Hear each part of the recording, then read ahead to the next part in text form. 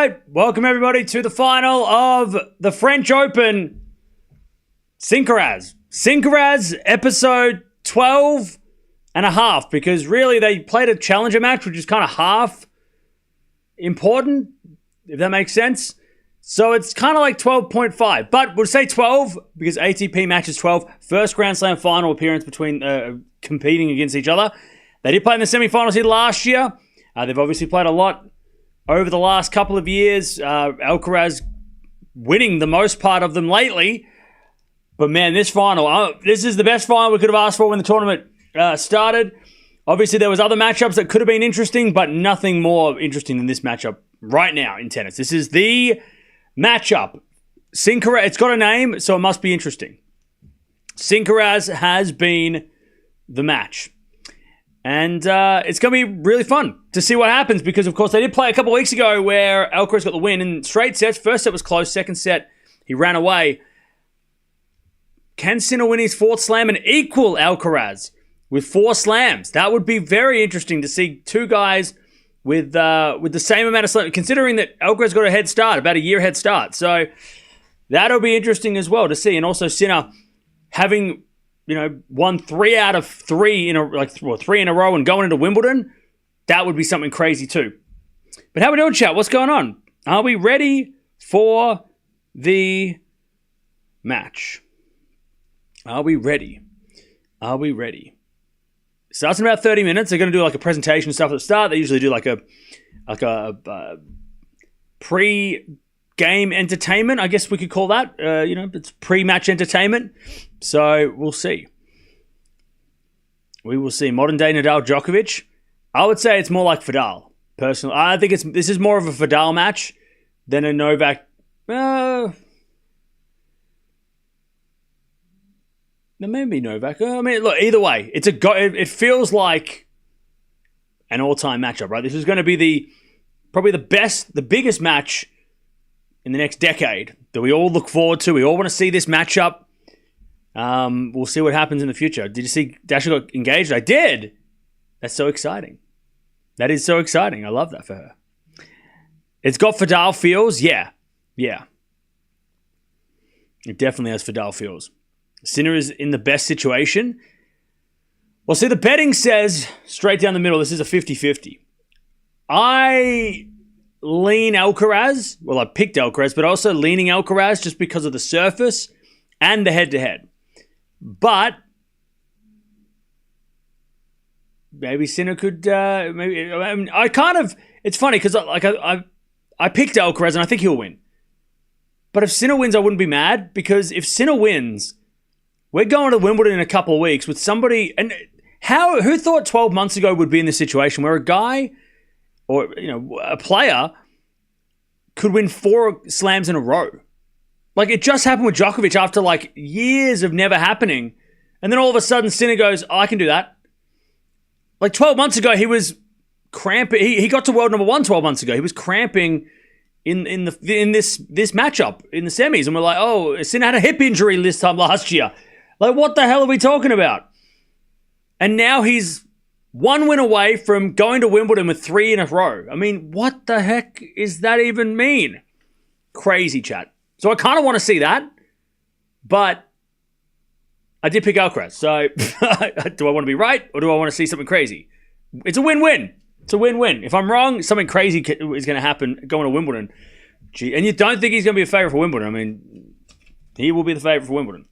All right, let's go through some stats before we get to questions. So, 7-4's the head-to-head, 8-4 if you count the first challenger match that they ever played on the clay courts way back when. Alcaraz leads 7-4, won the last 4 matches in a row. Your female final prediction was also wrong. Good try. So, this is the first Grand Slam final between players that were born in the 2000s. First time we're getting 2 guys who were born in the 2000s meeting in a final. It won't be the last, obviously. These players that were born in the 2000s are getting older, but first final between 2 players in the 2000s. Last time we had a final between 2 players under 23 years old was back in Paris. In Paris was back in 1994. So it's been 30-odd years since we had a young final with both players under 23 at the French Open. Bruguera took out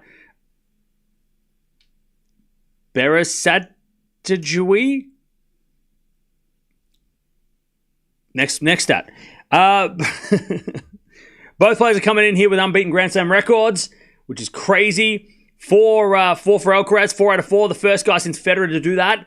4 in a row. Sinner's trying to go 4 in a row as well and keep his perfect streak. So someone's going to lose their first Grand Slam final.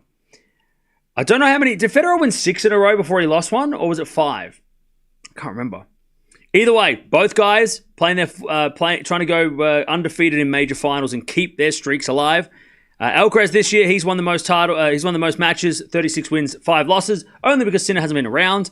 Then it goes Zverev and Demonor and Cerundolo for the season ATP win leaders. Sinner's going to be there in a couple of weeks, I'm sure. Grand Slam winners of this century. So in the 2000s, Djokovic, Nadal, Federer, 20 plus. Then it goes Alcaraz with 4, Murray, Sinner, and Wawrinka with 3. So if Sinner wins today, he'll equal Alcaraz as the best player behind the GOATs based on ranking and based on record of slams. Federer won 7 in a row. So he's got a long way to go, Alcaraz. Sinner, by the way, he's trying to win this title without dropping a set because he has been amazing. He hasn't dropped a set in so long, and we'll talk about that in a second. The only players to have done this are 3 players. Nastase back in 73. Borg did it twice back in the 70s and 80s. And Rafa did it 4 times, dropping no sets to win this title. Last time being in 2020 when he bageled Djokovic in that final, got to 20 slams. Most consecutive sets won at Grand Slam level. Sinner is on a 29 set win streak since losing a set to Runa back in Australia at the start of the year. If he wins today, he will be outright third because he's currently joint with Djokovic and Nadal as the longest consecutive sets won streak. If he wins the first set here, he will be outright third. If he wins the match, he'll get closer to 35 sets in a row, which is Rafa and McEnroe, and then Federer's got the most with 36 sets in a row, which Sinner would have to win this tournament and then win Wimbledon and then probably win a couple of matches at the US Open to kind of cover that. So that's where we're at the moment. But let's have a chat. What's going on? What is going on? Are you showing cartoon match on second channel? Why would I... No? What's the cartoon match? Over 34.5 games. Do you like this? Well, I think Alcaraz is going to win in 5, so you can pick whatever you want. Insane stats already for Sinner. Oh, yeah. Like, Sinner is doing... Like, the last 12 months for Sinner has been ridiculous. Like, he has been insane. Which is crazy. And I mean, look, people are going to say, oh, yeah, but he doesn't have to play Rafa. Okay. So what? We're going to, nobody play. If you don't get to play Federer and Nadal, then you're obviously not good. Like, nobody's good then. Yeah, Paolini and Arani won the doubles. And also, Arani won the mixed doubles too. So they've done great. Might be an Italian sweep. A little bit of a sweep. Both Carlos and Jannik dished out bagels and several breadsticks this tournament as well, yeah. Nadal wasn't 100% and was at 75... Wait, what? What are we talking about Rafa for? I just said Rafa in passing. What are we talking about Rafa for? Sabalenka disrespected Coco. Sabalenka was clearly disappointed that she lost. When was the last straight set slam final? Australian Open. When Zverev and Sinner.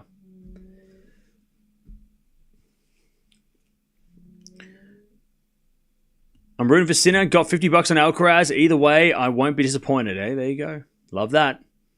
Love that. How much did I win on Coco? I won $75. Because I bet Coco at the start of in the middle of Rome, and I got it right. Yay. That'll pay for breakfast tomorrow. This is going to be great, hopefully. Oh, I hope so. I hope so. We had a great final yesterday with the ladies, so hopefully the men's final is also great. Lorna. Ready, set, go, go, go, Sinner, fire. Thank you for the donation. Zach. Where's the Bombers? T-shirt. Go the Pies. black circle, white circle, black circle, white circle. Mods, ban that guy. All right. Is it going to be 5? I hope so. I feel like it might not be 5, though. I feel like it's going to... I don't think it'll be straight sets. I said 5 Alcaraz because that's what I want, but I could see it being 4 sets either way. To be honest, I'll be happy with a 1 set all going to the third tiebreak. I'll take that. If it's 4 sets, it's going to be at least 4, right? I'll take a 1 set all tiebreak third set to decide who wins this tournament. I will take that. That would be insane. Who does the weather conditions favor? Well, I don't know what the conditions are like because I can't see yet, but I'll let you know. If it's windy and outside, it probably favors Sinner a little bit. Just because Sinner's a little bit less risky with his play and he's a little less dangerous, I guess.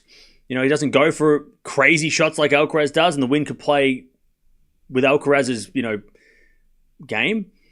And Sinner's a little bit more, he's a little bit more controlled with what he does. So if the roof is shut, it might help Alcaraz a little bit. But then again, Sinner on indoor courts is no slouch. So it's, I don't know. I feel like this match is so hard. Besides head-to-head and court surface being in Alcaraz's favor, I feel like it's so hard to split them. It's so hard.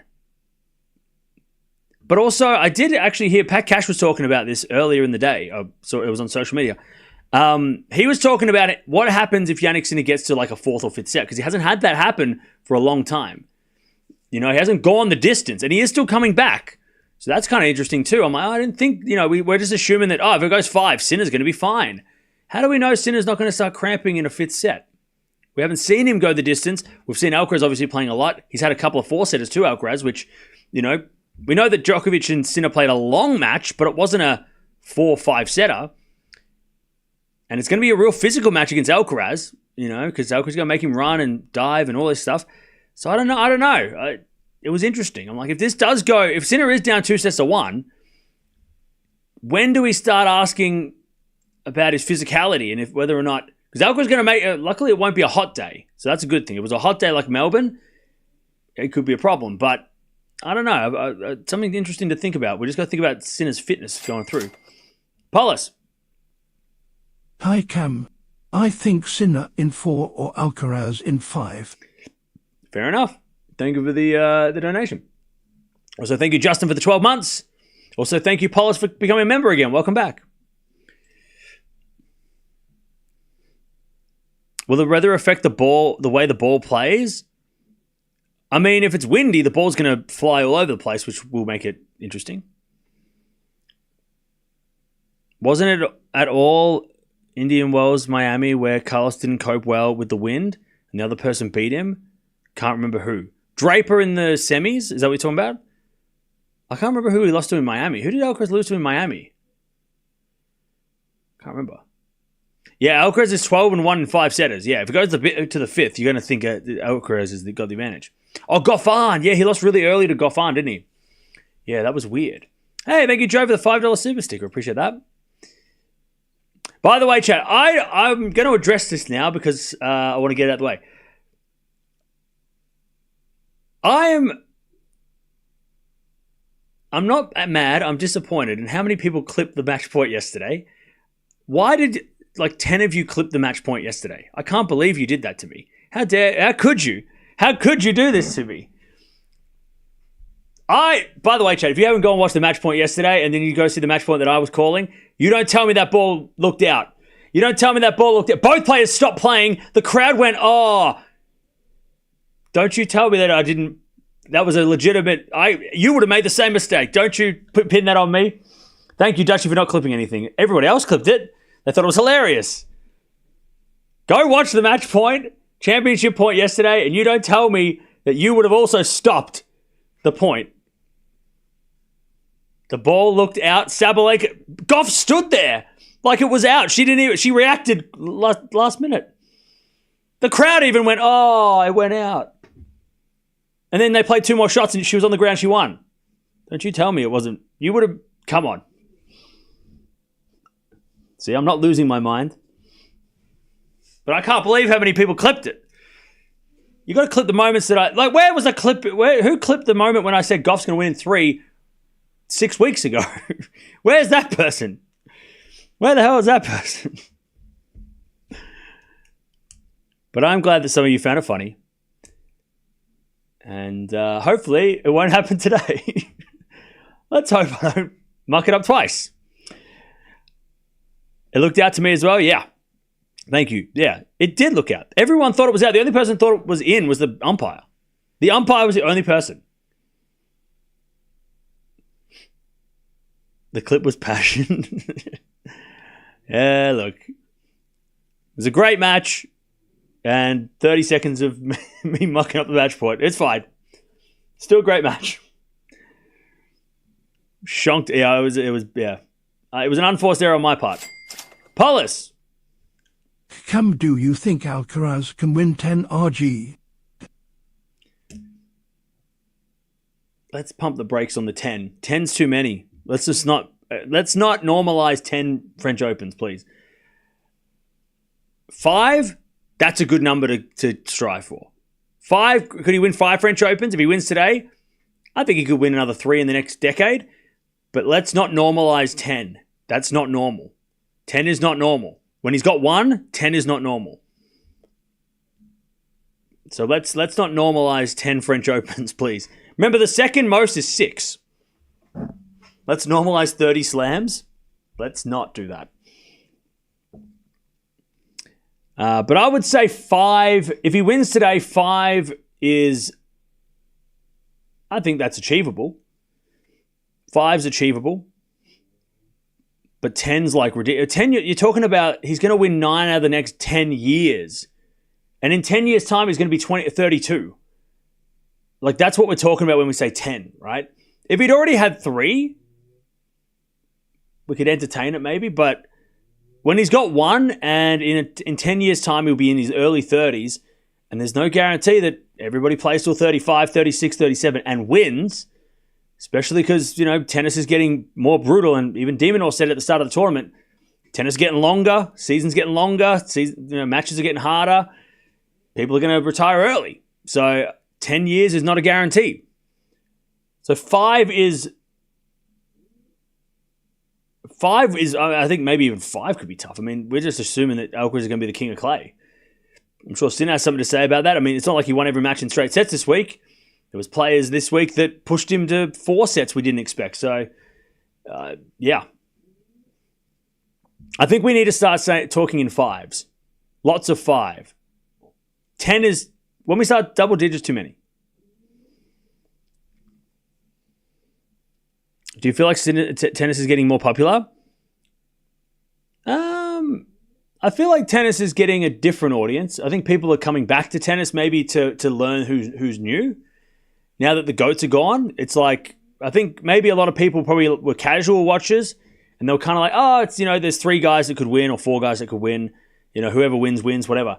But now that like Nadal and Federer are gone and Murray's gone and Djokovic is not winning everything, I think there's probably people coming back to the sport that are maybe like wanting to learn who's new. Like, who's Alcaraz? Who's Sinner? Like, what's tennis look like now? Serena not being here too, right?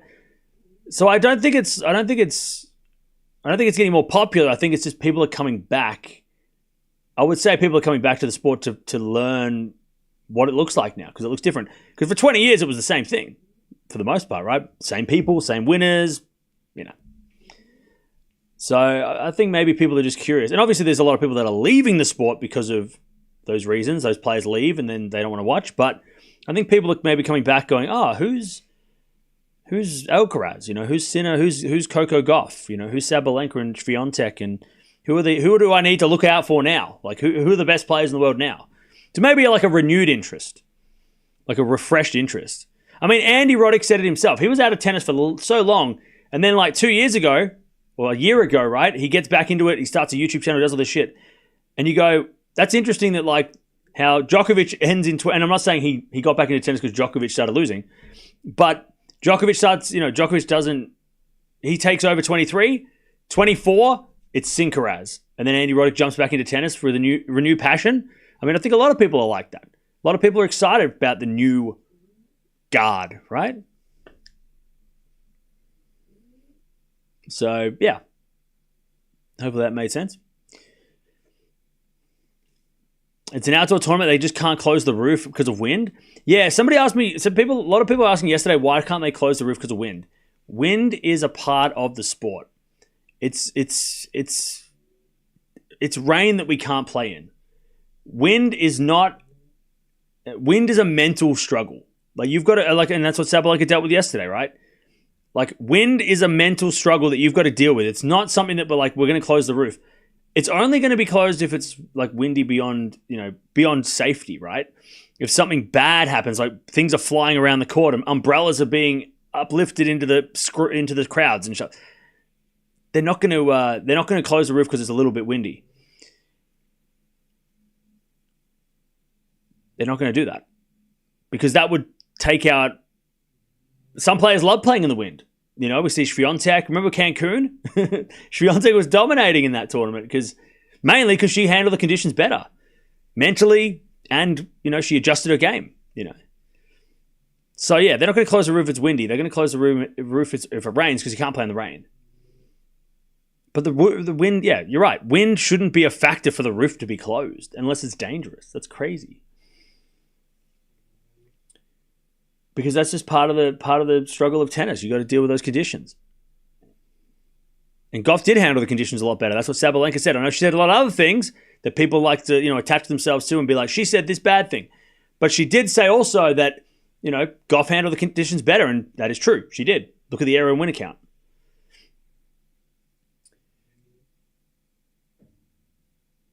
Coco had a clean match, right? Well, yeah, she had like an even amount of winners and errors. So it wasn't like amazing from Coco. It wasn't like she played, unerred, but I think it was like 30 errors, 30 winners for Goff, which is a good ratio. Serve was a little bit off. But then for Sabalenka, errors everywhere.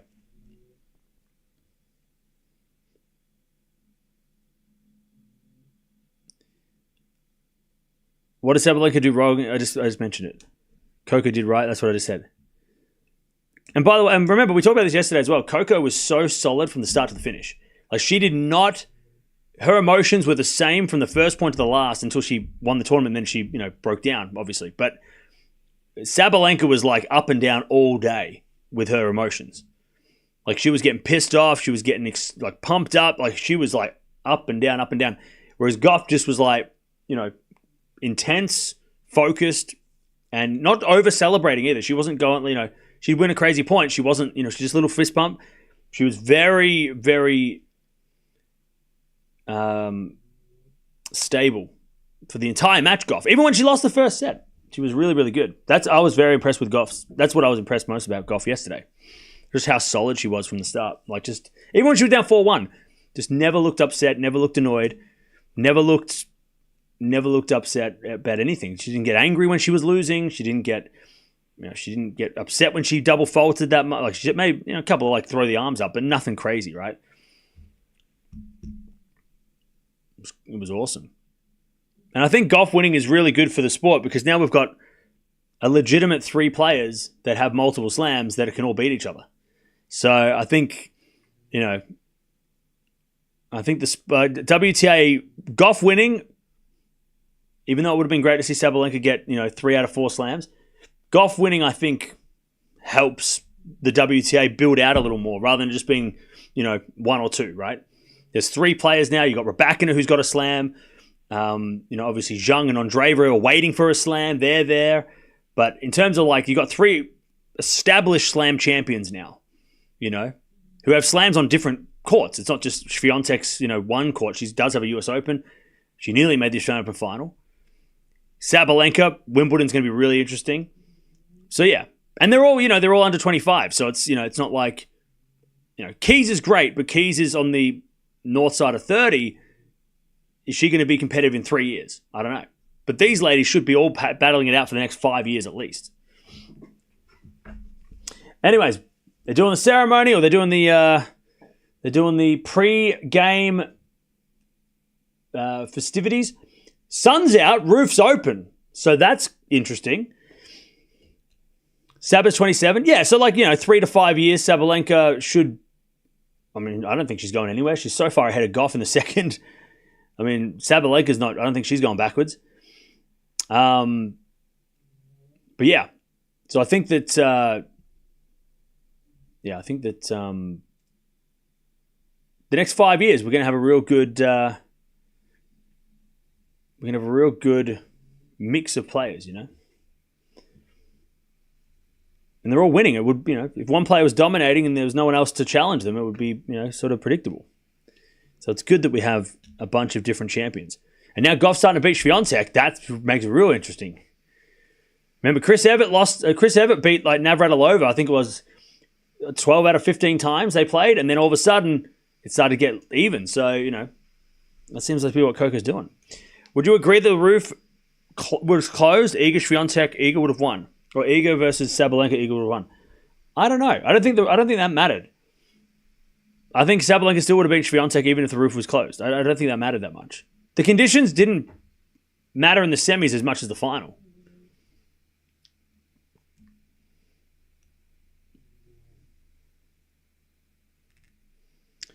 If you want to pass that on to Cam, go ahead. What's that?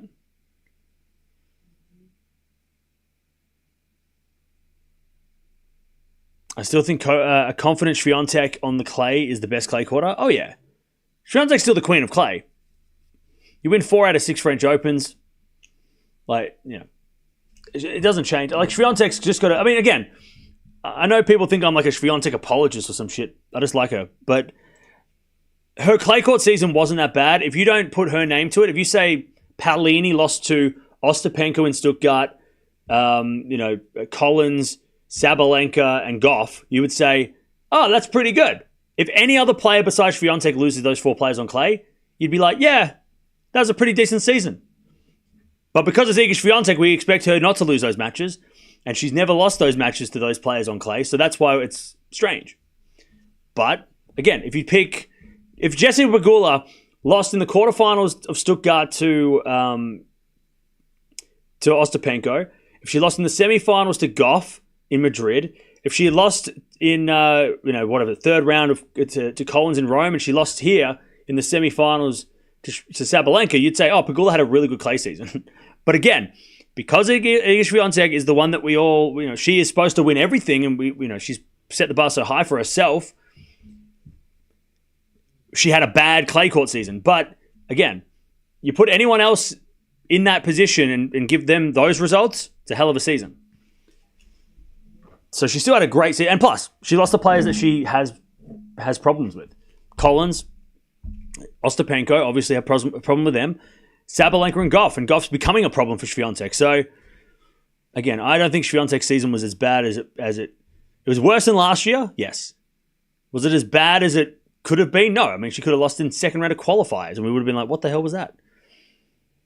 It was just a step down from last year. Step back from last year. And the year before.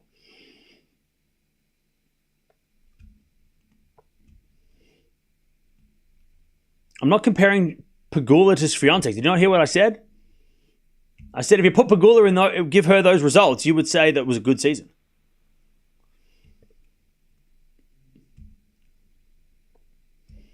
All right, they're just playing trumpets and violins. Great times.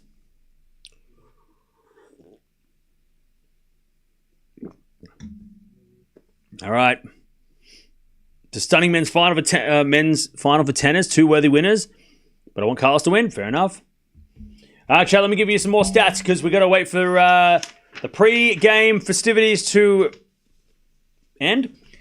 Alcaraz has spent 14 hours and 37 minutes on court. He's lost 4 sets. He's won 18. Sinner hasn't lost a set. 18 sets in a row.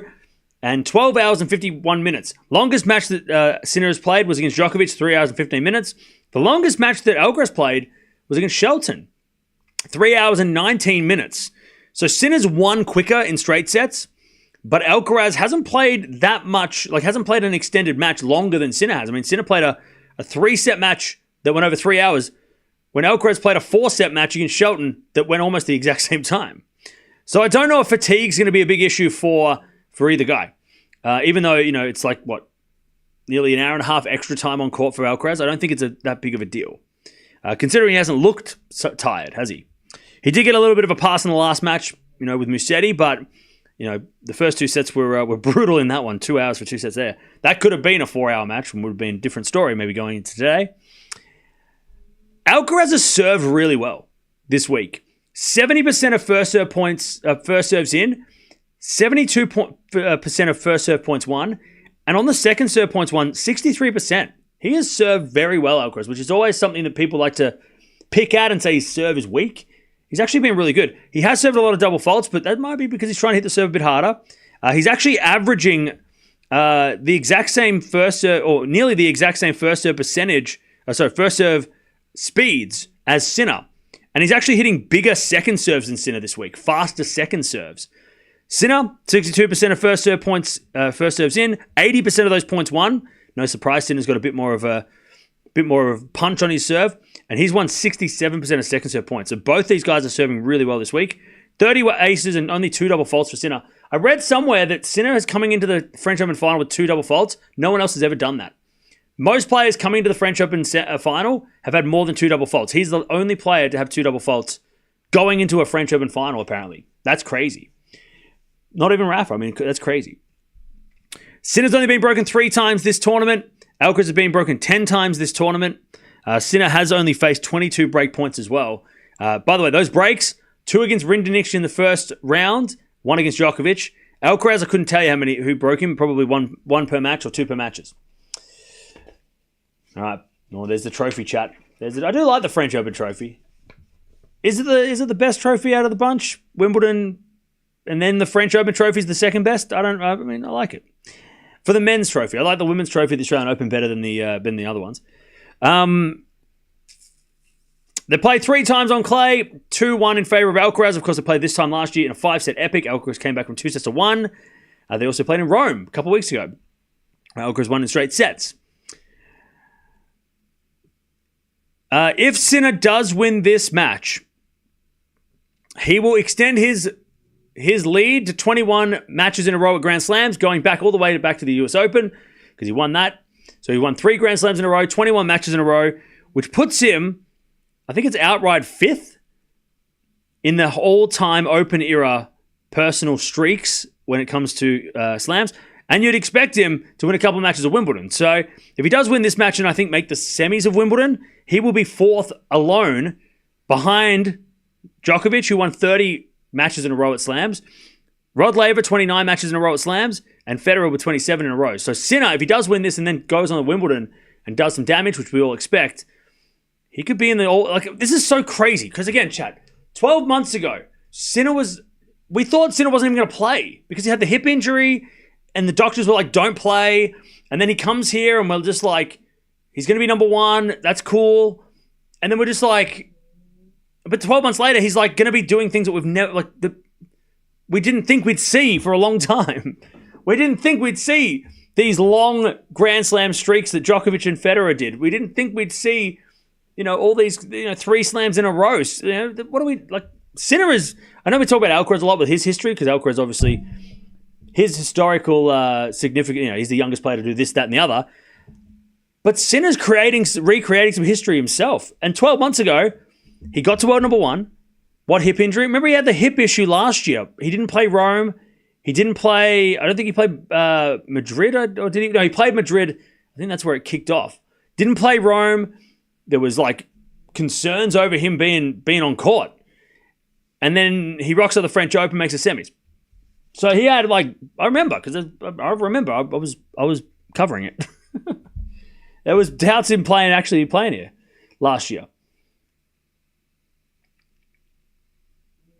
So let's see. Remember that's what it was.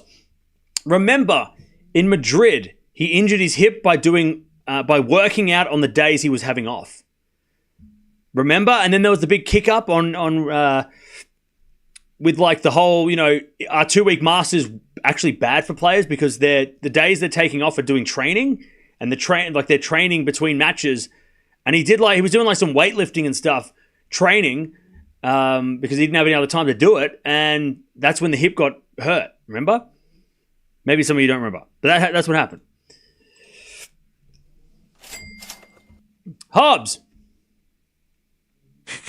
Listening to your commentary, I thought Goff-Sobel was a sloppy match.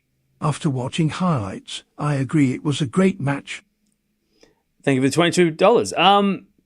Yeah, look, it wasn't like if you look at the stats and you're just basing everything a lot of people base what a match quality or how good a match was based on like errors and winners. If you didn't watch the match and you saw the errors and winners, you went, oh, that would have been terrible. But watching it, it didn't feel like... It felt like Sabalenka was making errors, but maybe it's because it was a Grand Slam final. It just felt like everything was like every error was like, oh, like it was so intense every time she missed. It wasn't like...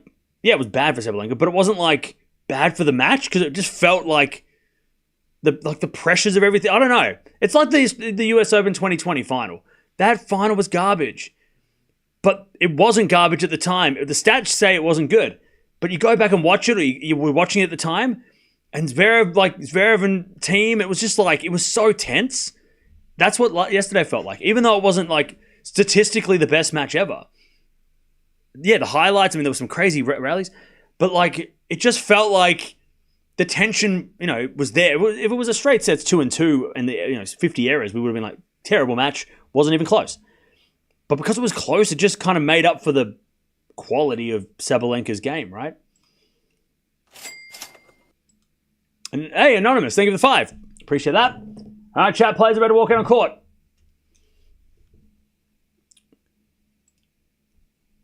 And I tell you, it might not have been pretty, but it wasn't boring. And I'd take a ugly, close match over a boring straight sets match. That's what I'd do.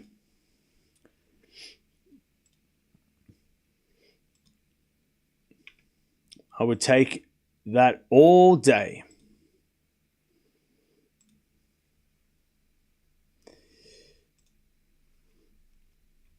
But let's hope this one is neither boring or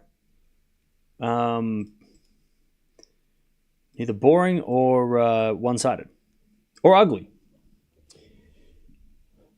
Well, I thank you, Michelle, for becoming a member as well. Appreciate that. And Dan, appreciate that as well. I think we have to recalibrate our expectations for quality finals after the all-time greats over the last 20 years, on men's and women's sides.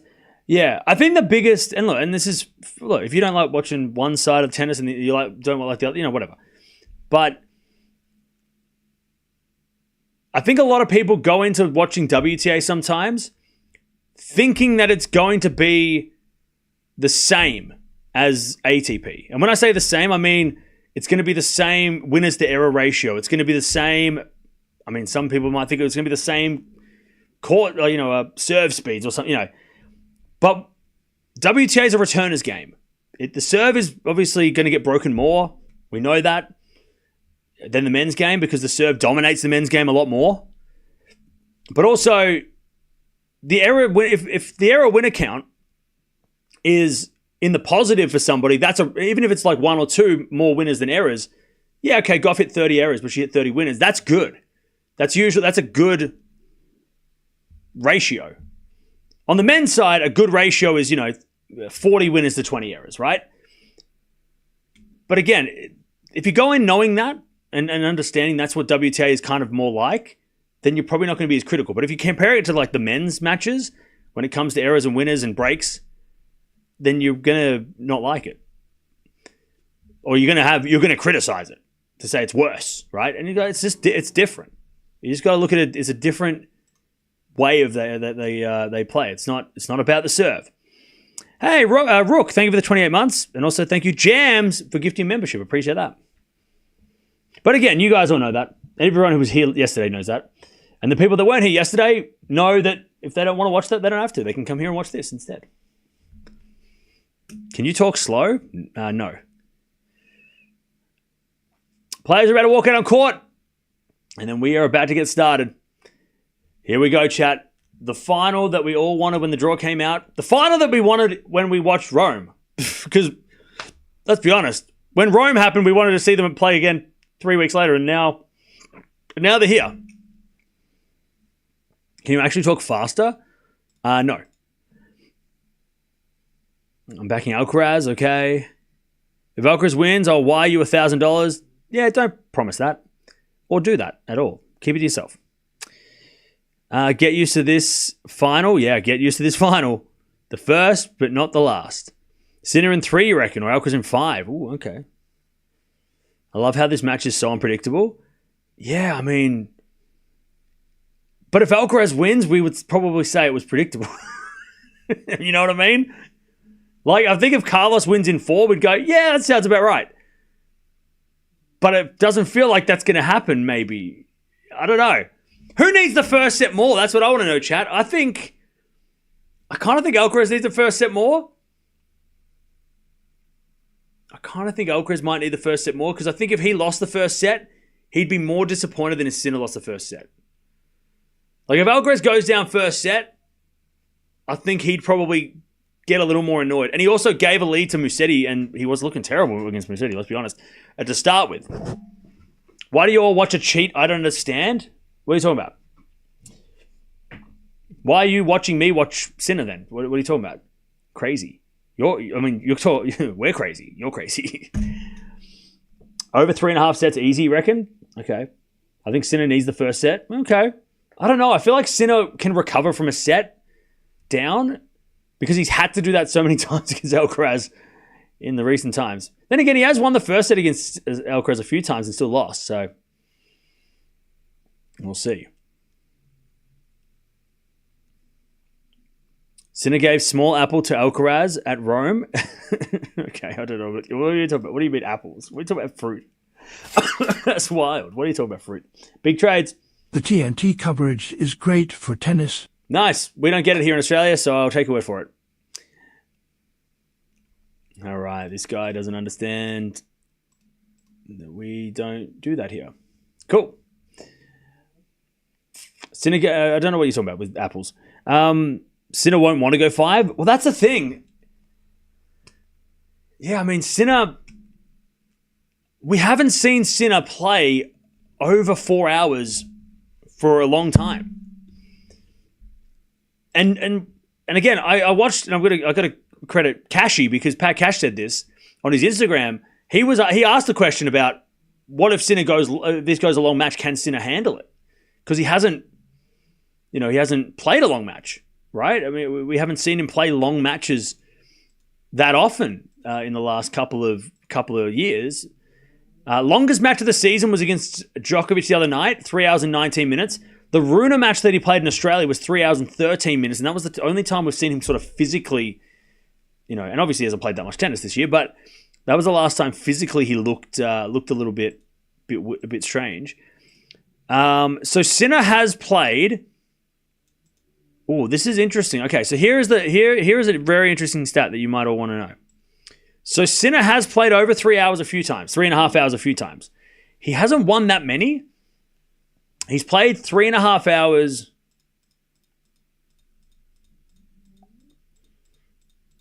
17 times, but he's lost his last 5 matches that have got... Sorry, no, that was not right.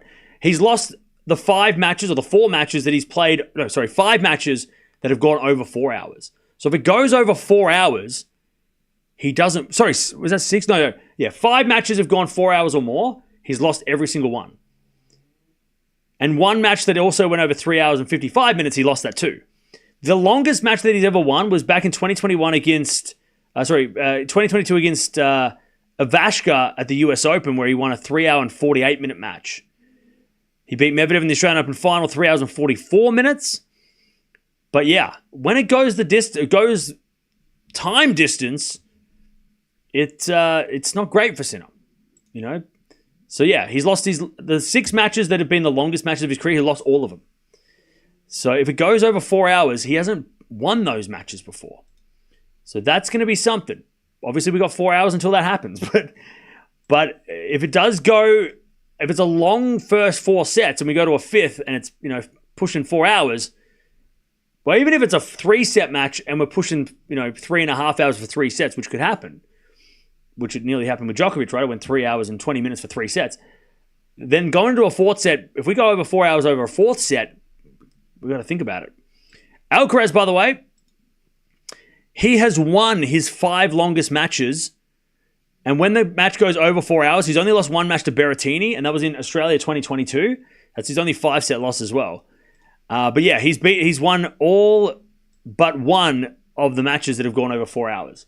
So again, the longer this match goes, it seems like the better for Alcaraz, if we're basing it off that. Plus, you put in the fact that Sinner hasn't played much lately compared to Alcaraz, right? Then maybe there's something to that as well, right? Maybe there's something that maybe we need to think about that. But again, we'll think about that when we get to 3 hours, and we'll figure out what the score is by then. If it's 2 sets of love and a break at 3 hours, we'll forget about it. All right, chat. Here we go. Players are walking out on court, and we are ready to go. We are ready to go. Players will warm up, and then we'll get going. Here we go, chat. Sinner trying to become the third Italian man to win the French Open in the history of tennis. Second in the Open era. Behind in the 70s when Panatta won. And Alcaraz is trying to... By the way, Alcaraz, I think I read a stat that was... Alcaraz keeps the Spanish-French Open relationship alive by making it a Spaniard in the final in 20 of the last 30 French Opens or something like that. 20 of the last 30 French Opens, a Spaniard's been here. So going all the way back to the 90s with like Bruguera, Ferrero, and Costa, and Corretcher, and Moya, and and then obviously Rafa, and now Alcaraz. He keeps Spain in the final of French Open 20 of 30 times. Crazy. And that's just on the men's side. Crazy. All right.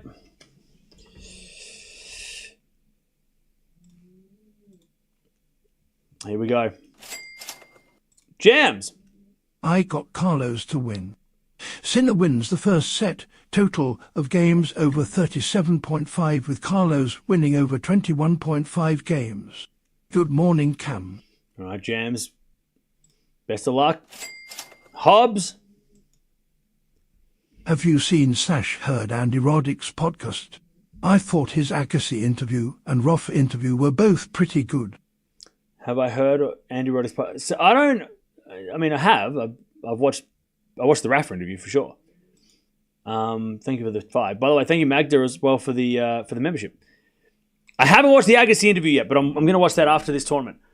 I just don't have time to watch tennis content when we're streaming all the time. I don't want to watch tennis content in my spare time when I'm live all the freaking time. But I do want to watch that interview because I love Agassi. I did watch the Agassi Andre Medvedev interview that they had on. It was on YouTube. I saw that. That was great. Agassi, God, he's great. Agassi's the best. Agassi's so cool. He's so calming. He's like a tennis guru. He's just in a good way. Not like a give me your money and I'll sell you a course. In a good way. I love it. So good. I can't wait for Laver Cup with Agassi. He's going to drop nuggets of wisdom, life wisdom. It's great. He's the best. He's so good. He certainly looked like a guru back in the day. Yeah, he's so zen. So cool. Yeah, just the way he was speaking about the match at the French Open 99, and yeah, so good. Him and Mats Wilander. I love listening to Mats Wilander as well.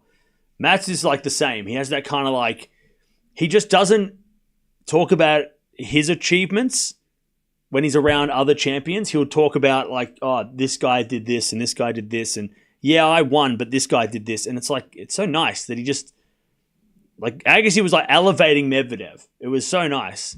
Even though he won, it was well, you did this, you did that. And he's just given so much credit to Andre Medvedev, who a lot of people won't even know who that is. A lot of people don't know who that is.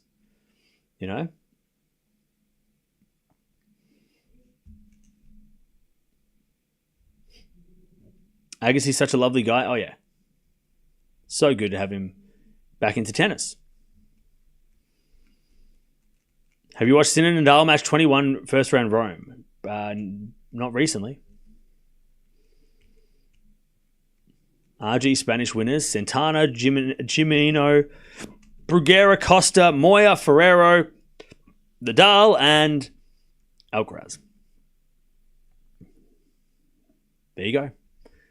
There you go. All right, chat. Who you got winning this one? I've got Alcaraz in 5, mainly because I want to see a 5-setter. I mean, it could be... If this is 4 sets, so be it. If it's 3 sets, that's a little disappointing. But I've got Alcaraz in 5, mainly because I want to see it go 5, but also because Carlos, I think, has the edge when it comes to the matchup and the surface. But what do you guys have? Sinner in 4, Alcaraz in 4. I wonder why Sampras does not do interviews. He just is a very private guy. Alcaraz in 5, Carlos in 4, Nadal in 4. That's look, there's no wrong answers, but that's wrong. Vamos Carlos, Sinner winning. All right. I'm hyped for this Slam final. Oh, yeah. I mean, after yesterday's final, which was just so intense, we get another one, which is, again, the 1v2. By the way, chat, when the 1v2 play in the final of a at Roland Garros, the 2 usually wins. Just thought I'd tell you that. I'll tell you how many times. They played 10 times 1v2 in the Open era at the Roland Garros final for the men. 1v2 have played 10 times. The number 2 has won 7 times. The number 1 has only won 3 times. Of course, Rafa beating Federer is half of that. But again, when the 1v2 in the final of Roland Garros, 2 usually wins. And the 2 today is Alcaraz. The 2 today is Alcaraz. Last time we had a 1-2 final, it was Nadal bageling Djokovic in 2020. 2016, Djokovic beat Murray, who was a number 1, beating a number 2. Nadal in 2014 beating Djokovic was a 1 beating 2. But then, of course, Nadal was the number 2 for 4 times that he won this title against the world number 1. So Rafa holding up those stats. Then you have to go back to the 80s where Lendl, number 2, beat McEnroe, number 1. Borg beating Vilas. Borg was number 1 when he beat Vilas. And then back in 68, it was Rosewell taking out Laver, 2 beating 1. So the 2 beats the 1. Rafa beating the number 1 is half of that, though. But still, the stats it's still 7 against 3 when it comes to 2 beating 1. Here we go. And they are about to commence. Oh, here we go. Sinner's going to serve. Sinner's going to serve, chat. Sinner is going to serve in this final of Roland Garros. Sinner to serve. I think Alcaraz got to win the first set. If Alcaraz wins the first set, we go 5. That's my thinking. If Alcaraz wins the first set, we go 5. If Sinner wins the first set, it might be 4 sets. Sinner. I don't know, but I'm going 5. I want 5, and I picked Alcaraz at the start of the week, so I'm going to stick to that. Just like I stuck with Goff at the start of the week when she begun her campaign. Here we go, chat. First point of the French Open final, and it goes to Alcaraz. He's got love 15. The crowd go wild. Love 15. If Sinner wins in 3, it would be very interesting. Chat, that's the best part about this match. Doesn't matter how, whatever the score, whatever happens in this next couple of, 3 to 5 hours, maybe, it's going to be a big moment for this rivalry because it's the first Grand Slam final they've ever played against each other. And someone's O has got to go. 3-0 Sinner, 4-0 Alcaraz in the finals of slams, and there's no draws. Second serve Sinner. Love 15 Alcaraz. And Sinner served the backhand of Alcaraz. Return is into the forehand of Sinner. Alcaraz guesses right with the forehand of the stretch, but it's in the net. 15-0. Joao Fonseca should be in this final. He'll be in this final one day.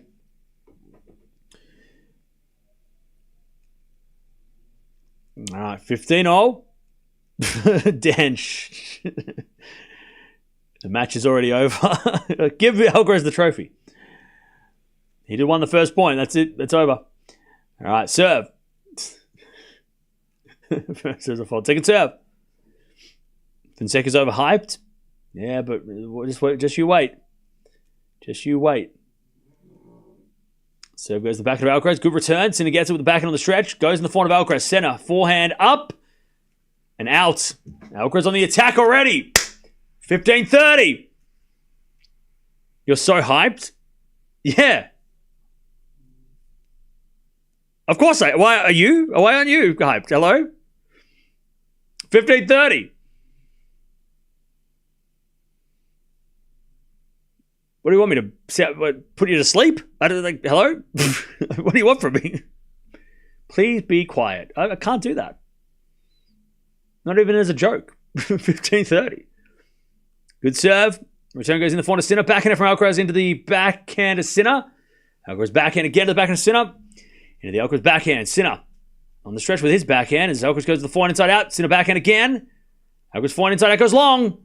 30-all. 30-all. Sinner just taking a little extra time here. 30-all.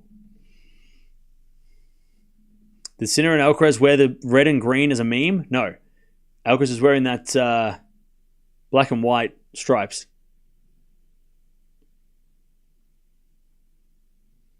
Sinner not so comfortable and gets guys who mix it up. Rinzadish was a good example. Sinner in 4, Alcaraz in 5. Okay. I mean, Runer's a great example of that too, right? 30-all. Backhand return goes to the backhand of Sinner. Alcaraz backhand to the backhand of Sinner. Sinner overhits it. Gosh, Sinner... Did Sinner play badly at start Djokovic match? I can't remember. 30-40. Sinner making errors. We know Alcaraz has got the psychological advantage.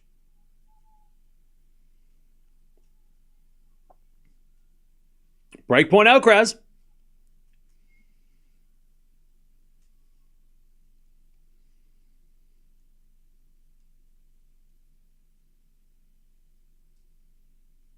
Serve.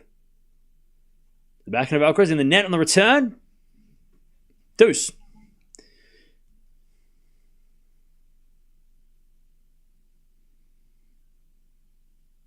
Get the deuce. Juan Carlos in the house, of course. Is it windy? Oh, it doesn't look windy. The sun's out. That's nice. Natalie Portman's there? Really? That's cool. Sinner serves a fault, but was it a fault? Umpire's going to check. Yep. Second serve. It is windy. There is a breeze. As the return goes out by Alcaraz, and it's advantage Sinner. Advantage Sinner.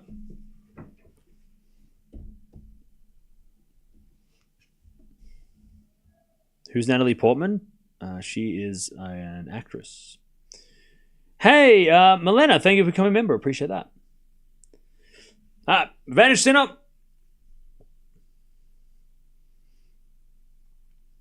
There's a bit of fault from Sinner. Second serve. I'm a Nole fan for over 15 years, and I'm loving Carlos too. I love that. Yeah, wind doesn't increase errors, but it increases the chances of errors, yeah. It makes tennis ugly. Playing in the wind sucks. As with a slice now from Alcaraz into the forehand of Sinner. Alcaraz with the forehand down the line. Sinner gets there with a backhand. Then a backhand from Alcaraz to the forehand of Sinner. Sinner hits it wide and it's deuce. Yeah, so the wind increases the likelihood of errors. So usually it does. Unless players play super safe. All right.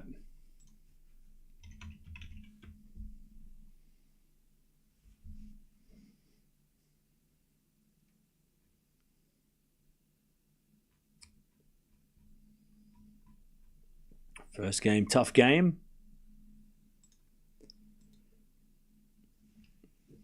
To serve. It's a fault. Second serve. They won't close the roof unless it starts raining today, chat. Return the net from Alcaraz. Ooh, that was not good. Advantage Sinner. Yeah, anyone who's thinking that they're going to close the roof because there's a little bit of breeze is mistaken. The roof will only go shut if it rains.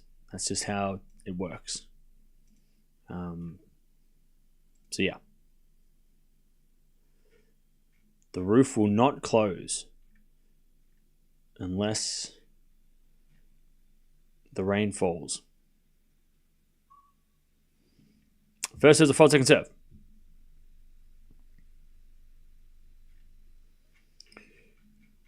Why just score, not play game? Why are they just playing the game? What? Sinner back to deuce. Michael Jordan's in the crowd. Is he?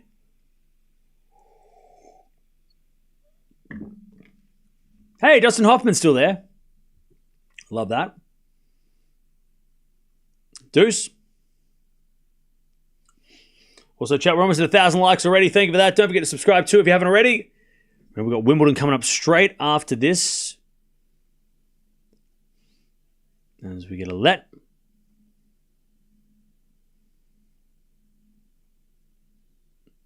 Yeah, I'm not... the volume should be loud enough. Just turn up your phone. You can hear me. Hello, hello. 1, 2, 3. Is this thing on? Hello. Backhand return from Alcaraz is good. The backhand Sinner. Sinner hits wide, though. And it's advantage Alcaraz. Hello from the Philippines. What's up? Do we expect there to be rain? Let me check.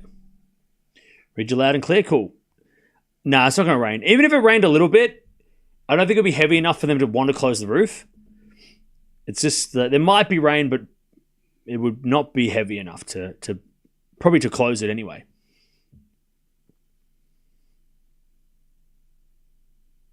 Terrible level in the first game. They're probably a little nervous. It's a Grand Slam final. I mean, you've been there, right? You were nervous when you played your first final, right? Serve to the back end of Alcaraz. Return goes long, and Sinner gets back to deuce. It's raining in New Zealand. Nice.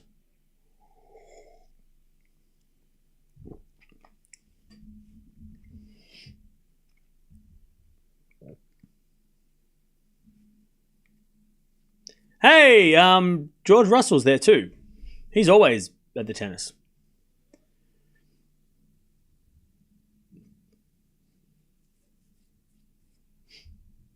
Sinner serves again. A fault, second serve.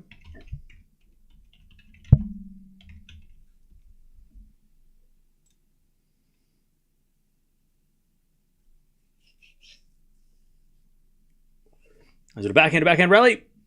In from Alcaraz down the line. Sinner on the stretch gets it. Alcaraz on the attack. Sinner with a pass. Is long. And Alcaraz gets another break point.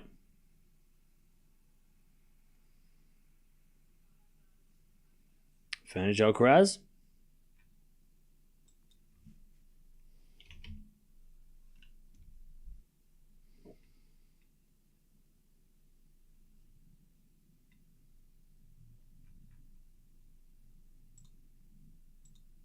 Serve again.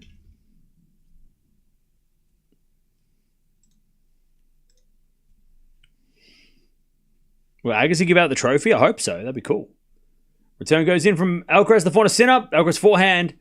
Again, the forehand Sinner. Down the line, the backhand of Alcaraz. Sinner. Backhand cross. Alcaraz backhand on the stretch. Sinner gets a forehand cross court into the forehand of Alcaraz. Now Sinner with a passing shot. Alcaraz with a drop volley. Sinner's got it. Puts it away. Back to deuce. Back to deuce. What a marathon to start. We're back to deuce. Two worst dressed players in the history of the game. Why don't you watch the tennis instead of, being a fashion police?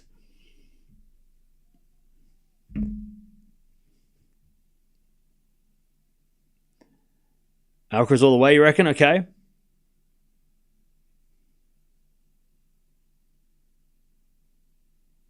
Ten-minute first game already, I know, right?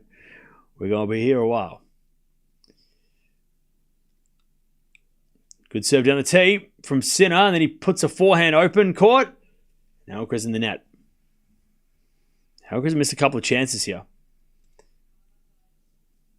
Advantage Sinner.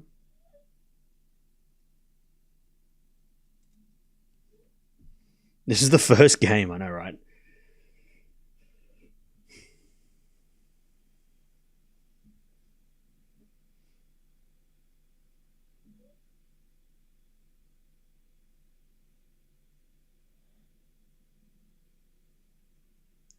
Sinner serves a fault. Second serve.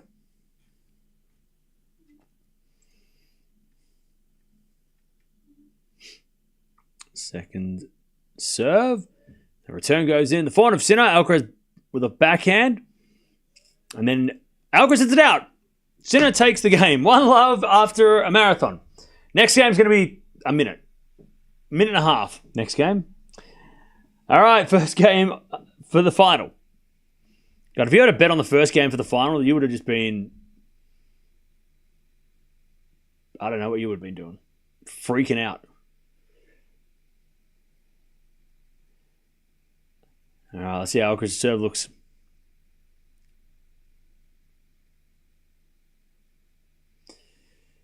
All right, 12 minutes per game. Holy sugar. Yeah, look, this is probably going to be the longest game of the match, I'd reckon. Maybe there's a 20-minute game in the middle somewhere, but I would say this is probably going to be the longest game. That game is probably going to go down as the longest game of the match. 12-minute for a game is ridiculous. For these guys, anyway.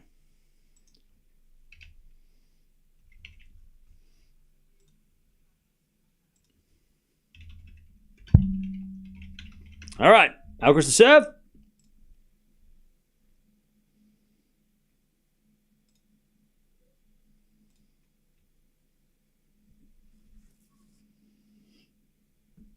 Return goes to the backhand of Alcaraz. Backhand slice Sinner. Alcaraz puts a forehand straight to Sinner, and then a volley from Alcaraz is a drop shot. Sinner gets up the slice lob.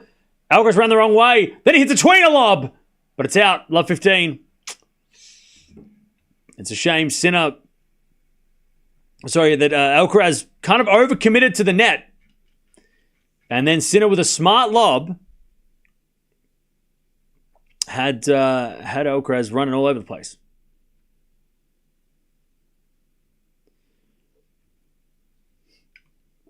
Love 15.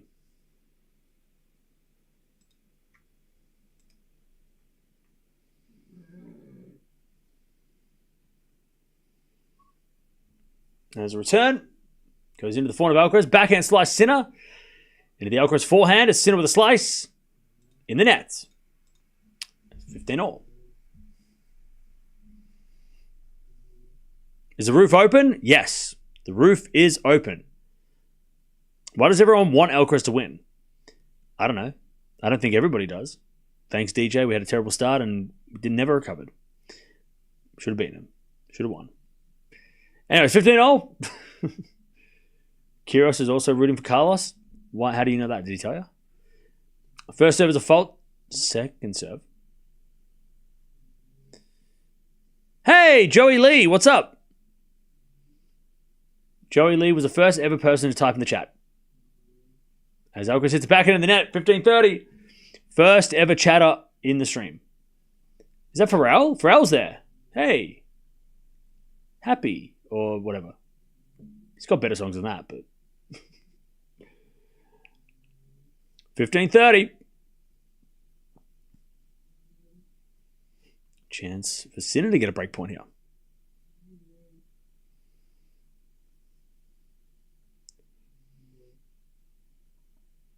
Serve. Here's a fault. Second serve.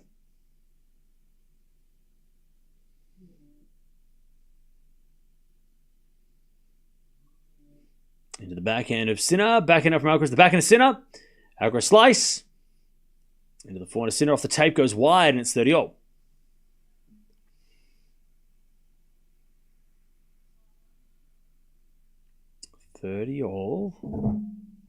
So I said a minute and a half second game, and I might have been incorrect. We'll never know. 30-all.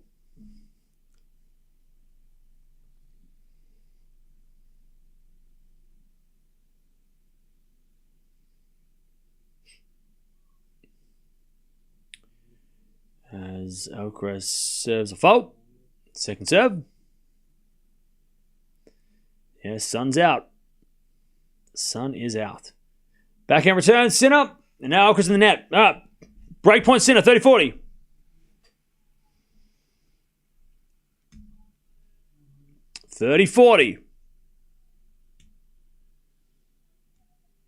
Break point for Jannik Sinner. Going to be 4 hours epic, you reckon? I mean, we can only hope. 30-40.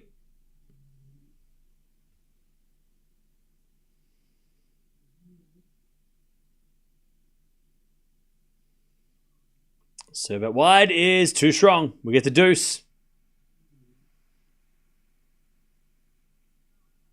How long is this game going to go for? Andre Agassi in the house. He's scoping out the competition against the Laver Cup because knows he has to play Alcaraz. Or he doesn't have to play him. I wish. Can you imagine? Andre Agassi versus... You know, chat, I don't know if they do this back on Topspin, but they need to make like Agassi, 90s Agassi versus Alcaraz now in a simulation. I want to see that. I want to watch that. Return goes in the front of Alcaraz, Sinner with a slice. Alcaraz comes in, puts it away. Advantage Alcaraz. Cam needs a lot of energy today. When do I not have energy? What's my prediction? Alcaraz in 5.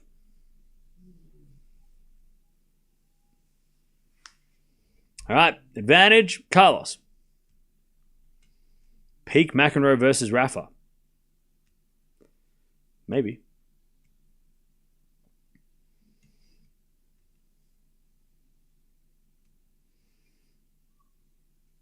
As a backhand return, goes the forehand of Alcaraz. Sinner forehand inside out. Alcaraz backhand on the stretch. It's Sinner forehand down the line in the nets. 1-1. Carlos holds. 2 games, 2 marathons.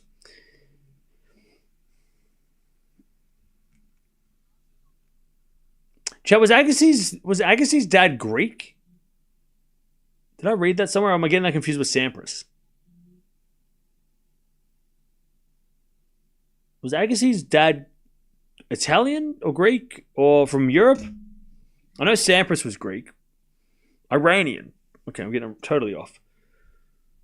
From Iran. There you go. I have to reread the book. Armenian. Yeah, Philippus is a Greek. I know Sampras is. Because, I remember the start of the book, the Agassi book, he was talking about his dad and his, where his dad was from and stuff like that. At least where his dad, how his dad taught him tennis. Not fun.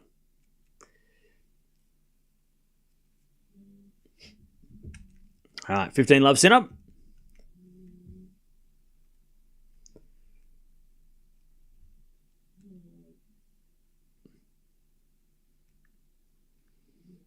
As a return, goes the forehand of Sinner.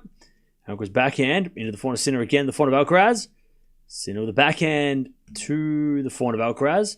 Sinner on the stretch. Alcaraz goes in the middle. Sinner backhand. Goes in the net. Ooh, 15-0.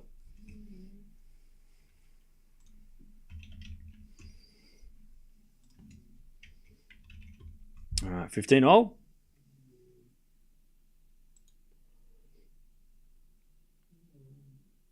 Hey, Thomas Muster's in the house.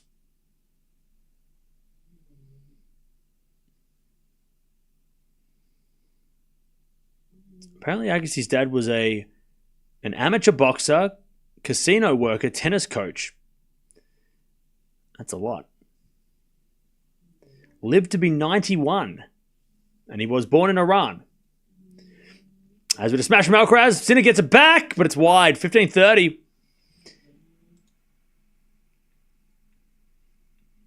Was 90 years old.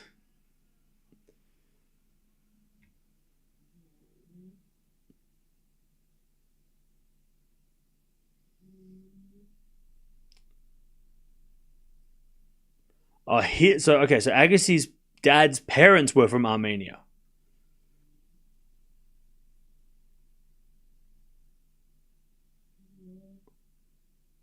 Okay. 15-30. Alcaraz backhand. Sinner gets on the stretch. Alcaraz down the line. Sinner doing a lot of running as he hits a forehand into the back of Alcaraz. Again, the back of Sinner. Alcaraz backhand down the line. Sinner's got it on the stretch. As Alcaraz drop shot. Sinner gets it with a slice. Alcaraz volleys it away.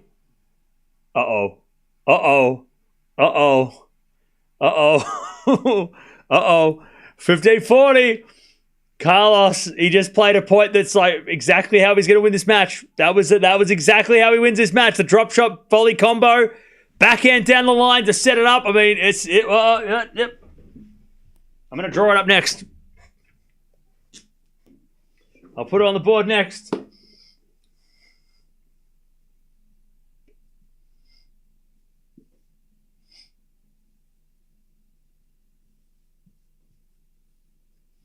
All right. Alcaraz got 2 more break points. Sinner serves out wide. Alcaraz returns it wide, and it's 30-40. 30-40. 30-40. Still break point. Sinner is too nervous at the start.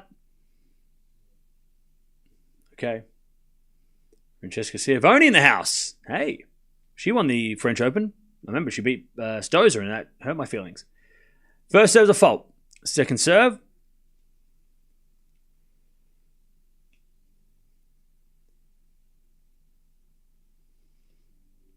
Serving to the front of Alcaraz. Return goes in the net, and we get to do so. All right.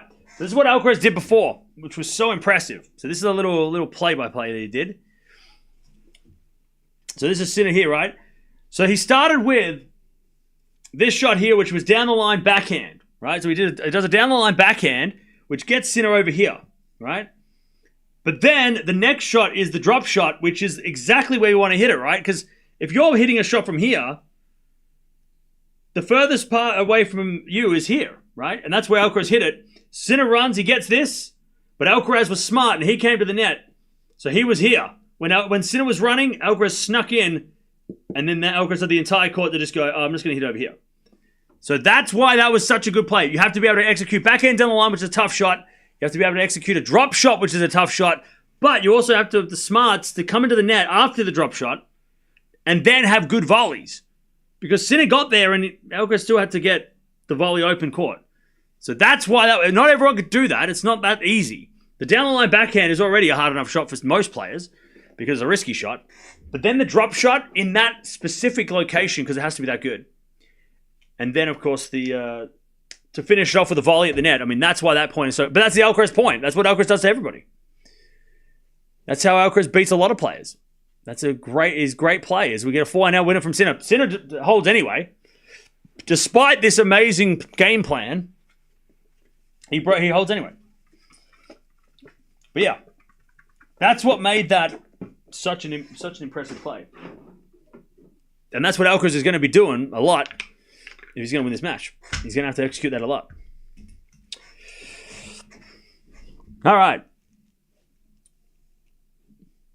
2-1 Sinner. We've had break points in every game.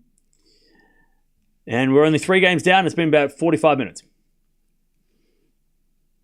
Smart precision, incredible. Oh, yeah. Yeah. It's such a good play if you can execute it. But okay, so for example, let's compare Alcaraz to Djokovic, for example. Djokovic doesn't hit that down the line backhand as much. Plus, the drop shots for Nole aren't as automatic, I guess, than they are for Alcaraz. But Djokovic could play that against Sinner, but it's a risky play for him. Whereas for Alcaraz, it's a normal play. He does that to everybody all the time. So it's so natural for Alcaraz to do that, but it's risky for someone like Nole. Djokovic is trying to hit cross-court backhands, right? He doesn't want to go down the line that much because down the line's risky. For him, it's risky. And why can't someone like a Zverev or a Medvedev do that game plan? Well, Medvedev doesn't really have the net play or the touch for the drop shot. Either does Zverev. They could probably hit the down the line backhands, but would they be able to do the drop shot then the volleys? Probably not. So again, you have to be... The only other guy that probably can do it is Rune or Draper, but he would be doing a forehand on that side because he's lefty. So he'd be hitting a forehand down the line to set up the point.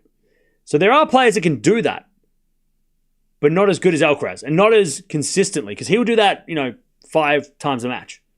Right? He'll bring that out 5 times a match. Plus, you also have to play a guy that's going to be not going to be able to get to the shot as much as well. I mean, that's way more. You won't have to hit a volley if you're playing a slow player, right? You hit the drop shot and they won't run to it. Anyways, love 15. Oh, what was that? That would have been a ridiculous shot, Chad. I would have shown you where it was, but he didn't hit it in. Love 30. He hit a... Alcaraz was hitting a drop volley from the middle of the court on the most ridiculous angle, which would have maybe set Sinner up for a around the net shot. Love 30. He missed it, though, but it was a hell of an effort. Love 30. That goes in, Chad. It would be ridiculous. But he's in trouble now, Alcaraz. I can't show the match. First serve's a fault, second serve.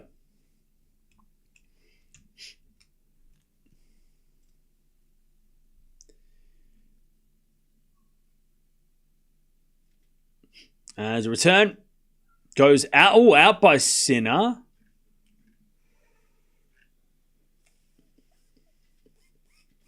$15.30.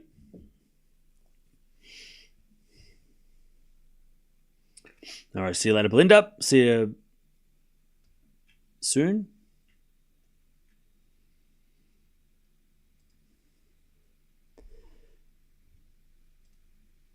Serve again.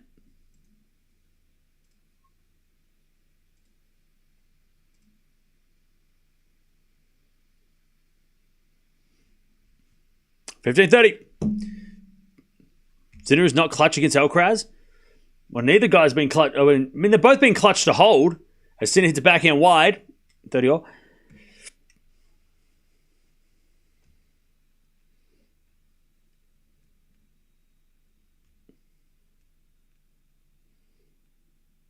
Already 1,000 likes. Hey, appreciate that.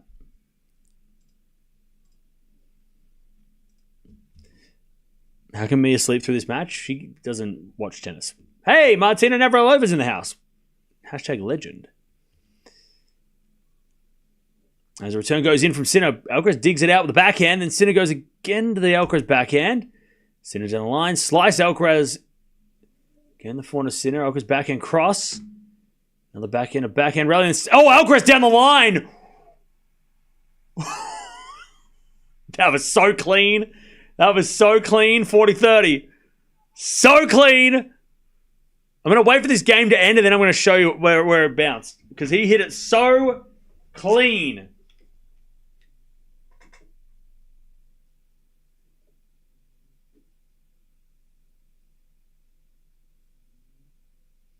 All right. So good. That winner was so clean. As he serves the forehand of Sinner, return into the forehand of Alcaraz. Sinner on the stretch. To the backhand of Alcaraz, again the backhand of Sinner. Alcaraz backhand. And the forehand of Sinner. Off the tape of the forehand of Alcaraz. Sinner backhand down the line in the net, and we've got 2-0. So this is what happened, Chad. This is where he hit it, right? So he steps in. Sinner's just like, I want to rally. And Alcaraz like, hell no. I don't want to rally with you. So he wants to rally this way, Sinner, and he's like, oh, I'm over here. And then Alcaraz goes, nah. And he steps in. And then just goes bang. And he hit it like right in the corner. Right there. Just so like flat as well when he smacked it down the line. That was so clean by Carlos. He just stepped in and went, end of the point. That's enough. No more rallies. No more rallies. The end. That was the end of the point. It was either going out or it was going for a winner. He had enough. No more rally. The down the line backhand is gonna be interesting because Sinner didn't have to deal with that against Djokovic. As Sinner comes to the net, but Alcaraz cannot pass. It's gonna be interesting to see because what,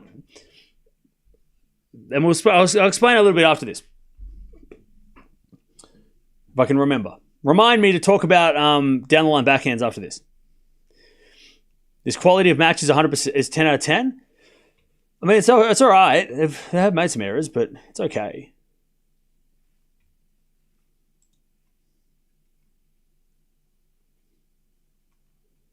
All right. Sinner puts it in the net and it's 15-all. Michael Chang's in the crowd too. There's a lot of ex-champions in the crowd, apparently.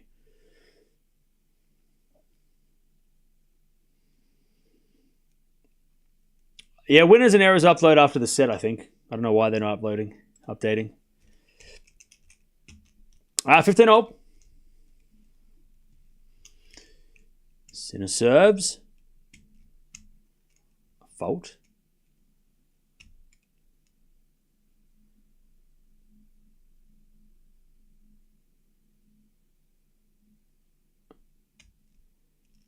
Cahill doesn't look happy. He looks serious. Out on the return from Alcaraz. 30-15.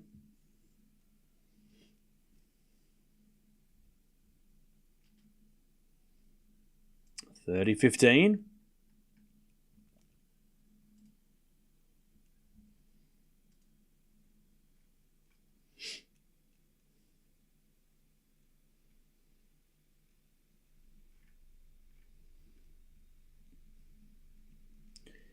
As a default, second serve.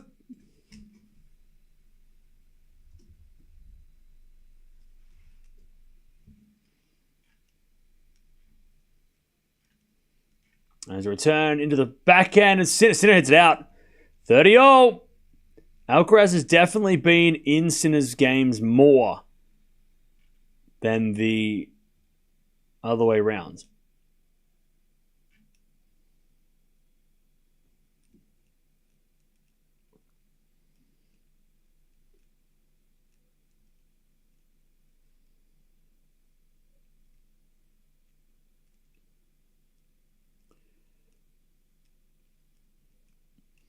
Had Alcaraz lose the Olympics? Because Djokovic beat him. 30-all. Hey, Tran, thank you for becoming a member. Appreciate that. First serve's a fault, second serve.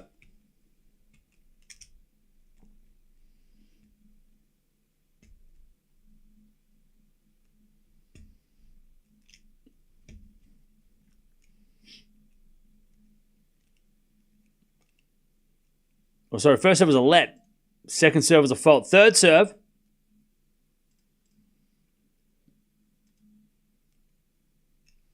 Roof is open, sun is shining. Backhand, wind is blowing. Forehand out from Alcaraz. Now Sinner's in trouble. Slice goes in. Alcaraz forehand down the line. Sinner with the backhand pass. Alcaraz with the drop volley. Sinner gets it. Puts up a lob. But it goes long.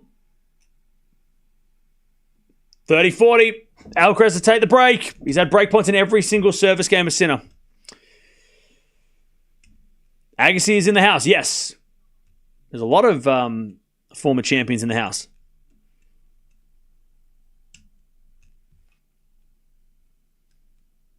Sinner needs his first serve or he's in trouble. Yeah. Another break point for Alcaraz. I feel like Alcaraz has got to win this set now after having all these chances. Like if he doesn't win this first set, he's going to be kicking himself. Serve to the front of Alcaraz. Return goes to the front of Sinner. Alcaraz forward on the stretch. Sinner down the line. Alcaraz gets over the backhand. Into the backhand of Sinner. To the backhand of Alcaraz. Sinner in control. As he hits a forehand down the line, that's too good. Deuce. This is Clash of Titans. It is the Clash of Titans for sure. Pharrell's in the house, yeah. All right, deuce. Thomas Muster's in the house. So that's fun. Oh, Agassi might give the trophy. Yeah, I heard that too. They have been talking about Agassi a lot this week, and he's been there the whole week, so I would say that makes sense. Wind isn't really affecting the play, not that much. Doesn't feel like the wind's being a problem.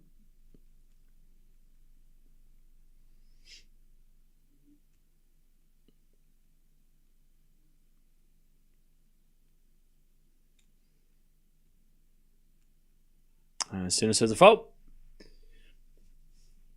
Second serve. How does Alcaraz always play so well play Sinner so well? He's unpredictable. Same as Rune. I mean, Rune is also why Sinner struggles against Rune as well. And they're similar. As we have a forehand rally. Another one from Alcaraz down the line. Sinner with a slice. Alcaraz forehand is a winner. And we've got advantage Alcaraz. And I'll explain it after this game. Because I haven't forgotten the down the line backhand explanation.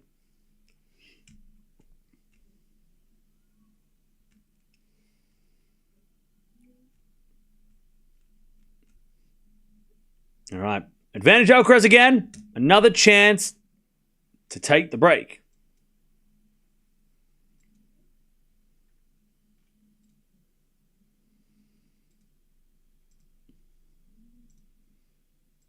Serve. 37 minutes for 2-all is crazy. Yeah, but if you've been here for the 37 minutes, you know how crazy it's been. How hectic. Anyways, 4-0 from Sinner. That goes out. Alcaraz finally breaks. All right. Alcaraz breaks. Good chat. When you're playing tennis, right? When you're playing tennis, if you played tennis before, you've learned you might to maybe a competition level or like at least a game level where you can play matches a little bit. You're always told to go cross court because that's the bigger part of the court, right? There's more distance to hit the ball from here to here, and there's more room, right, to go diagonally than there is to go from here to here, right? Also, you've got to worry about hitting it wide when you're going down the line as well. So, like, you could hit it this way, you could hit it out here. So it's a much riskier shot to go down the line than it is cross court. Cross court is the safe shot. When Sinner played Djokovic the other day, Djokovic wasn't going down the line, forehand and backhand, right?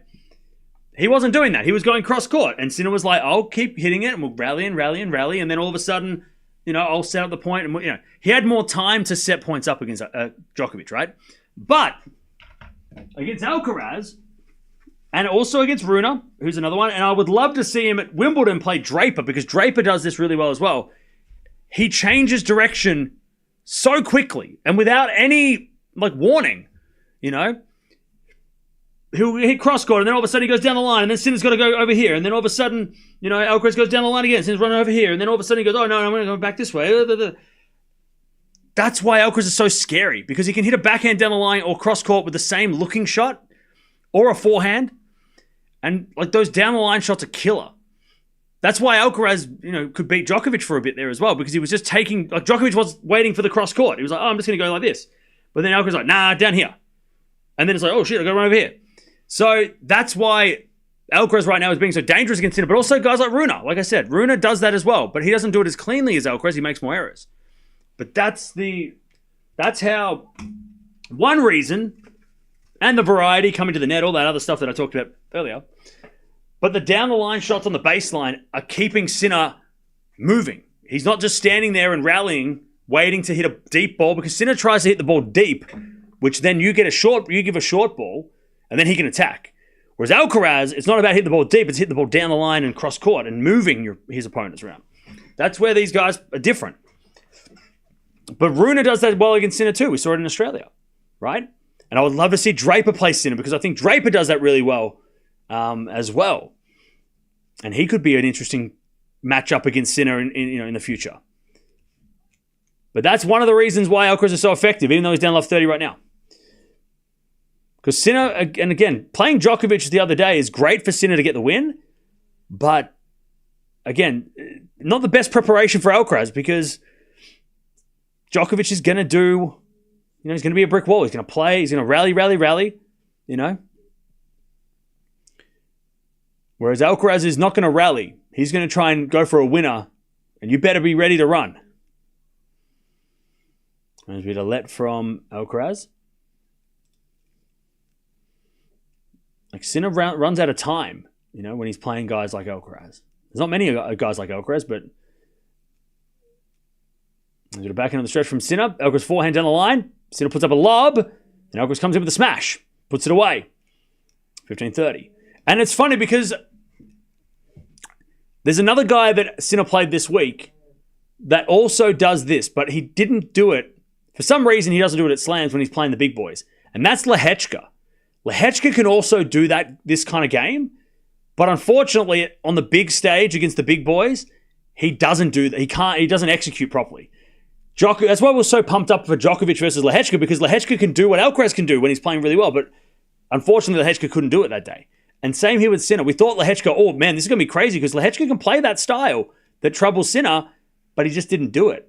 As Sinner, Alcaraz double serving volleys, 30-all. But there are a lot of young players coming through that are of the Alcaraz model, right? They're trying to come to the net. They're trying to hit winners. they can volley, right? Which, the previous generation couldn't volley or don't have as effective volleys. Good serve and volley there from Alcaraz. 30-0. Serving to the front of Sinner. Return goes to the back of Alcaraz. Good pick up, but it's wide. Oh, what a return from Sinner. He made Alcaraz hit like off the shoes, and sometimes Alcaraz makes those shots, but not today. Not at that point. Breakback point, 30-40. Yeah, there's been no easy games. It kind of feels like the Olympic final, when Alcaraz just couldn't get away from Djokovic, and Djokovic just got to that tiebreak and took both of them. Because Alcaraz has been the better player in the first 3 games, or first 6 games. There's a back in return, and Alcaraz in the net. There's the break back, and Sinner just with that death stare, and the clenched fist of death. All right, 3-all. We're back on serve. No running away for Alcaraz. 42 minutes for 6 games is insane. But if you've been here the entire time, you'll know. It hasn't been boring. We're learning a lot. All right, 3-3. It's like Goku versus Vegeta. A little bit, yeah. All right, 3-3.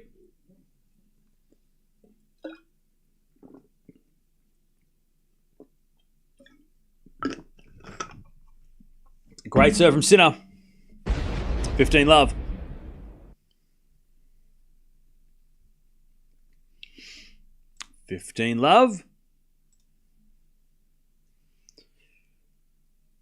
First ace of the day.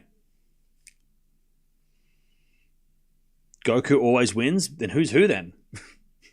Who's Goku in this situation? I don't even know. Serve to the back end of Alcaraz. Back in Sinner, the back end of Alcaraz.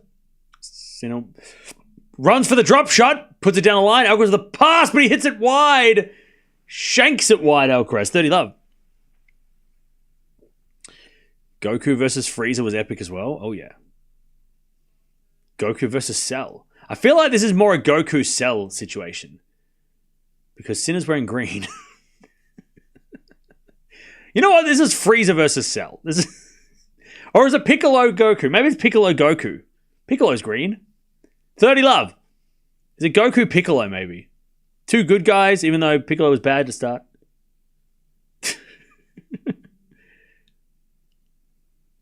Backhand return goes in the forehand of Sinner. Backhand down the line is good, but the volley is better by Sinner. 40-love. What a shot. 40-love. Crazy volley off the feet from Sinner.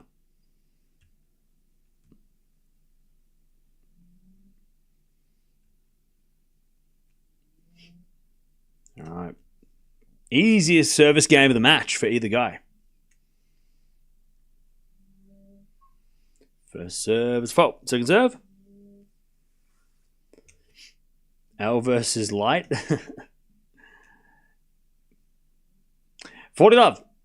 Return. Goes out. Easy game for Sinner. 4-3. He gets in front. Back in front.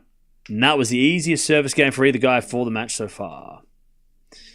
Epic match. Roland Garros is making millions. Well, they probably make millions every year. Even if, if the match is not good. Ooh, trainer out for Sinner. Hang on. Ooh. I think it might be the shoe. It might be the feet. Remember, we learnt during that whole thing that happened with Sinner that he does struggle with psoriasis of the feet. So the trainer's out on court, I think, to work on, to maybe bandage up his feet. Yeah, he's taken off the shoe. It's a right foot. Sinner's got some wear and tear. Yeah, oh, his feet are wrapped. His feet are wrapped up, Jannik Sinner. He's getting some maintenance to the tires. Yeah, his feet are wrapped up. Don't show us those feet. Well, the feet are covered, so it's all good. They pixelated them. They didn't do that. They're already covered up with bandages, so you can barely see anything anyway. Do you like Metallica? Sure, they're great. He called the physio. He did call the physio. Okay. Sinner just putting the shoes back on. 4-3 Sinner. It doesn't affect him though, right? I mean, look, the longer this match goes, the more it could be a problem, right? But at the moment, is this psoriasis? Yeah, apparently he has psoriasis on his feet. Which, I'm not a doctor, but psoriasis, I think, is when your skin dries up and it cracks and bleeds. Is that psoriasis? When you've got like your feet are like your skin dries and then it cracks? Because people get on their hands as well. Is that what it is? Yes. Yeah. No? Pretty much. Sounds painful, yeah. So yeah, like your hand like dries up, or your skin dries up and cracks, and it gets itchy. Well, that's where yeah. It's not. Well, one person says no, and everyone else says kind of. I'm eating. Why are you eating at a time like this? 15 love. First serve is a fault. Second serve. Skin will dry and scale. Yeah, is that what it is? It's a serious autoimmune illness. Okay, so it's related to autoimmunity illness. It can be eczema. Yeah, I think it's eczema. And it's 15-0. Either way, it sucks. I'm not a doctor. 15-0.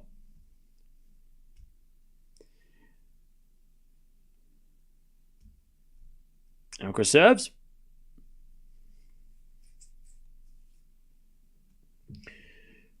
Serve from Alcaraz.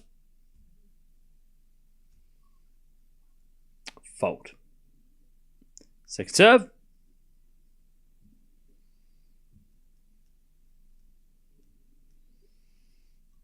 Serve to the back of Sinner. Into the front of Alcaraz. God, that was so casual by Alcaraz to run around the backhand. 15-30.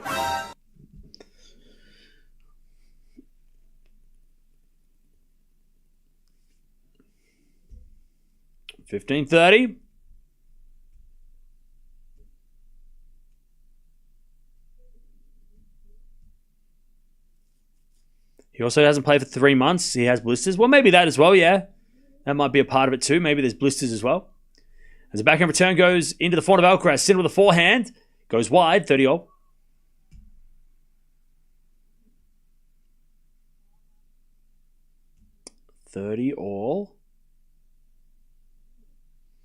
Any of them hit an ace this match?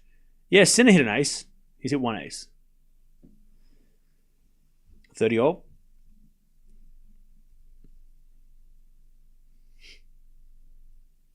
Alcaraz into the body of Sinner, returning into the front of Alcaraz. Sinner backhand to the backhand of Alcaraz on the stretch. Sinner with a forehand again to the backhand of Alcaraz. Into the backhand of Sinner. Alcaraz forehand down the line. Sinner gets it with the forehand cross. Alcaraz has got there with another forehand cross into the forehand of Sinner. Now Alcaraz with the backhand of the stretch in the net. 30-40. Sinner to get the break and serve for the set. 30-40.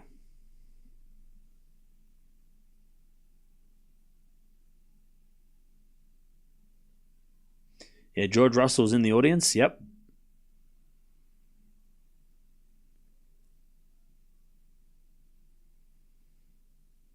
David, I have no idea what breakfast at Wimbledon means. All right, serve. Into the forehand, Sinner in the net. Nice by Alcaraz. Deuce.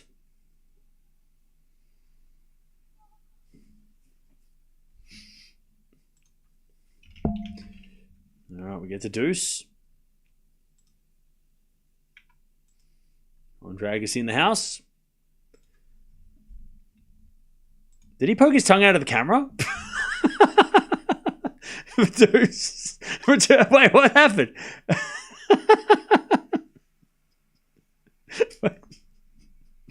Advantage Alcaraz. What a shot. Did he poke his tongue out? Is that... Did he go like this? To the camera? Or was he eating something? That was so funny. I love how Agassi just loves he just loves watching them play and like explaining it. I love it. He just loves it. You can tell that he just loves tennis. I mean, even though he hated tennis, he loves tennis because he wouldn't have an academy in Vegas if he didn't love it. Anyways, 4-1 winner from Alcaraz, and he stays in touch. 4-0. Like, the man just loves the game, even though he hated it when he played at the times. Wait, Agassi has a tongue piercing? I don't think so. That'd be crazy. There's no way Andre Agassi at 50 years old has a tongue piercing. That is wild. But if anybody was to have one, I'm sure he would. It makes sense that Andre would have a tongue piercing, but I doubt he has a tongue piercing at 50 years old. That's wild. I think he was eating something. I think he was eating a lozenge or something. He was chewing something. He was eating something. Can you imagine? All right, 4-0. Sinner hits it to Alcaraz's backhand. Alcaraz hits it wide.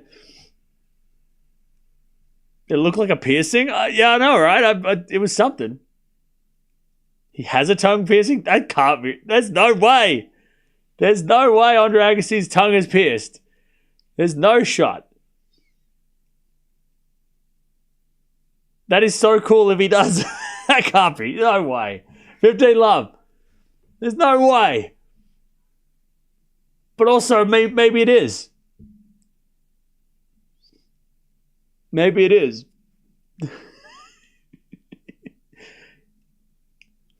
A tongue piercing's still a thing. I remember like in high school that everybody got their tongue pierced and everyone would rock up at school and they'd be like, they just couldn't talk. They told this. And you're like, why do you get tongue pierced? They just couldn't talk because the thing was swollen. And everybody had their tongue pierced. So you're like, why are you doing this to yourselves?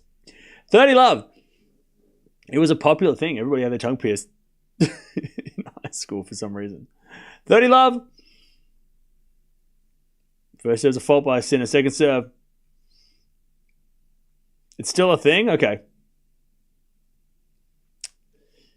Second serve.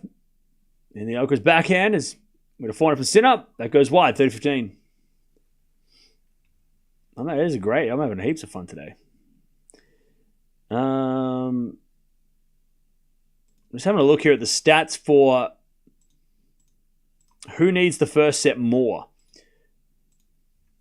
So when Sinner wins the first set in a Grand Slam, he's gone on to win 67 and lost 8 matches. When he loses the first set, he's come back 10 times and won and 10 times lost. So 10 and 10 when he returns, when he loses the first set, and 67 and 7 or whatever I just said.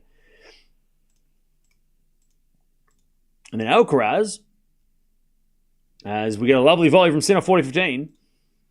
Alcaraz wins the first set. He's 61 and 3. And he's 10 wins, 9 losses when he loses the first set. So both of these guys are capable of coming back from a set down. But when Alcaraz wins the first set, only 3 players have beaten him in a Grand Slam. And that was Djokovic this year. And then you have to go all the way back to 2021 when he was unknown. And he lost to Ima and also Vukic. So only Djokovic in the last, 4 years has beaten Alcaraz after losing the first set. And that guy had one leg. Anyway, Sinner, 5-4. So I would say that Sinner needs the first set based on that stat. Because if he loses the first set, Alcaraz doesn't lose much unless he's playing a GOAT. Sinner, when he's won the first set, he's lost matches to Medvedev at Wimbledon last year. He lost to Alcaraz here last year after winning the first set. He also lost to Altmaier here a couple of years ago. Djokovic at Wimbledon a couple of years ago as well. After losing the first set, after winning the first set, after winning the first set. So if Sinner wins the first set, he does lose. When he loses the first set, he's come back 4 times in Grand Slams. But yeah, when Alcaraz wins the first set, he's only lost 3 matches. That is scary. And like I said, 2 of those 3 were when Alcaraz was nobody. He was a 17-year-old kid. And only once since he's become Carlitos has he been has he lost a match from that position? And that was against the greatest. Anyways, he's serving to stay in the set now, Alcaraz.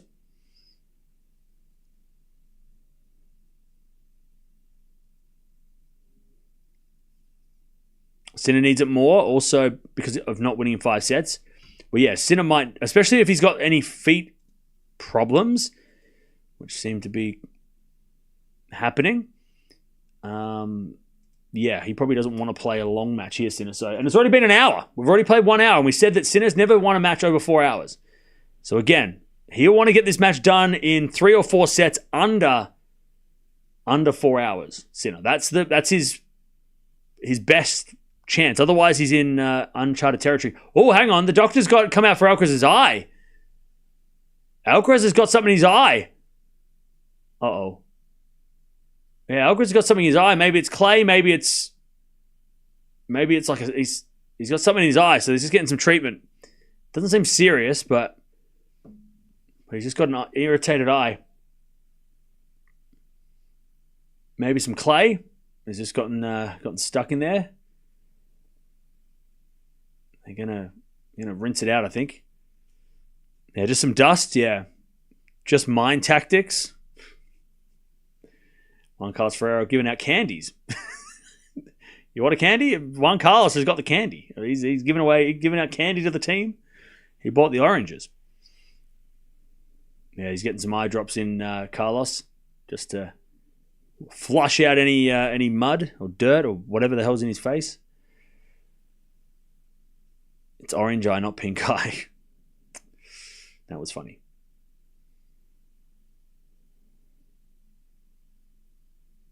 All right, they're just doctor's just rinsing out the eye.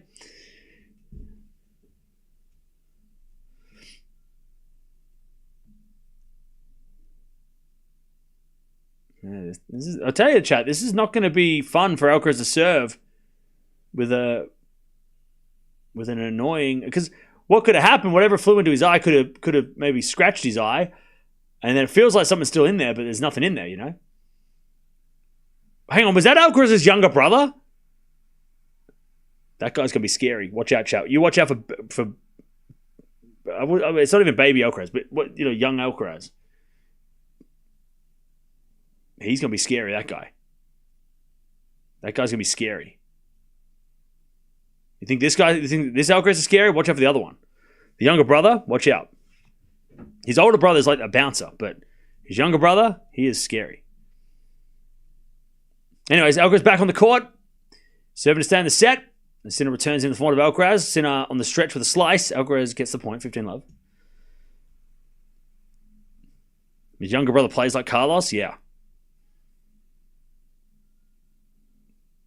I mean, can you imagine if Sinner had to play 2 Alcarazes? Shit. That would suck. Chad, have we ever really had, like, I'm trying to think. We've had a lot of brothers play doubles, but have we ever had like a successful singles like brother combo? I don't think we have. Like, we haven't had, like, obviously there's nothing like a Williams sisters in singles, but I'm talking about on the men's side. Have we had any of the Zverevs? Maybe. But, like, has there been the McEnroe? Yeah, the McEnroes are probably the only one. But, like, Pat McEnroe, obviously not as accomplished, but it's probably the McEnroes, right? They're probably the best sibling combination in singles. I mean, Pat McEnroe made a couple of quarterfinals in the semi, so he did well. 28 in the world at his best, but we haven't had any like brother top 10 brothers. By the way, everybody who's saying Bryan brothers, Tsitsipas brothers, or Murray brothers didn't hear what I said. Oh yeah, got the Cerundalos, that's true. But then again, like, you got Fran, and then you got his brother who's still up and coming. But we haven't had any like, 2 brothers in the top 10, right?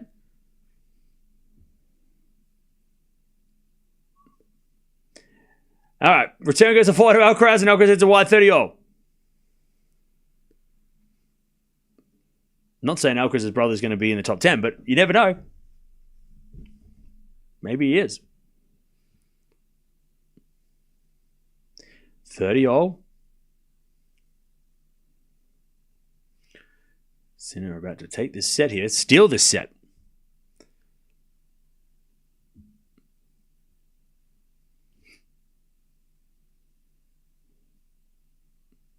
And we return now to the forehand of Alcaraz. And Alcaraz is wide. Set point Sinner. Wonder if Alcaraz is still thinking about his eye. Bad timing to have something fly into your face. 30-40. Well, it's never good, but it's also like there's a bad time. 30-40. Sinner to take the first set.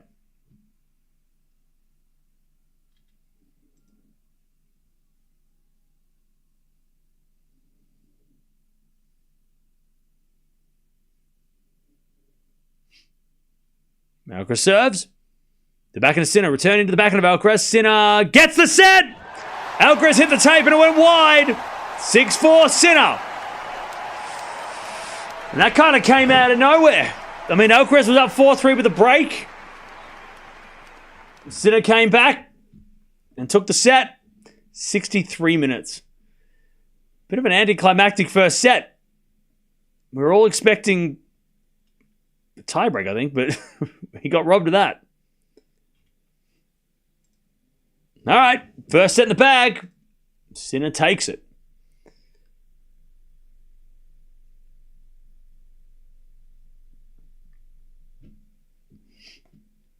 It's already better than Sinner did in Rome. That's true. But he did win the first set against Alcaraz here last year. Lost in 5. He won because he's great. Remember it? Oh, I know he's great. If Sinner wins this, 3 out of 4, like 3 in a row slams is insane. Insane.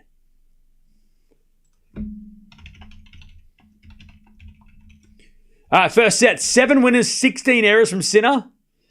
8 winners and 19 errors from Alcaraz. Chat, does anyone want to comment on yesterday's final and talk about this? Because I don't hear anybody saying this is shit, this is terrible, this sucks, I want to watch WTA instead.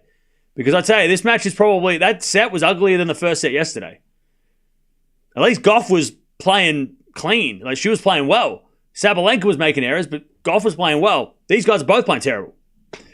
Both too nervous. Okay, so what about, why is no one giving anyone benefit of the doubt yesterday then? They played a final too. This level could only go up. All right. Are they standing on the roof of the stadium?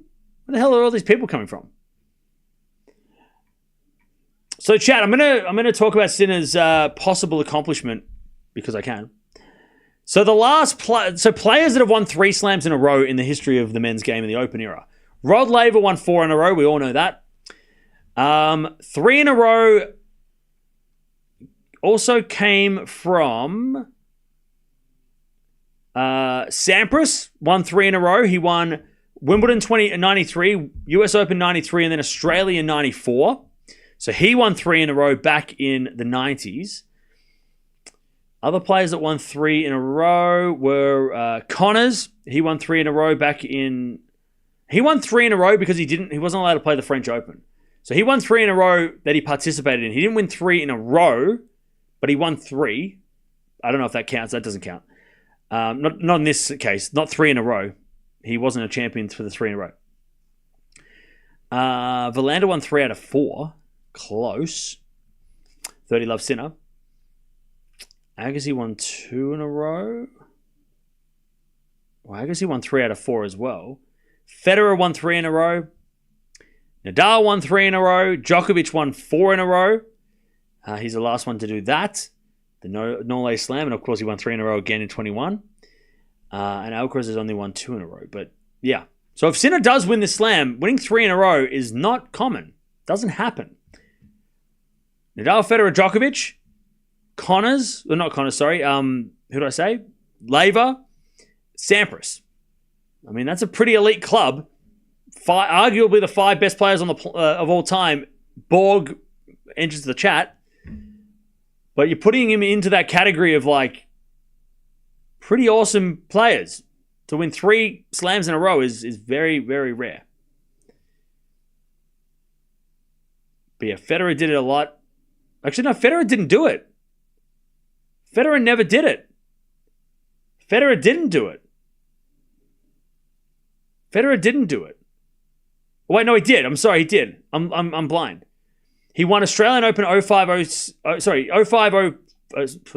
Wimbledon 05, US Open 05, 06 Australian Open, and then he did it again the next year, 06 Wimbledon, 06 US, 07 Australian Open. So he did it twice.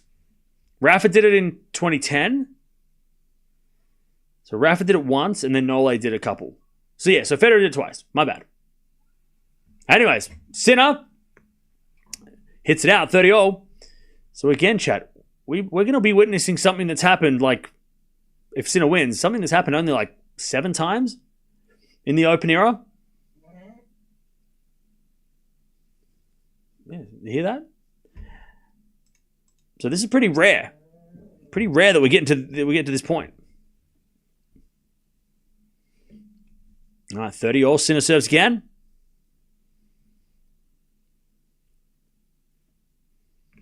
Seven to the forehand of Alcaraz. Return goes to forehand. Sinner hits a terrible drop shot, but it's because it was called a fault. Umpire's going to check. Alcaraz is pointing. Umpire says it's the fault. Second serve. Second serve.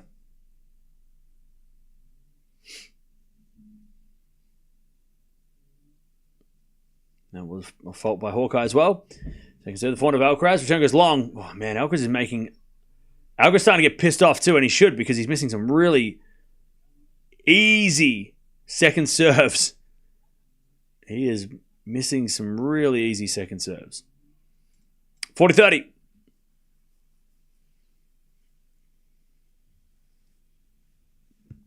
Serve again. Into the forehand of Alcaraz. Good return. Sinner goes down the line. Alcaraz backhand. To the backhand of Sinner. Alcaraz backhand again. To the backhand of Sinner. Into the backhand of Alcaraz. Sinner backhand again to the backhand of Alcaraz. Alcaraz shanks it, but it's into the backhand of Sinner. Alcaraz now with the forehand down the line. Sinner gets on the stretch. Goes wide. And it is deuce. And I'll tell you another interesting little tactic that Alcaraz is doing. It's pretty common, but he does it really well. So, right, they're going backhand to backhand, right? Sorry, they're going backhand to backhand, right? But then what Sinner does, or what Alcaraz is trying to do, is he's trying to run around and hit a forehand, because that's that's what he wants to rip, right? So they're going backhand to backhand, blah blah blah blah blah. But then all of a sudden, Sinner might hit one that's a little bit too like here. That Alcaraz, because Alcaraz after every shot goes back to the middle, right? Back to the middle, hits it backhand. And then Alcaraz goes and hits one down here, and that's where Sinner can't. He has to run across and has to go out here, right? So that's what Sinner wants to keep it going. So cross court, cross court, cross court. But then that one that he just hits a little bit too central, a little bit too short. Alcaraz is running around, and then his forehand will go down the line, and then that is the one that catches Sinner off guard, because Sinner's over here. Sinner's just sitting here, right? He's just sitting here going, oh, this is lovely.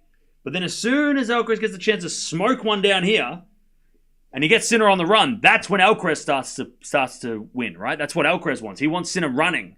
Sinner wants to just wait until Alcaraz makes an error and then hits it in the net, right? Sinner holds, 1-love. But you'll just watch. Sinner will hit one a little bit too central, and then Alcaraz will run around and go, thank you, and then try and rip a winner. Usually down the line, so then it makes Sinner move. So just keep an eye on that. It's interesting to see, what Sinner... We know what Sinner wants. Sinner doesn't want to... He doesn't want to go for winners. He just wants to out-rally Alcaraz. Alcaraz is the one who's trying to make the play. And he's waiting for that ball that's just a little too central, a little too short, and then he's going to smack the shit out of it. All right, 1-love in the second. But it is fun to watch.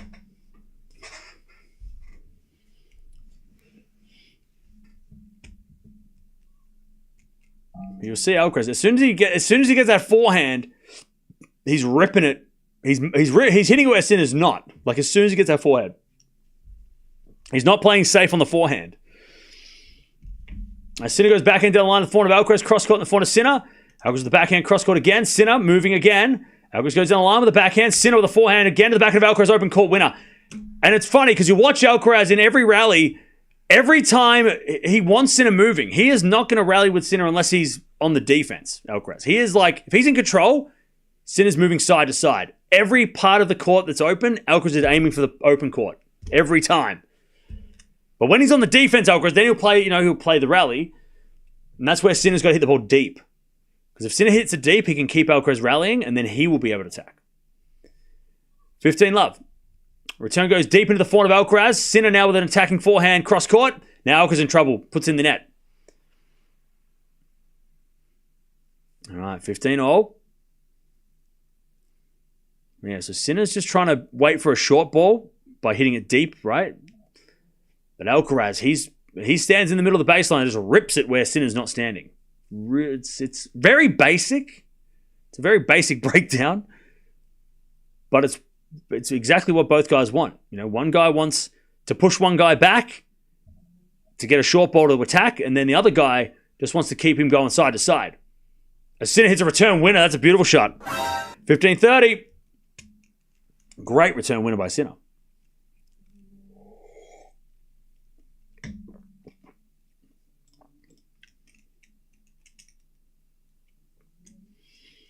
All right.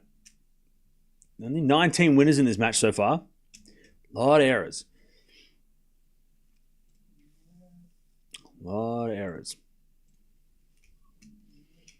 As Alcaraz says, a fault second serve.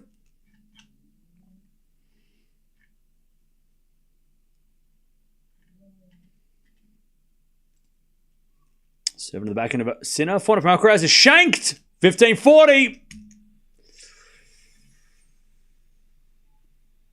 Sinner to get the break in the second. Now, chat, remind me if I'm wrong. But do I remember that last year in the semis when they played, that Sinner got a break early in the second after winning the first, or am I remembering that wrong? Am I thinking of maybe it was maybe it was like in the third or something? Was Sinner up a set and a break in the semis last year? As with a serve out wide as a fault, second serve. Wasn't he up like 2-love in the second? And it looked like it was going to be Sinner getting the win, and then all of a sudden Alcaraz wins the second, and then Sinner ran away with the third, and then fourth and fifth went to Alcaraz, right? Return goes in the backhand of Alcaraz. Backhand of Sinner. Into the forehand of Alcaraz. Sinner. Into the forehand of Alcaraz again. Alcaraz hits it long. Sinner's got to set a break. 2-love to Jannik Sinner. Now, I'll tell you this much, chat. Alcaraz has never come back from 2 sets of love down. Never.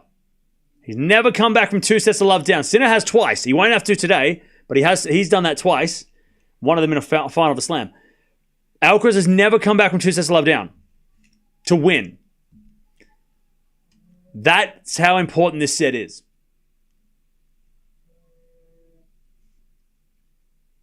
It's the first time for everything, but also coming back from 2 sets down for your first time in a Grand Slam final against the best player on the planet.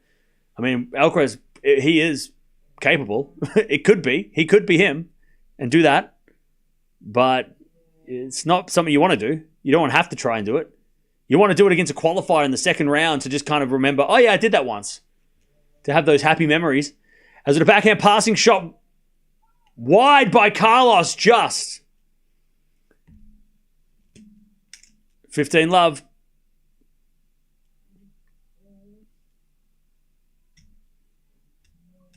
$15-love.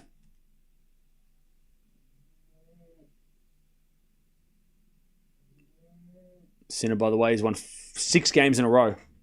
Because remember, he was down 4-3 in the first. He's won 5 games in a row. I can't count. Shank goes out by Alcaraz. 30-love. He's about to win 6 in a row if he can hold here. 30-love. 30-love.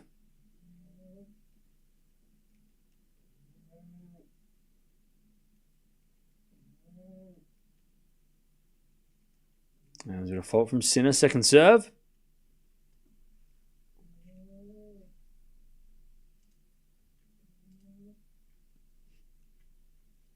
Serve into the backhand of Alcaraz. Into the backhand of Sinner. As Alcaraz backhand. Into the forehand of Sinner. As Alcaraz forehand of the stretch goes into the forehand of Sinner, into the forehand of Alcaraz. Sinner hits it long though, 30-15.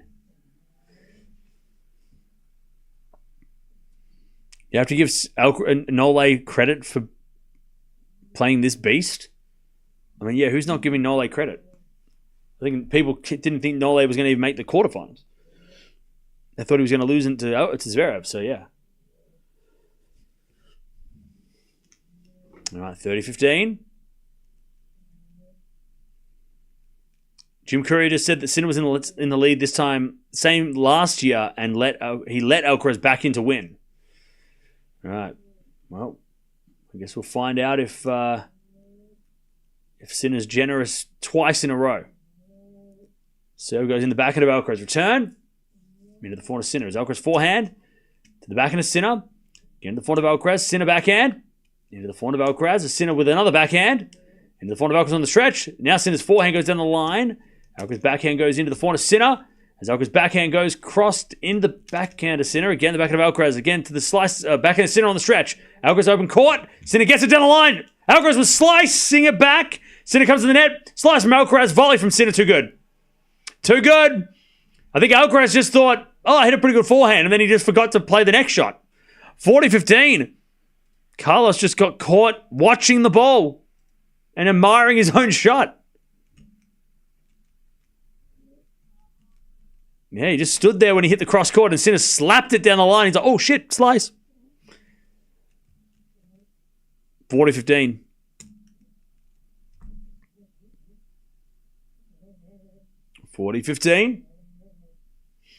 Sinner for a 3-love lead in the second. Chat, this is scary. This guy's getting scary, chat. Serves a fault, second serve. Remember, Sinner hasn't dropped a set since playing Runa in the 4th round of Australia. In Grand Slam tennis. Serve to the backhand of Alcaraz. Return into the backhand of Sinner. Alcaraz backhand. Into the backhand of Sinner. As Alcaraz now with a forehand. Sinner goes cross court. Alcaraz gets it, but hits in the net. 3-love Sinner in the second. This crowd is stunned too. They're like, who? What's going on? Hello? All right. Man, Sinner is scary. 3 games, 13 minutes. Remember, the first game of the match went for 13 minutes. Alcaraz is not injured. He had something in his eye, but that's definitely not why he's losing. All right. Sinner with the break in the second. Sinner the favourite to win Wimbledon? I would say so. I would say he's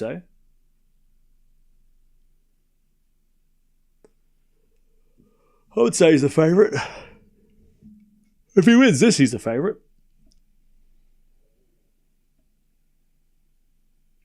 Sinner looks more Austrian and Swiss than Italian. What's that even mean? Britney Spears strikes again. Look, playing Britney Spears at 3-love in the second is way more appropriate than playing Britney Spears at 6-5 or whatever the hell they did yesterday.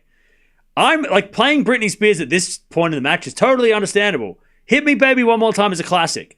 At 3-love in the second when there's not much going on, that's not bad. It's like, I like this song. Okay, it's 3-love, yay. When you play it at like 5-4 serving for the match, that's ridiculous. Like, come on now. That's not the right song. That's crazy. He's got to read the room. But it's fine. Like, it's fine there. It's like casual. Yeah, it's like 3-love. All right. They got to play some more intense music when it's 5-4. Anyways, Alcaraz serving. He's got to get a game here. The return goes out by Sinner. 15-love.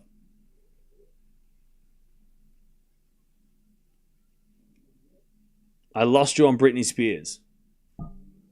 Britney is goated. What do you mean? 15-love. Serve. To the backhand of Sinner. Return goes forward of Alcaraz. And, Alcaraz hits it into the corner.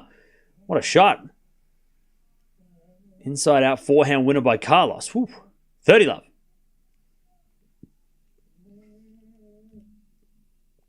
Love.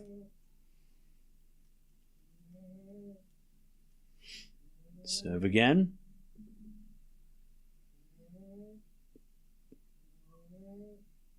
Here's a fault. Second serve.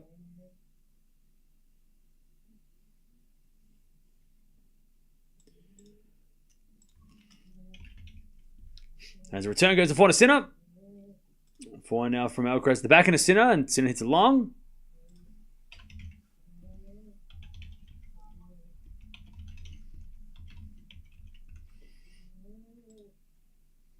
$40 love. This could be the easiest game of the match for Alcaraz on serve.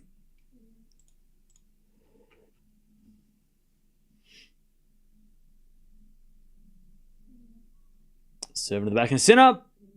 Into the forehand of Alcaraz. Sinner with the forehand. Again to the forehand of Alcaraz, who overhits it.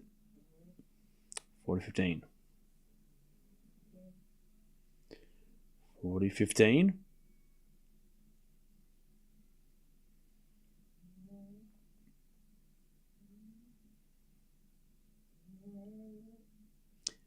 Now, chat, I'm talking here to the neutral fans. So if you're a fan of one of these guys more than the other, I'm not asking you because I know what your answer is going to be.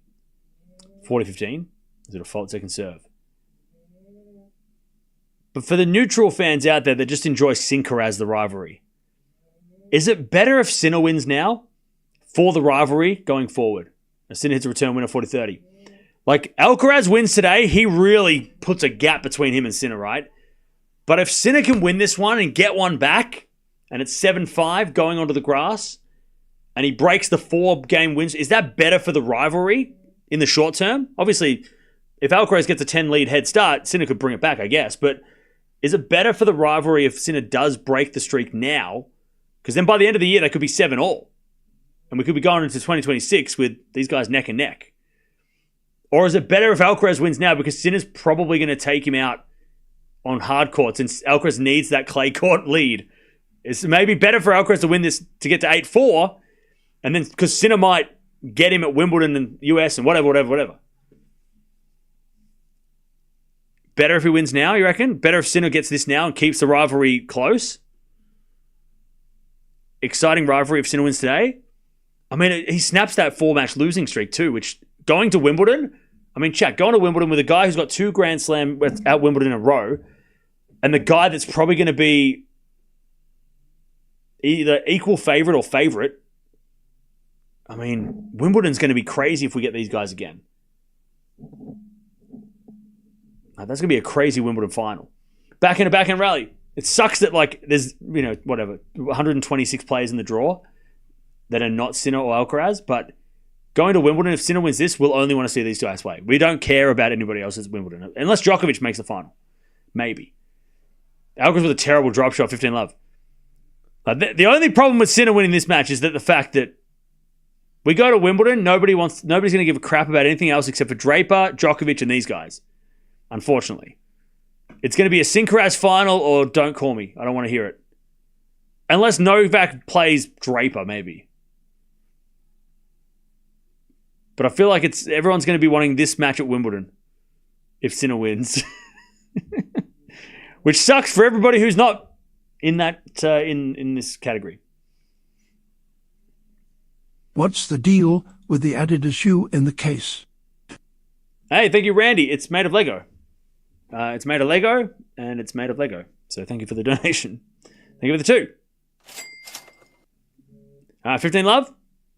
Come, if Noel was in the final, he could beat Alcaraz. If Novak was here, he could beat Alcaraz. Thank you for the donation. Maybe. Anyways, 30 love. I mean, he did. He probably. I mean, I think Alcaraz. I mean, Djokovic could have beaten this Alcaraz, maybe. Yeah. Spike Lee in the house, by the way. 30 love.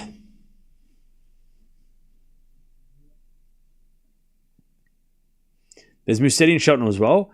Yeah, look, I love Shelton and Musetti too, but most people won't want to see them. Everybody will want to see either Djokovic, because it's Djokovic, Draper because he's local, or these guys. Like, those are the 4 fan favorites going to Wimbledon.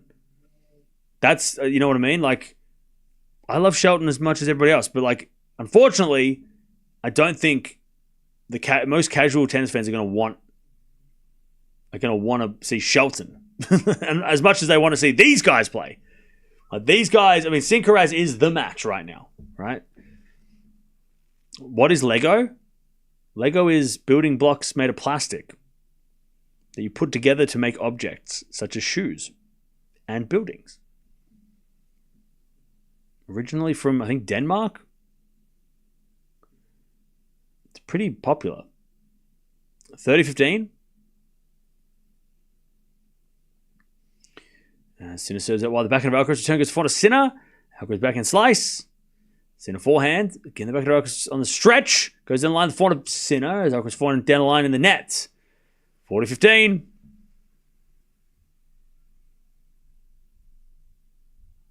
Yes, I know, but behind you. What do you mean behind me? The Lego behind me?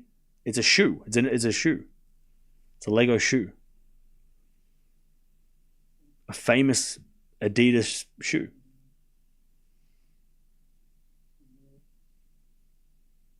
$40-15.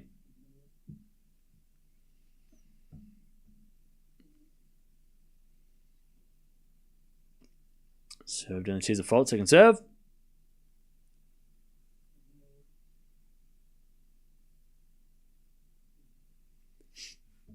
Second serve, Sinner. To the back of Alcaraz, return. Into the back of Sinner as Alcaraz backhand. Into the back of Sinner, who goes down the line wide. And it's 40-30. We watched Cam build the shoe on a stream. Yeah, we did it. We built it on a stream because it was raining and I had nothing else to do. Yeah, we did. We built it on the stream. Dustin Hoffman in the house. Again, how is that guy 87? That's crazy. 87? 40-30.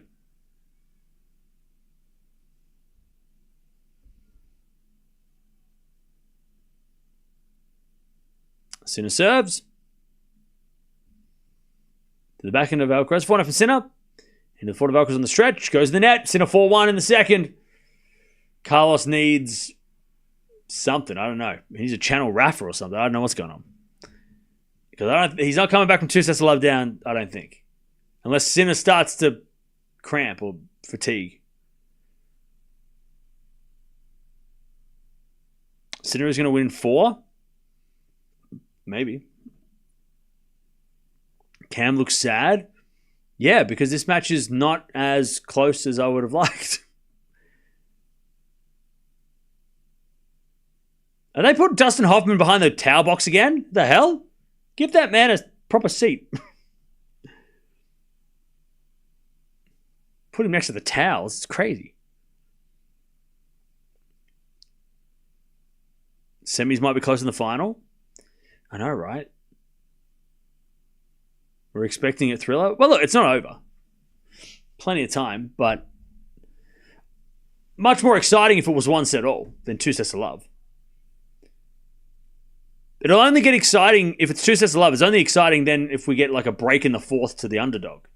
Like, if Sinner goes up 2 sets of love, then Alcaraz wins a third and then gets a break in the fourth, then things start to get interesting. But until that point, it's going to be like another, like an hour and a half or an hour of inevitability. Unless Alcaraz turns it around. Wins a third. Even if he wins a third, though, it's like, it depends how he wins the third because he won the third at Wimbledon. But then he lost anyway. Like, you know what I mean? Like, it just sucks out all the drama for at least an hour of the match.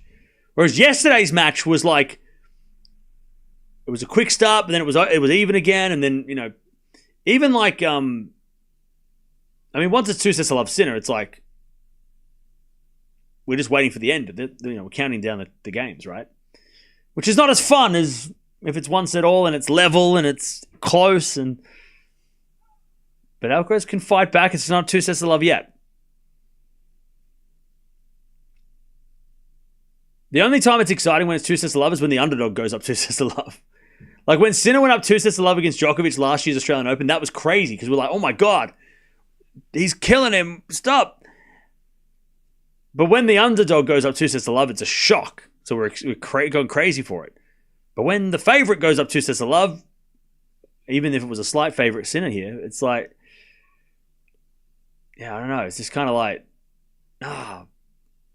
we want it to be more epic. We had a one-sided final in Australia.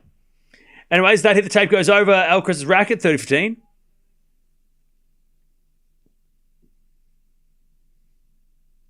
30-15.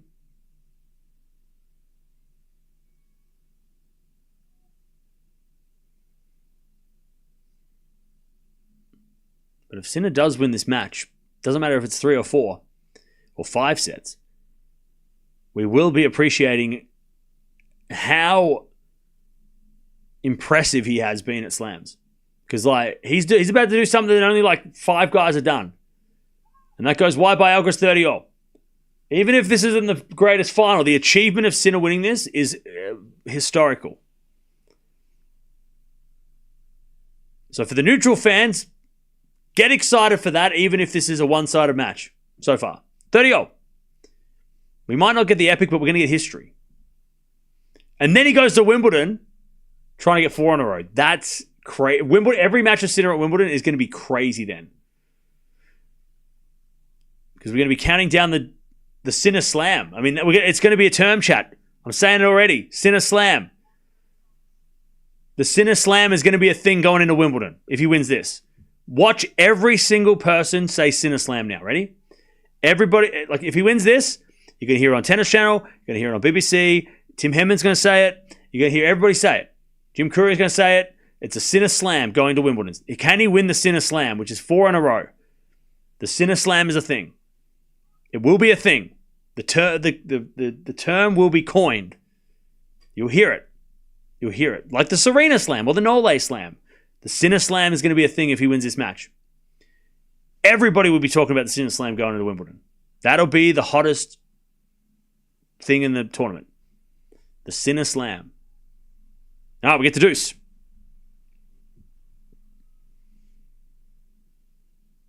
Double fault for Alcaraz, second of the day, and it's deuce. You watch out. You hear everybody start saying Sinner Slam if he wins this. If he wins this.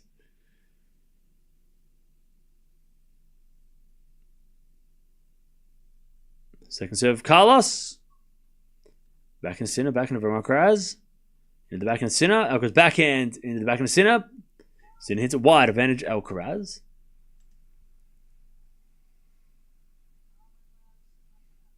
Advantage Alcaraz.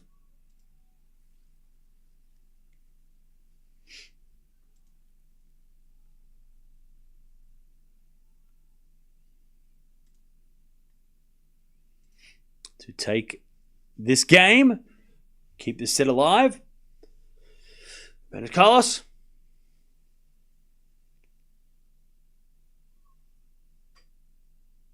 First serve is a fault, second serve.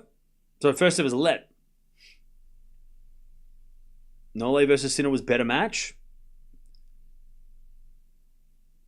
It was closer for sure than this right now. Cam called it Sinner Slam with no crowd, no emotion. What are you talking about? I didn't say that. I said Sinner Slam. That goes out by Sinner, and Alcaraz gets the game, and it's 4-2 Sinner. The crowd's trying to get Alcaraz up and about here. My mum Jane loves your content. Ty from Durham, UK. Hey, shout out to your mum. Sinner ice cold face. Thank you, Blitz, and thank you, Polka, for the donations as well. All right, here we go. By the way, don't forget to subscribe if you haven't already. We do have grass season starting tomorrow. I don't know who's playing tomorrow, but the grass kicks off tomorrow. It actually kicked off this week, but the official grass season starts tomorrow. And this is probably our last match that we're going to watch on clay for the year. Unless we watch post-Wimbledon clay, which is sometimes interesting, but I don't think we will. 4-2. Unless, Alcaraz plays or something.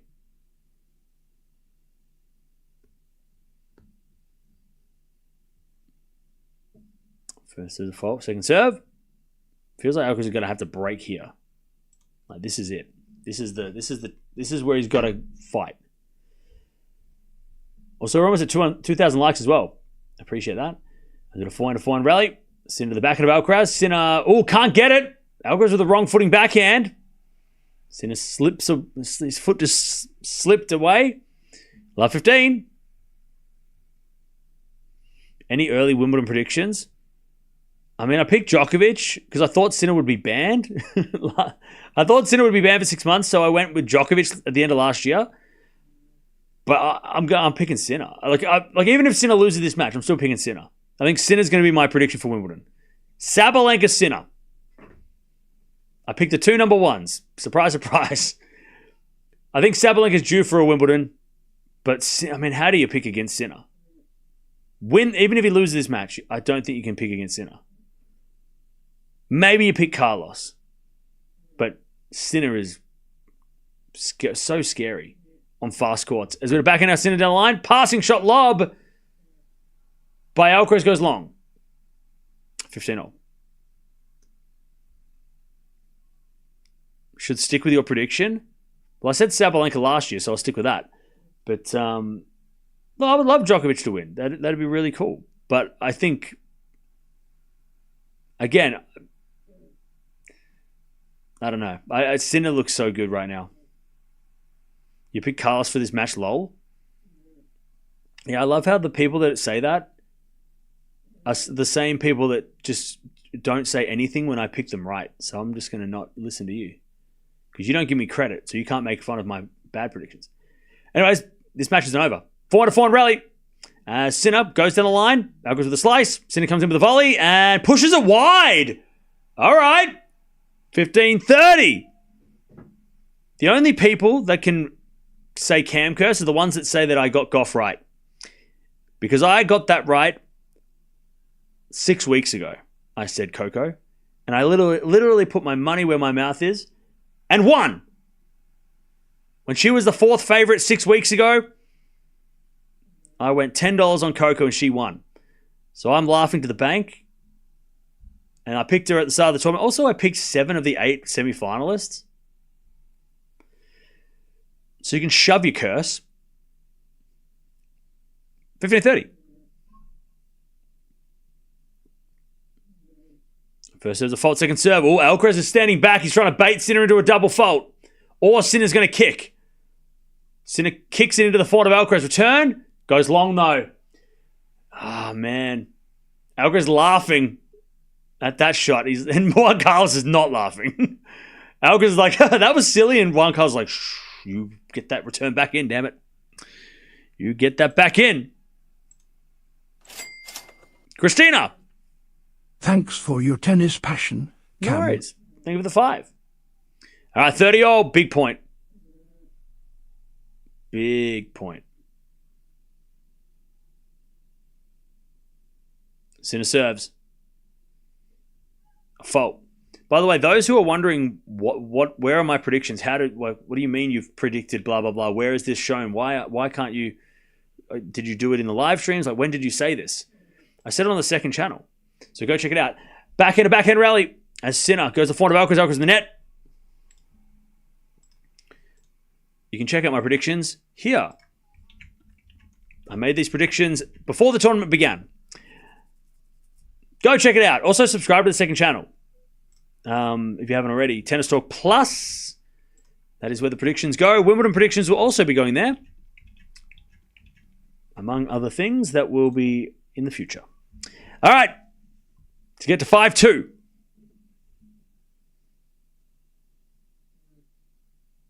Serve is a fault. Second serve. Also, feel free to comment on that prediction video about how good I predicted. Return. Goes in the back of Sinner. Backhand from Alcaraz. Into the backhand of Sinner. There's Alcaraz backhand again. To the backhand of Sinner. Who goes on the line. The front of Alcaraz on the stretch. Now, Alcaraz hits it long. Sinner, 5-2. And the crowd kind of just get real quiet. Except for the Italians. They're going crazy. Okay. 5-2. Sinner in the second. All right. Sinner also still hasn't lost a set for a long, long time at slams. All right. How you doing, chap? Where are we watching from? Where are we watching from? Let me know in the chat where you're watching from.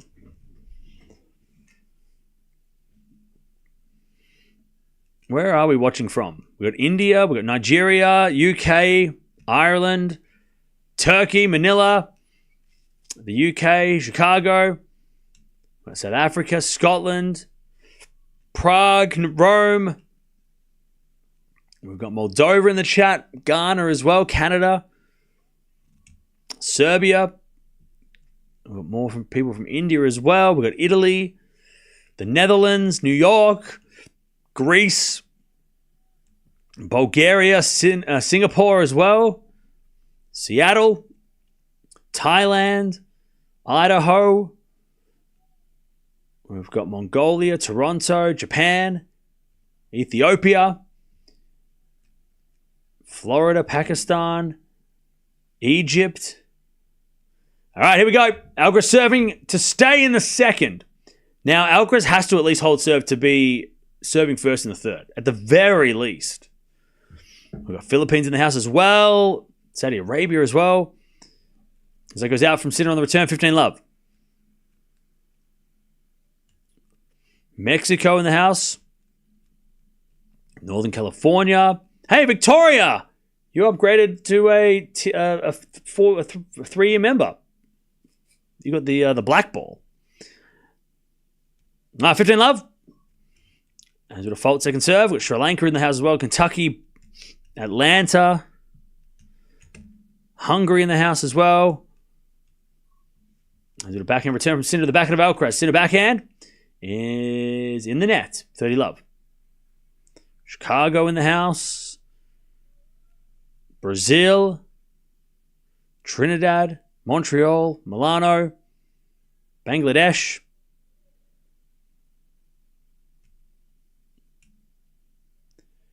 We've got Tokyo. All right, 30-love. Backhand return goes into the front of Alcaraz, who hits a drop shot, but it's in the net by Alcaraz. 30-15. Indonesia in the house as well. Wales, St. Lucia, Estonia. Nice. Kenya.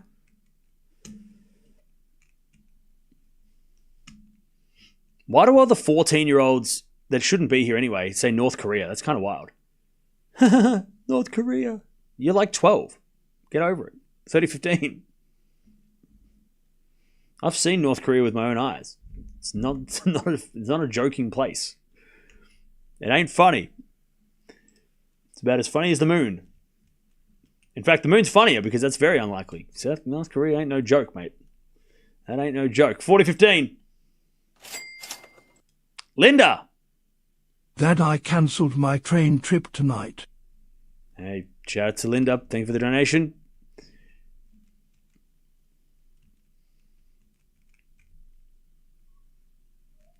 No, I haven't been to North Korea. I've been to South Korea, and I looked over the border at the DMZ, and I saw North Korea from afar. And I heard stories, and you don't want to chat. You wouldn't be finding it as funny if you heard the stories I heard. 5-3. Alcaraz holds. Sinner's going to serve a 2-sets-to-love lead.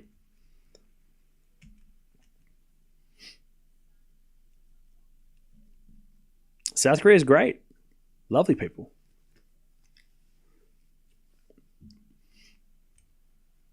Okay. Sinner for a 2-sets-to-love lead. Like I said earlier in the set, Alcaraz has never come back from 2-sets-to-love down to win. Never come back from 2-sets-to-love down to win. Vince, you're on thin ice. 5-3. As Sinner serves. First serve is a fold, second serve. Very bad coverage. You're pro Sinner, not neutral. Very bad comment. I picked Alcaraz. As with a forehand in the net from Sinner. Love 15. Alcaraz wins the first point. Love 15. Shout out to Paraguay and Hong Kong. How you doing? All right. Love 15.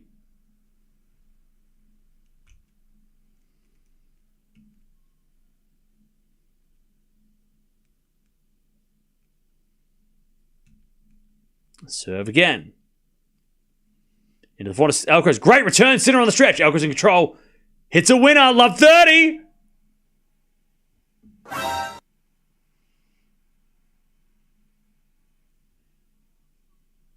Love 30.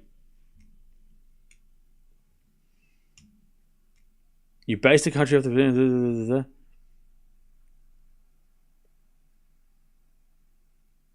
No, I'm not basing the situation. Oh my God. I didn't look over the border and go, yeah, North Korea looks scary. No. I was getting... You have to go, all right? Go to South Korea. You'll learn about it. Anyways, learn about the history of... You would learn, all right? Just go to South Korea, go to the DMZ tour, and you'll learn. You'll hear what I heard. I didn't look over the border and go, that looks scary. That's crazy. Backhand rally. As the backhand goes wide by Alcaraz,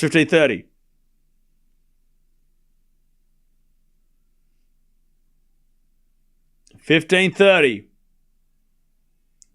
We're going to move on. 15-30. Watching from Spain. What's up?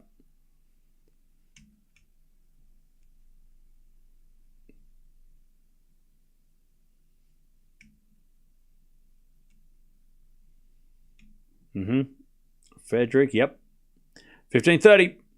Serving to the backhand of Alcaraz. Backhand from Sinner into the forehand of Alcaraz. Sinner forehand on the stretch. Alcaraz gets it on the stretch, goes down the line in the net, though. Sinner claws back to 30 all.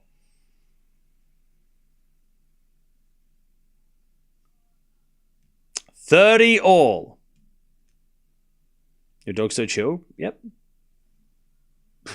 She's just lazing around today. Yeah. She ain't. She's not bothered. She's chilling.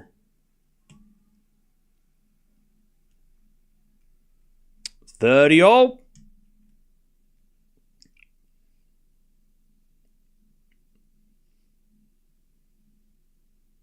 Serve from Sinner. Who was a fault? Okay. This might be the most important match. The important point, of the match. Serving to the forehand of Alcaraz. Return is good to the forehand of Sinner. Alcaraz in control. Sinner's doing some running. Hits it in the net. 30-40. That's how Alcaraz plays the point. That's how he had to play it. Now he's got a break point to keep the second set alive. He's been missing a lot of second serve returns that have been easier. Not this time. I hope Alcaraz breaks and just roars if he does get this break. First chance against Sinner serving the set, by the way. First break point chance. 30-40.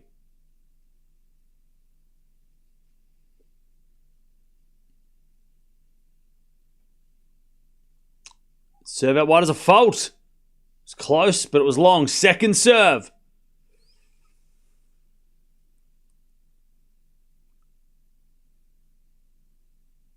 Alcaraz steps in. Second serve, the backhand of Alcaraz. Good return down the line. Sinner gets with the forehand cross. Alcaraz forehand into the forehand of Sinner, who hits it out! And Alcaraz just stares down the coaches and says, I got this, buddy. Don't worry about me, Juan. Juan Carlos, you don't worry about me. You don't need to smile.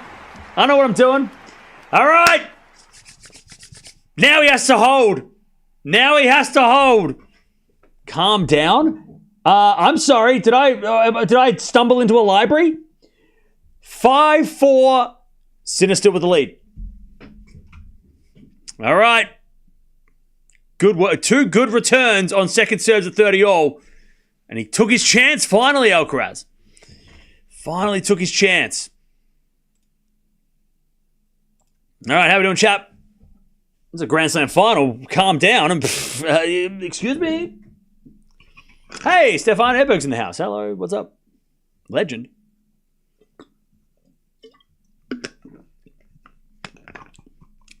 All right. Here we go. Alcaraz is going to have to serve to level this now. This might be a harder game than the last one to break. This game might be a bit sketchier for Carlos. All right. Alcaraz to serve to level the second.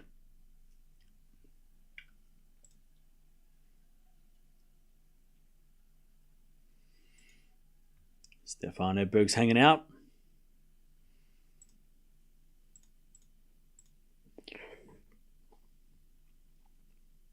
Nearly 2 hours played.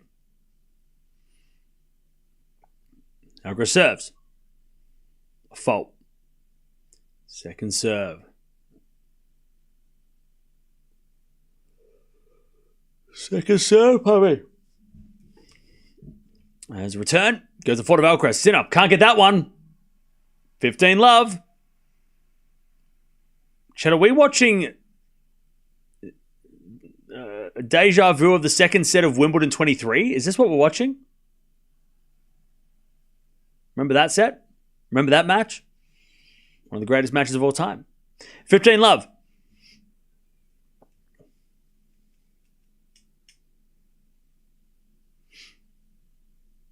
Serve. Into the backhand of Sinner. Alcaraz with a volley. Sinner puts it past Alcaraz, but Alcaraz is over the net with a backhand winner. Easy volley winner, 30 love. No, we aren't, buddy.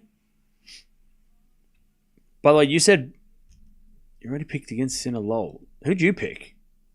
You picked nobody. Oh, you said Sinner 3-0. Faultless. There's some faults in your chat. 30 love. As a return, goes out, 40 love.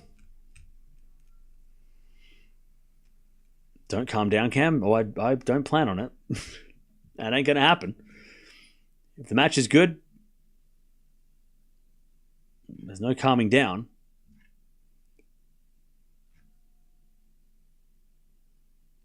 $40 love.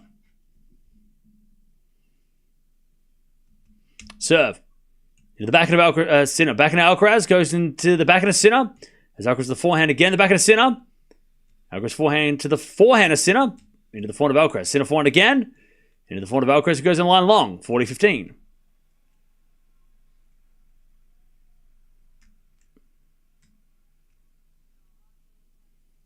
Are you Russian, Cam? No. All right. 40-15. Someone taking some photos in the crowd. I want to go take more photos. Chat, I used to do so much photography. I've done zero photography because I use my photography camera for the stream. And it's just a pain to take it out of the house. Anyway, it's 40-15. Maybe that's what I'll do next week. I'll go take some photos. Slice. Into the fort of Alcaraz. He goes down the line for a winner. 5-all. Alcaraz shakes the racket to the sky and raises the fist. Oh, chat, you thought it was over. You thought it was over. You forgot who he was playing. 5-5. Quiet in the library? This ain't no library. This is a nightclub. This is a rave. You kidding me? 5-5. Do. Sinner serves. Am I from Zimbabwe? No, I'm not. All right, 5-all. Back to Sinner. Alcaraz won 3 in a row. 3-3. Here we go. Who thought it was over? I don't know. Everyone who said this is over. There was like 100 people that said this is over.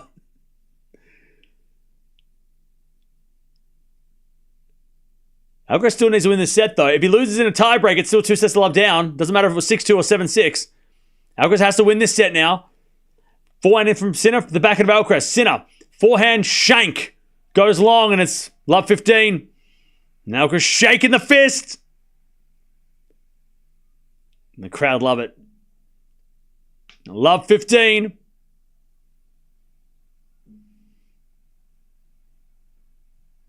Love 15.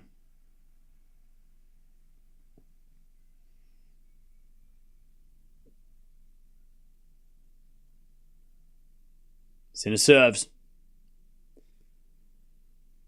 A fault. Second serve.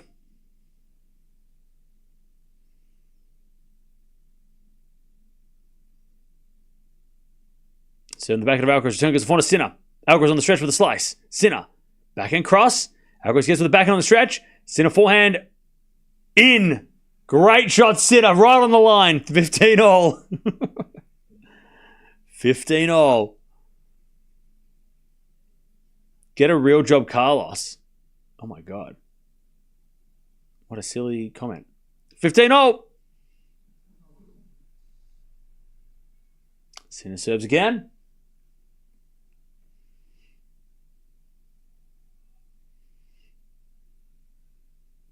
Sinner serves again.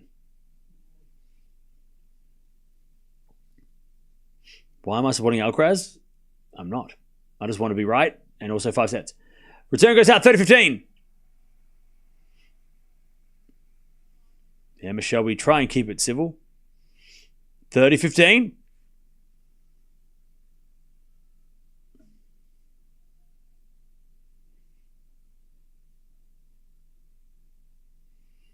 Serve again from Sinner.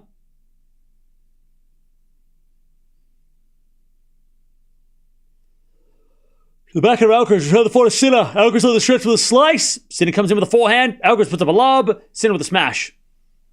Goes to Alcaraz's backhand. He's back in the rally. Sinner drop shot. Alcaraz can get that. He hits a slice. Sinner with a lob volley. Too good. Too good Sinner. Too good Sinner. Just too good. He outplays Alcaraz at his own game with a drop shot lob combo. 40-15. Sinner to get back the lead.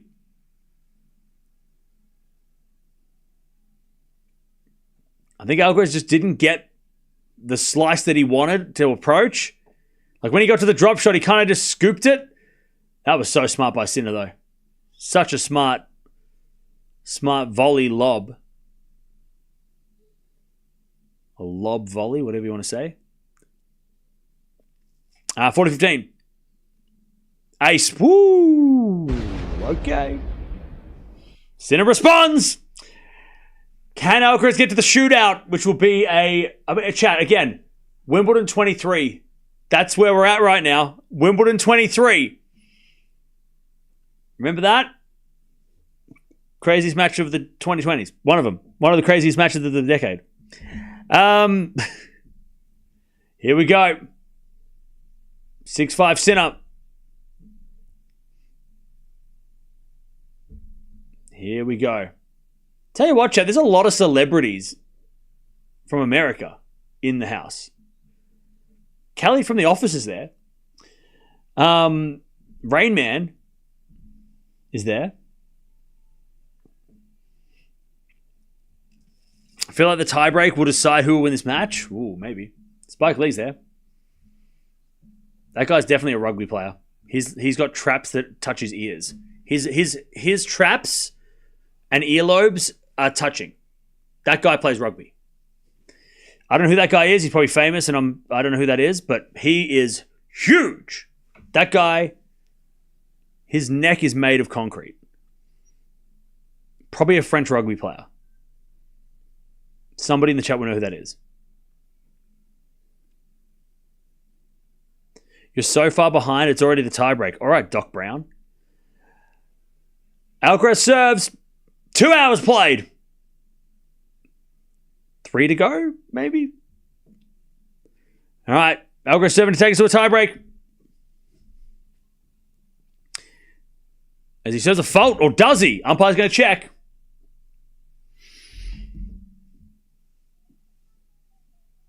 It was in. That was in. Ace. 15 love. Hawkeye confirms. 15 love. Is it raining? No. It is not raining. Serve again. And Sinner in the net. 30 love. 30 love. Umbrellas are up. Oh, were they? Oh. I think it's for the sun. It's really sunny. 30 love.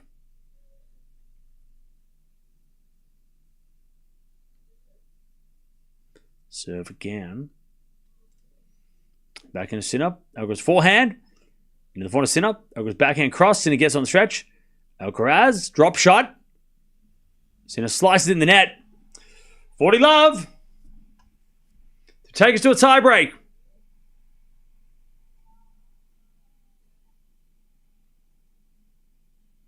$40 love.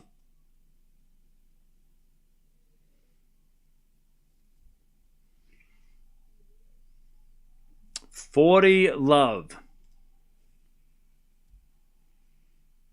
Must-win set for Alcaraz.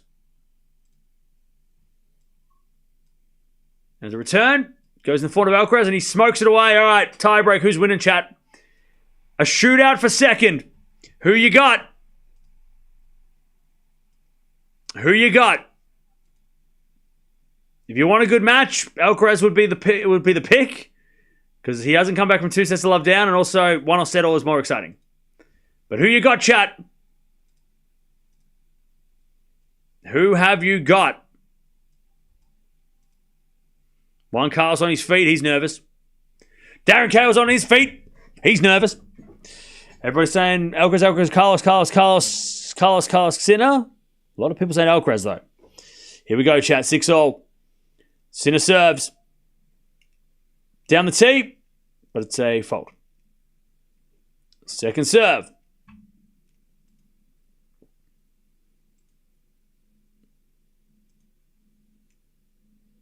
Second serve in the back of Alcaraz. Return. Into the front of Sinner, and Sinner puts it away. 1 love. Inside out winner by Sinner. 1 love Sinner. Yeah, great first point from Sinner.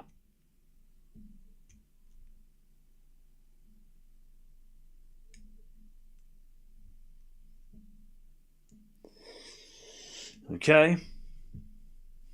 Alcaraz with a serve.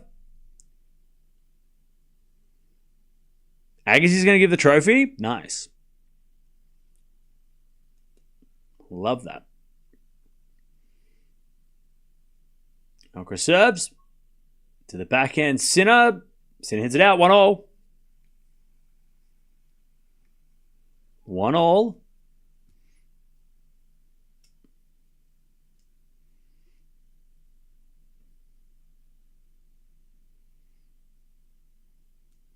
Serve again from Alcaraz.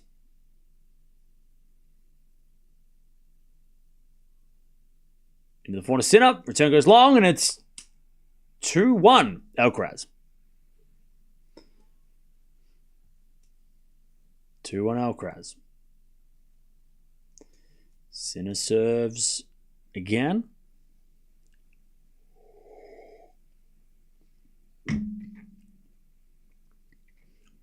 What happened to tiebreak graphic and noise? Too serious for that. We're getting straight into it this time. 2-1. Sinner serves. Down the tee, an ace. 2-0. 2-2.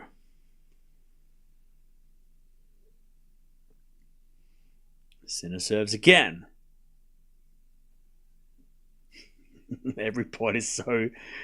I don't know if you're feeling this, but every point is so intense. This tiebreak is so intense. Second set tiebreaks are always crazy at slams. They're always so tense. Such a big difference in who wins and loses these tiebreaks. Backhand goes wide by Alcaraz 3-2. It's either going to be 2 sets of love or 1 set all, and it's such a big difference. 2 sets of love, brutal for the person down. 1 set all, we're back even and we start again. Like, it's such an intense... And I can already remember... I mean, Wimbledon 2023 final. Even like, I remember like Roddick Federer. I think Roddick Federer's second set 2009 was a tiebreak. And that was the difference between Roddick probably winning the match and losing the match in 5 in the end. Like, it's just like the second set tiebreaks for the person who's down, it's so important. And like Sinner's lead, he was dominating and it could just evaporate if he doesn't win this tiebreak. We've got a backhand now from Sinner into the back of Alcaraz. Sinner in control as Alcaraz puts a forehand on the stretch, but he shanks it. It goes in though. Sinner gets it back. Alcaraz backhand. Sinner forehand down the line is a winner. 4-2 Sinner. They change ends. You know what I mean, chat? Like, if Alcaraz wins this set, Sinner might as well not. Like, why was he up 6-4, 5-2? Who cares? Right? Doesn't matter. It doesn't matter. It's 1-all. Who cares? But if he does win this set, Sinner, 2 sets of love is like, that's a mountain. Alcaraz has got to climb a huge mountain that he's never climbed before. And Sinner's 3 points away from making Alcaraz climb that mountain or attempt to climb the mountain. By the way, don't forget to subscribe if you haven't already. We're at 246K. Appreciate that. We're trying to get to 250K by the end of the year. So thank you for joining. Alcaraz got to win this point. 4-2 Sinner. Serve out wide the forehand. Sinner return is into the back of Alcaraz. Open court's good, but Sinner's there. And then a drop shot Alcaraz, but Sinner's right there. And Alcaraz hit it wide anyway. 5-2 Sinner in the tiebreak. Chat. Alcaraz is looking at a 2-set deficit. Sinner's got serves. 2 serves to take the 2-set lead. 5-2 Sinner.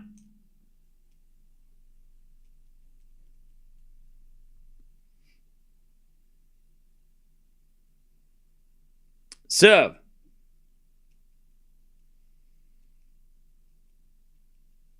Sinner serves. A fault. Second serve.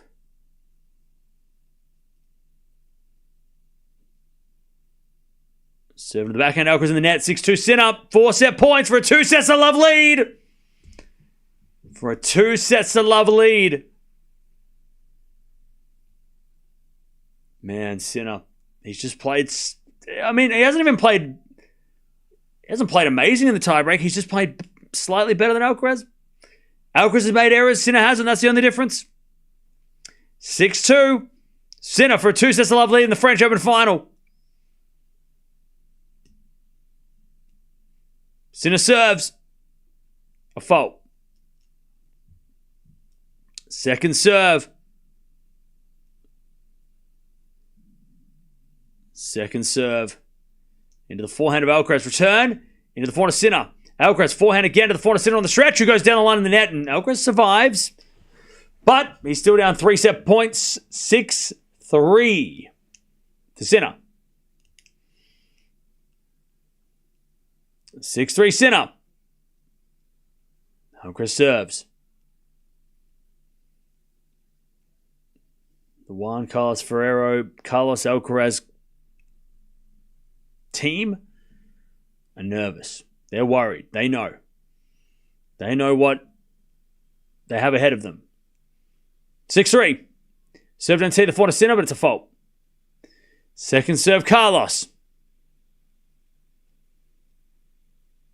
Alcaraz serves. Into the backhand of Sinner, return. Into the backhand of Alcaraz. Sinner, backhand down the line. Alcaraz with a slice. Sinner comes in. Volley. Backhand pass. Is a lob by Alcaraz, but Sinner puts down the backhand. Volley, and then Alcaraz with a pass. What a shot. Carlos won't be denied. 6-4. Sinner just couldn't put the volley away. And Alcaraz went, all right, smack. Straight across the chops. Man, it was a tough high volley by Sinner as well. Alcaraz had to hit a smart lob. That goes to the forehand. It's a smash. It's 2 sets of love. But Alcaraz, he's hanging on. He's hanging on, chat. Still down set points, though. 6-4. Alcaraz serves. A fault. Oh, man. What is he doing? Second serve. Sinner looks ready. He's like, I'm just going to crack this back. Second serve, the back of Sinner. Return is in. To the back of Alcaraz. Deep into the back of the Sinner. As Alcaraz the forehand cross court. Sinner doing all the running. He goes cross court. Alcaraz in trouble with the slice of the nets. Sinner's got a 2 sets of love lead in the French Open final. Oh, he just let it too late, Alcaraz. He just left the lead too late. He gave away too much of a lead.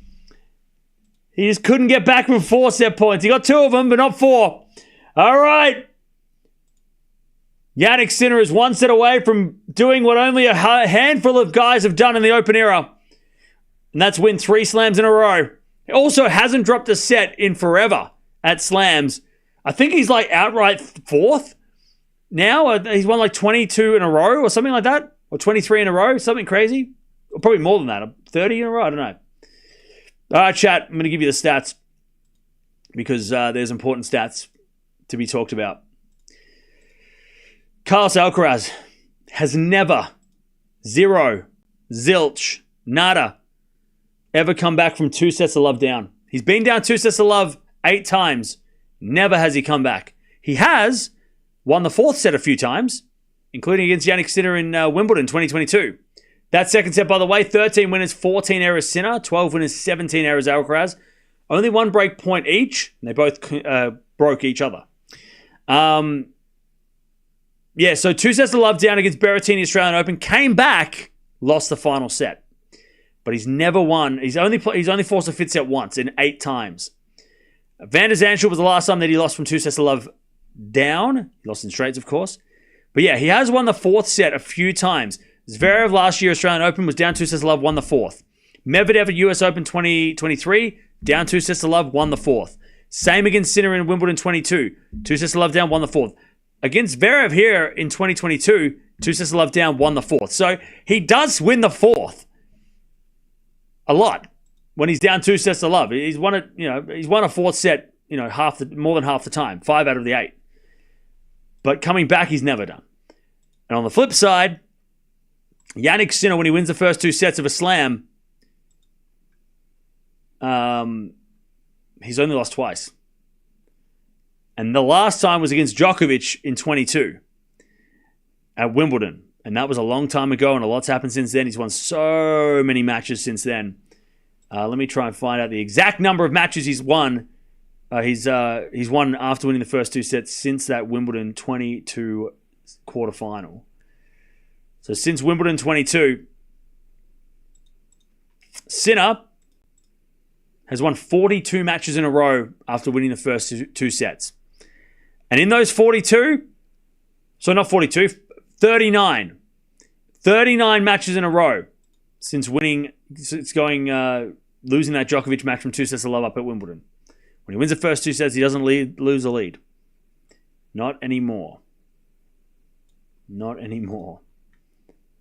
Yeah, 39 since then.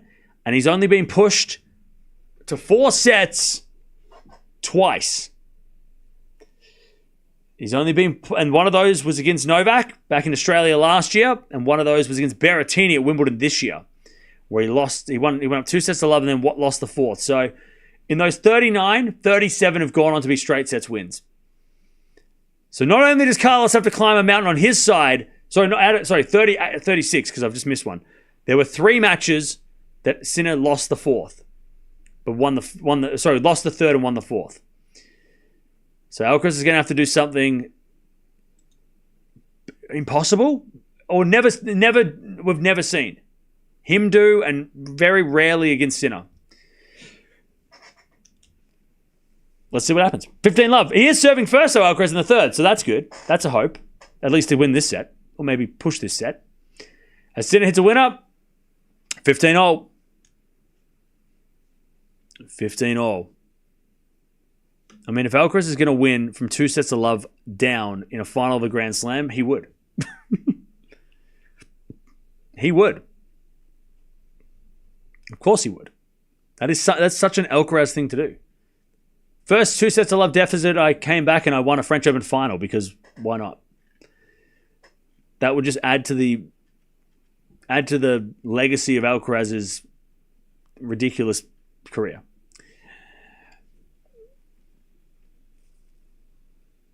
All right, 15 all.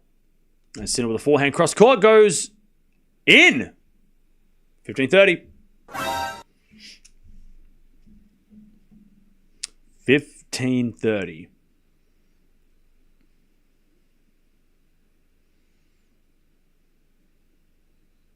Serve again.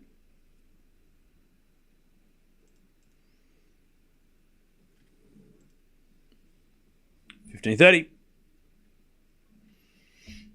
As a return into the forehand of Alcaraz. Back into Sinner on the stretch. Into the forehand of Alcaraz. Sinner with the forehand on the stretch again. And then Alcaraz hits it long. And Sinner's got break points. First game of the 3rd.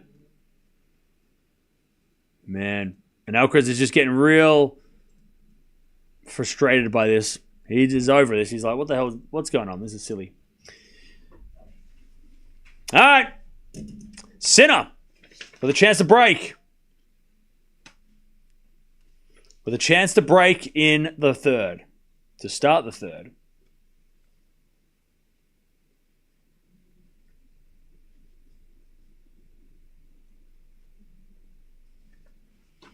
Serve. Into the back of Sinner. Return goes in the front of Alcaraz. Sinner backhand.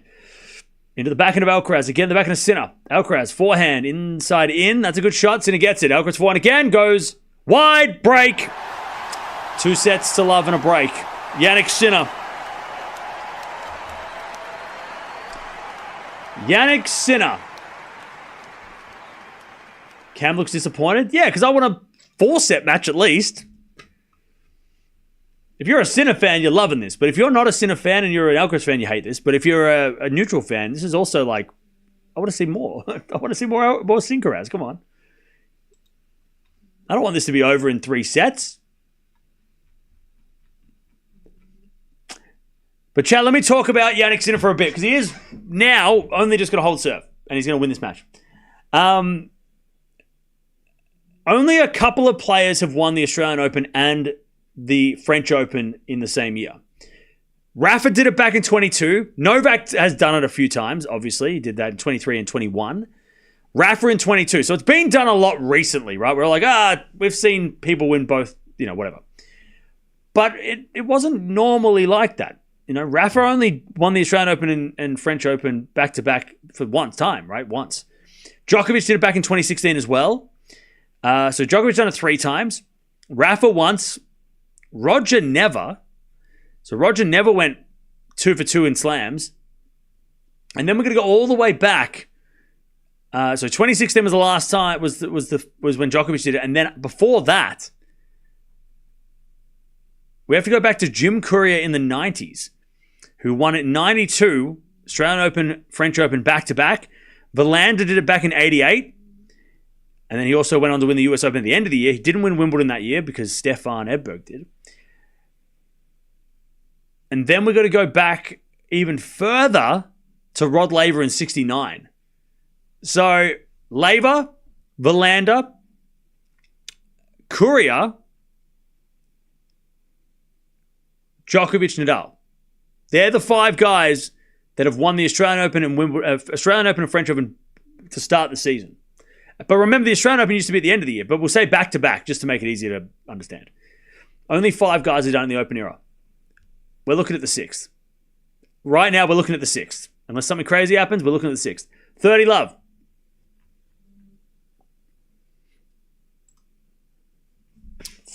Not to mention he's about to win 3 slams in a row, which also doesn't happen. 30-15.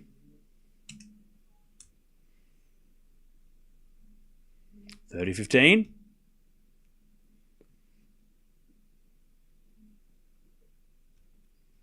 Can Sinner win the calendar slam this year? I mean, he can win the US Open. We saw that last year. But can he win Wimbledon? That is the question. Can you imagine if Sinner won the calendar slam and then also won the Australian Open and won 6 in a row? What the hell? We're watching like ridiculous tennis right now. Forward rally. A Sinner into the backhand of Alcaraz. Sinner with a forehand again to the backhand of Alcaraz. And Sinner backhand into the Alcaraz forehand. And then Sinner with a slice. Alcaraz comes in and puts it away. 30 all. This is what Alcaraz needs to do straight away. Get back on serve. Not let Sinner get away with this set yet.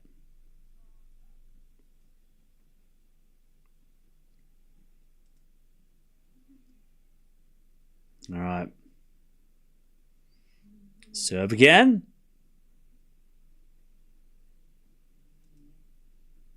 $30 all.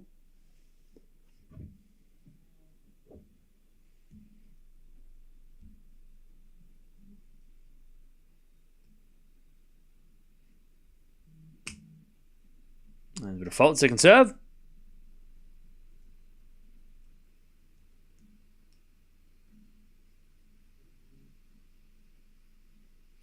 Serve in the front of Alcaraz. Return goes to the front of Sinner. Alcaraz forehand.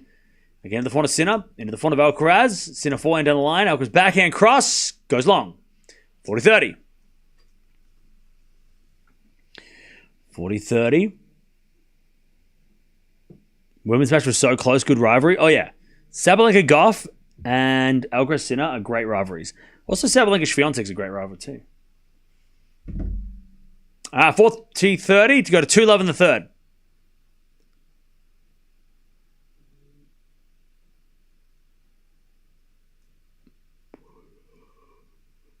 $40-30. Also, Sinner wins this. He's one away from a career slam, which is crazy. And Sinner hits a wide deuce. I'll tell you this, though, chat. If Alcaraz was to win this set and we went to a fourth, I'd be very interested to see how Sinner's physicality goes. Because I said at the start of the match, when the matches go over a certain amount of time, Sinner hasn't won those matches. And that time is about 3 hours and 55 minutes. He hasn't won a match over 4 hours before. And Alcaraz hasn't lost a match, I think, over 4 hours. So it would be interesting if Alcaraz did win this set as he gets a break point advantage. If he did get this set, and we kind of, well, it's only been 2 hours 23. But if we get to the fourth set, and it's like 3 hours 15 or 3 hours 10, how does Sinner start to look at the end of that fourth set? Or even during that fourth set? You know, so that could be interesting if we get there. Because Sinner hasn't played much tennis. Backhand to backhand rally. Alcaraz down the line of the forehand to Sinner. Sinner hits it out. We are back on serve. And I wonder whether or not fatigue will come into Sinner's game. Dustin Hoffman's an Alcaraz fan. He just clapped. He was clapping like this. That's a fan. All right, 1-1. So you just got to wonder whether or not Sinner needs to get out of here now. Or if he can do it in 4. Hopefully we get to find out. We get to a fourth set and get to see what happens.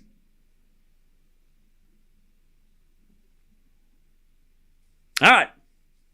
1-1. Alcaraz back on serve.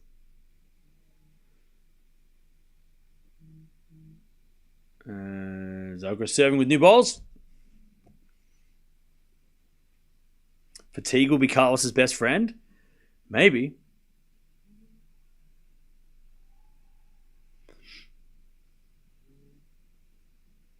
All right.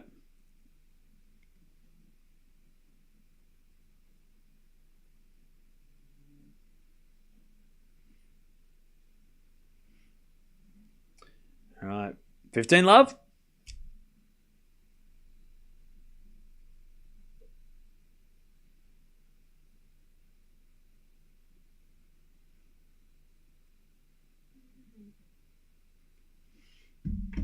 There's been a 15 all. Alcaraz trying to get the lead. Carlos will cry today. God, some of you are sick. You know that? You want to see people cry? You're just sick. Does that bring you joy? Does that bring you joy to see somebody cry? That's just gross. Anyways, backhand goes in the net from Sinner, 30-15. Some of you gotta have to take a good look at yourself. You want to see someone cry? That's gross. Did you ever cry? Of course, everyone cries. You serious? But the fact people want to see people cry is weird.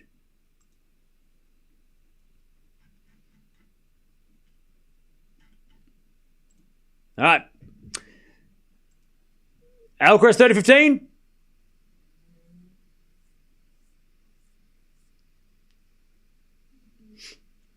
Serve again.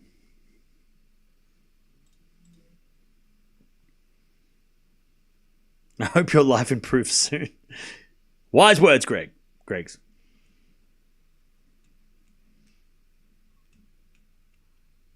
You look like you gambled on Carlos. No, but I picked him to win.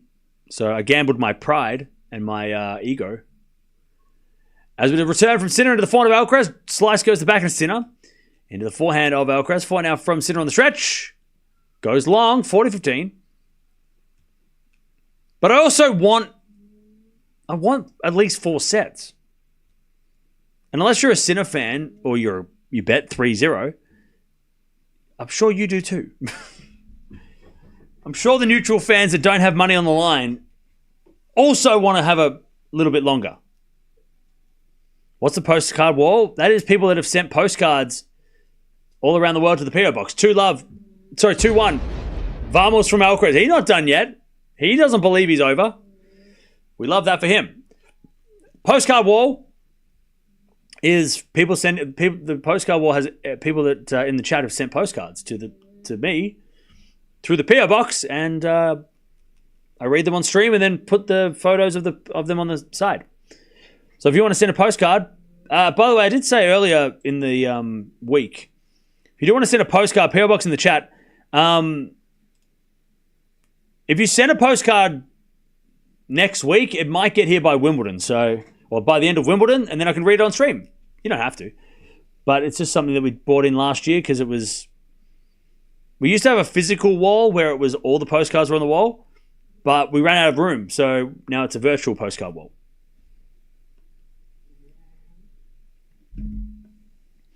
Okay. Also, postcards, I think, are the cheapest thing to send to the PO box. You can send chocolates and stuff. I love chocolate. You can send DVDs. No, don't send DVDs. I won't be able to play them. But there's a PO box in the chat. You can send a postcard, and I'll feature it on the channel. 2-1 to Alcaraz. He takes the lead. Do I like pizza? Yeah, but don't send it to the PO box. Don't send pizza.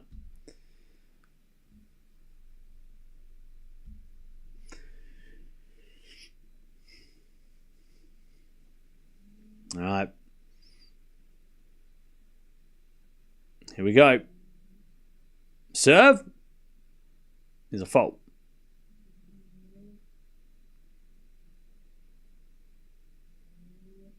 Second serve. Into the forehand of Alcaraz. Forehand from Sinner. Again to the forehand of Alcaraz. Shanked long. 15 love. Aussie lollies are way better than American candy. I agree. But I do love, I tell you, chat, if you do want to send chocolate, specifically from America, feel free to send me M&Ms. And not peanut or basic ones. I want dark chocolate M&Ms if you want to send chocolate. I can't get them here. Dark chocolate M&Ms or pretzel M&Ms. Because again, I can't get them here. Like any variety of M&M that is not the normal ones, which are like crispy M&Ms, we have those. We already have peanut and we already have the basic ones. But if you have like M&Ms like pretzel M&Ms or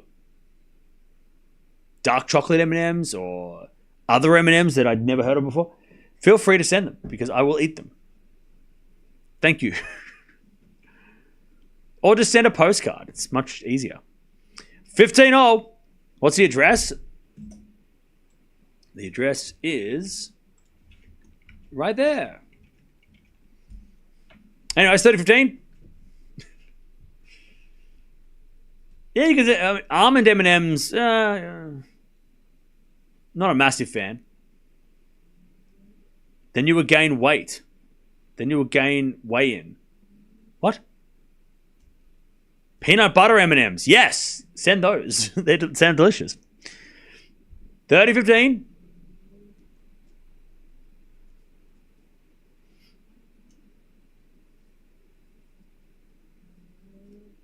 As we return from Alcaraz into the forehand of Sinner. Alcaraz backhand into the forehand of Sinner. Again, the forehand of Alcaraz. Sinner with a forehand cross court. Alcaraz with a slice into the net. 40-15. 40-15.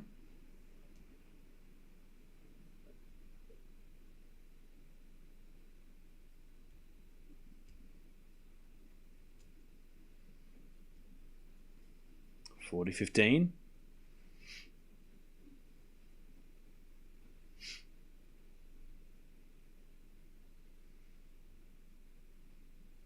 As a return from Alcaraz goes in. Sinner with a smash from the baseline in the net.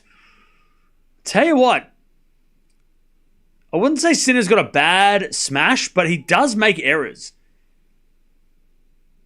He definitely doesn't have a sure thing on the smash. He does make the errors. He does miss some smash. And that wasn't an easy smash. He didn't need to hit that hard. But he does miss a smash or two here and there. I thought Cam is British because of his accent. What are you talking about? I'm Australian. My accent's not British. Thanks for the enjoyable tournament. No worries. Thank you, Edward, for the 5. Appreciate that. 40-30. Thanks, Cam. Appreciate your coverage and Trisha. commentary throughout RG.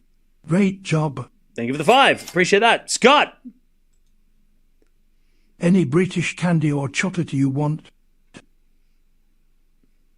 Nah. Hey, we get to deuce. We're at deuce. We get to deuce. I can't think of any British candy that I remember liking.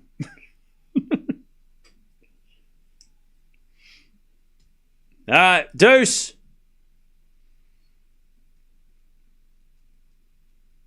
Serve out wide. Also, I think we can get British candy here, so it's a little bit easy to find British candy here. Hard to find American M&Ms. Cam only eat meat? Why? Return goes into the forehand of Sinner. Forehand out from Alcaraz into the forehand of Sinner. Alcaraz forehand on the stretch. Goes long. Advantage Sinner.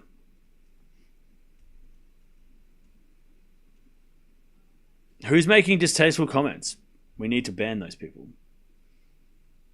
I don't blame you. We have Cadbury here. And it's pretty damn good.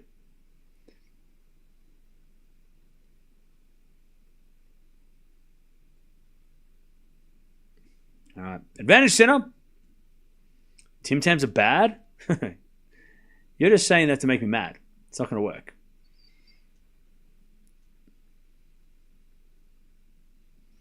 All right. Advantage Sinner. Serving to the forehand of Alcaraz. Forehand from Sinner to the drop shot of Alcaraz. Sinner slices it back. Alcaraz backhand down the line's a winner. This might be where Carlos can break here and get this set rolling. We get to deuce. Unfortunately, it's over. It's definitely still going.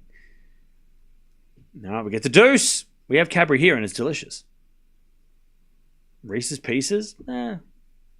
Depends. I'll tell you what, Reese's pretzel, chocolate-coated pretzels, pretty good. Got them from Costco. Delicious.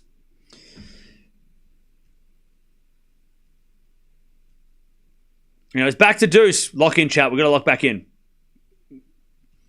Serve to the forehand of Alcaraz. Return goes to the forehand of Sinner, who shanks it. Advantage Alcaraz to get the break in the third and lead. Carlos is going like this. He's locked in. He's locked in. Carlos is locked in. He may never have come back from 2 sets of love down before, but he's like, today's the day. If I'm ever going to do it, I'm going to do it when everyone's watching. On the big stage against the number one. Because it'll make it even more memorable. Sinner serves. Into the forehand of Alcaraz. Return is again to the forehand of Sinner. Alcaraz forehand again to the forehand of Sinner. Alcaraz again with a forehand to the backhand of Sinner. Into the backhand slice of Alcaraz. Sinner with a forehand inside out. Alcaraz gets with the backhand cross. Sinner backhand again to the backhand of Alcaraz down the line to the forehand of Sinner. Alcaraz backhand. Into that Sinner backhand, and Alcaraz on the stretch again. Sinner in control. Backhand down the line. As Alcaraz with the forehand on stretch. Sinner goes down the line again. Alcaraz gets it with the backhand. Sinner, forehand inside out. Alcaraz gets it with the backhand down the line. Now Sinner's in trouble. And in the nets! 3-1 as Carlos points to his ear. You know what that means. Watch out. It's the new version of this, but it's this. When he does this, watch out. Game on. It's 3-1. The comeback has started, some would say. And the French are on their feet. They're loving this. They're like, yes! I paid $1,000 for this ticket. 4 sets. All right, 3-1. Carlos breaks. But can he win the set, though? He's still halfway to go. He's still got some ways to go.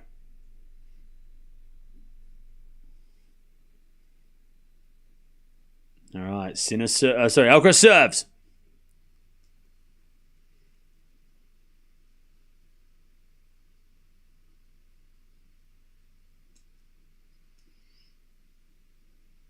Alcaraz serves.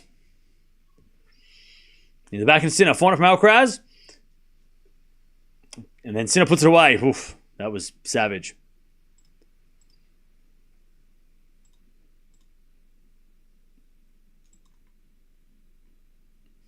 All right, serve again.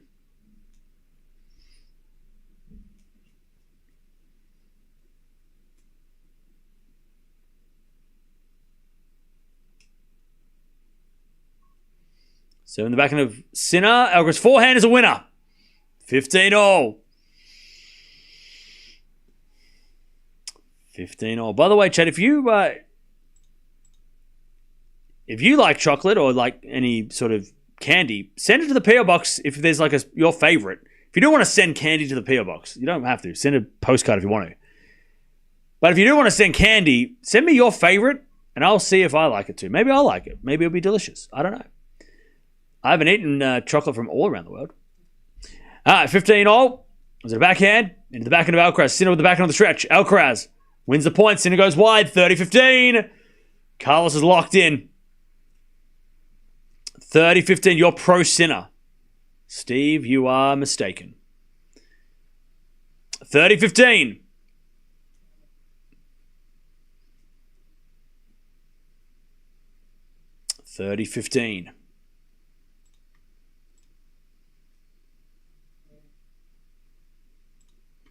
By the way, Steve, were you even listening to like the last 30 minutes? Forehand and backhand rally. Steve hasn't been watching the whole time. Chat, get name and shame. 30-all. Steve, you got to watch the entire time, mate. You're popping in and out. You rock up and you don't know what you're talking about. 30-all. You're just trying to get free candy? No, I want to... I don't have to send anything. I didn't say you have to send stuff. But if you want to.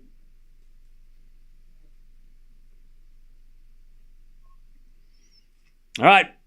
Return goes to the front of Alcaraz. He puts it away. 40-30. 40-30.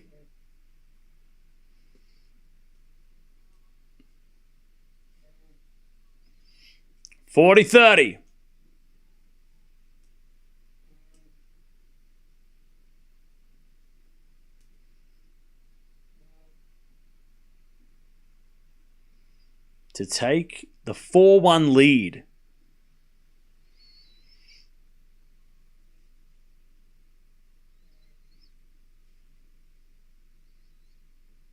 Serve. To the back of the Sinner. Alcaraz forehand. Into the forehand of Sinner. Alcaraz goes down the line. Sinner's there with the backhand. And he hits it out. 4-1 Alcaraz. He runs to the chair. Alcaraz sprints to the chair. Get ready, chat. This match isn't over. Where's all those over people? Oh, it's over. It's over. It ain't over. He ain't dead. Migs! Come is Pro 5 set thriller. You've been here forever, so you know what's up. All right, here we go. Here we go. What's popular in Australia? Cadbury, Tim Tams. Yeah.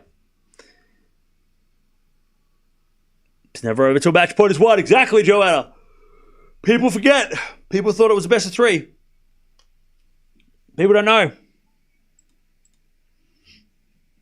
Sinner in 4, easy win. Bro, why are you being so annoying today? Break back. Crowd's a clown. French clown. French crowd trash. I'm sorry. How are you still here? Alcaraz lucky. Alcaraz is cooked. Alcaraz is scared. God, you're annoying. Just ignore the haters. You're better than that. Yeah, but also that person's been doing it all day. I'm wondering why they're still doing it. Mods, keep an eye out. 30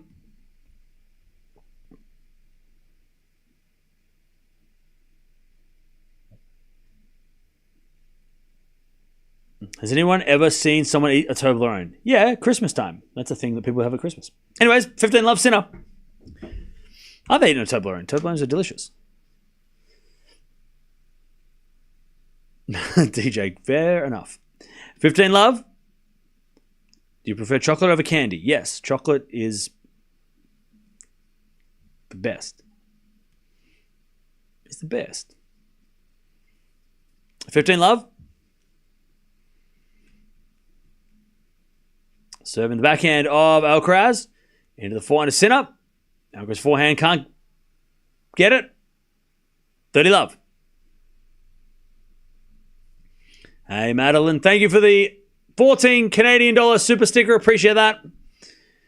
Thank you for the super sticker.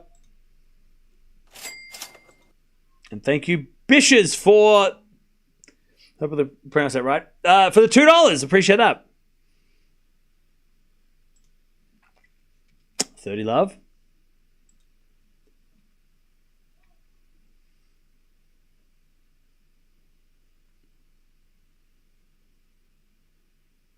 Second serve for Sinner. Into the backhand of Alcaraz. Return. The backhand Sinner. Alcaraz backhand. Goes out. 40 love.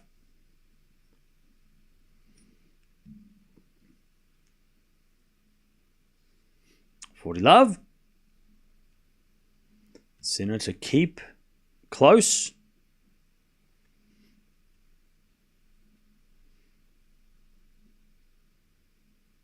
Serve is a fault. Second serve.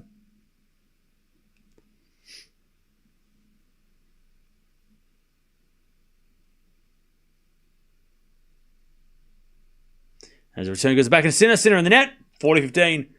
Tell you, chat, Sinner's making a lot of errors in this set. He's either taken the foot off the gas because he hasn't played he's up 2 sets to love and he may be just like, oh, this is actually really good. Or he's tired. Remember, Sinner hasn't lost a set in forever. Remember that.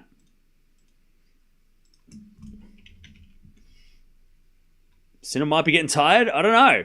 Maybe he's just like taking the foot off the gas to conserve energy if he needs to go to 4.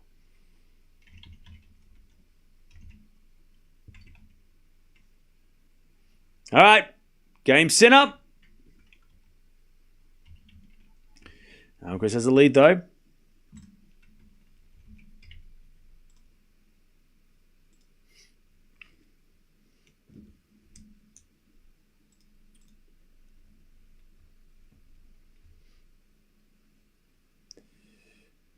All right.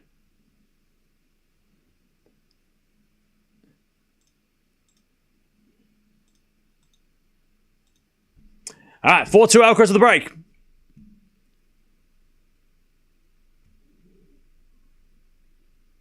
As Sinner puts in there on the return, 15 love.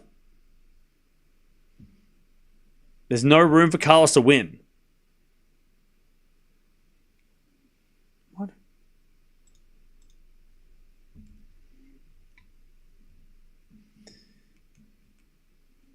All right, 15 love. As the return goes in the forehand of Alcaraz. Forehand from Sinner into the forehand of Alcaraz. Alcaraz hits it out. 15-0. Why you want Alcaraz to win, Cam? That upset me. I know, we Italians are the best. Sinner is greatest. Well, I'm sorry. I can't pick everybody all the time. 15 all. I mean, I could just not pick anybody and then everybody will be happy. Or bored.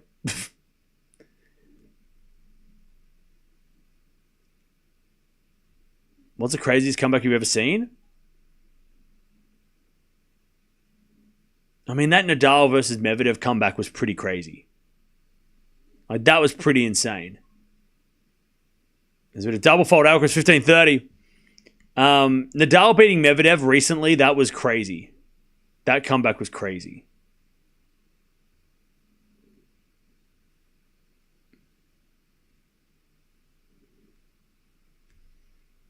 All right. Alcaraz in trouble here. 15-30.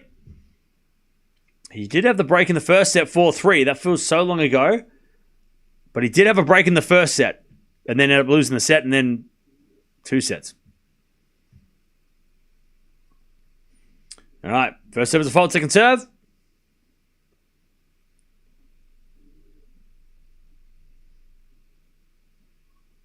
Serving to the backhand of Sinner. Forehand from Alcaraz is a winner. 30 all. 30 all.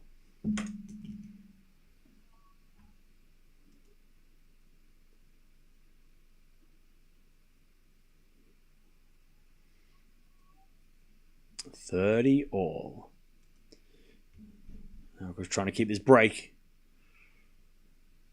By the way, chat, Sinner's only hit 2 double faults for the entire tournament to this point. It's crazy. Alcaraz serves. A fault. Second serve.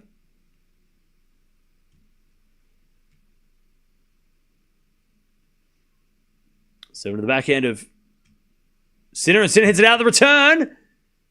And it's 40-30.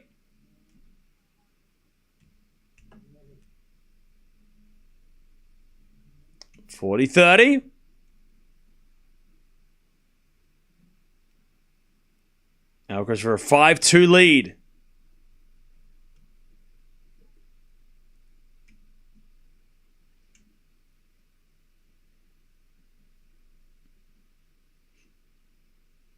Serve.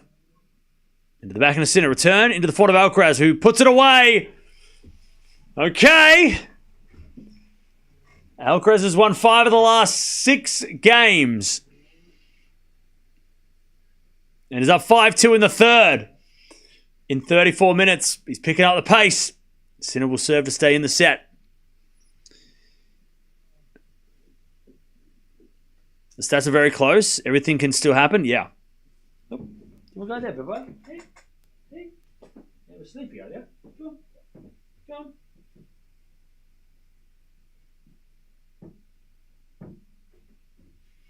She has awoken. She's had enough. She's like, oh no, he's going to win the third, and he's going to keep talking. Yeah, no change to the rankings if Sinner wins or Alcaraz wins. All right, here we go.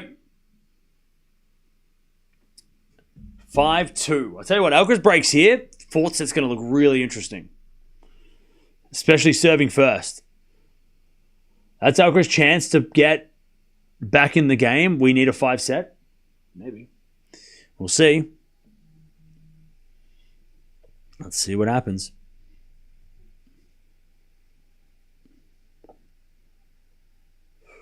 Cardiff City, Huntsman City or home? Yeah. It's a few. Scares the shit out of me. Yeah, it happens. Spiders are everywhere.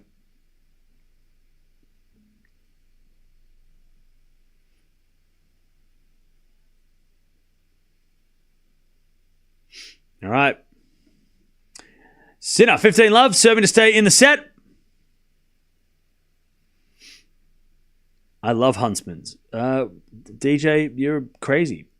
Nobody likes spiders. 15 love. And Sinner hits it out to the back end of Alcaraz. Alcaraz to the net. 30 love. 30 love.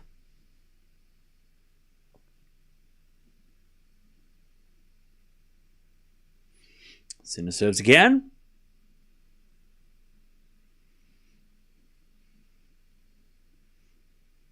Alcaraz returns into the back of the Sinner.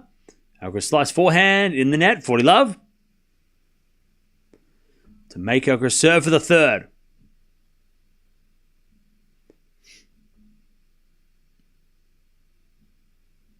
Mods. 40 love.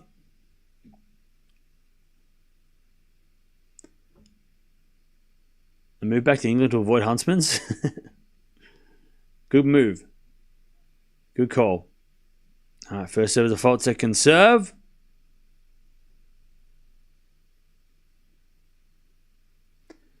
Second serve. As the return goes back into Sinner. Alcaraz back into the back into Sinner. Into the front of Alcaraz, who shanks it, but it goes into the back into Sinner. Alcaraz backhand. Into the forehand of Sinner, to the forehand of Alcaraz. Sinner with the forehand goes long, and it's 40-15.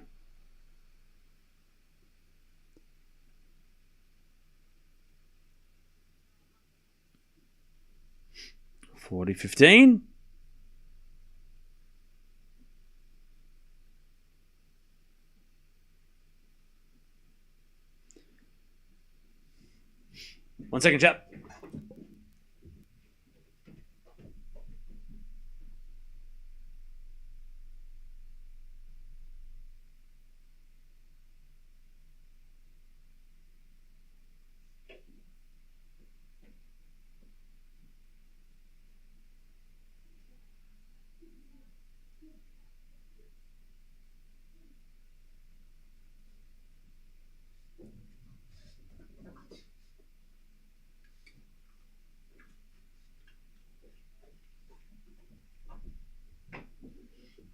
All right, 5-3.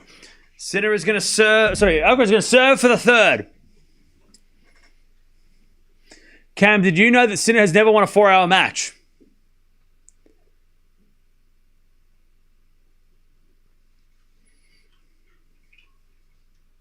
Yes. I told you that. I said that. I've said that multiple times. Today, I've said it multiple times. Anyways, drop shot Alcaraz. Sinner gets with a forehand down the line. Alcaraz backhand pass. Sinner with a volley. Alcaraz backhand down the line. Too good. 15 love. Alcaraz is about to snap the Sinner winning sets Grand Slam winning set Grand.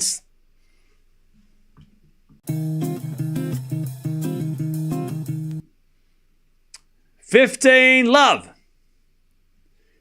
Wasn't a bad volley by Sinner, but Alcaraz was there. 15 love.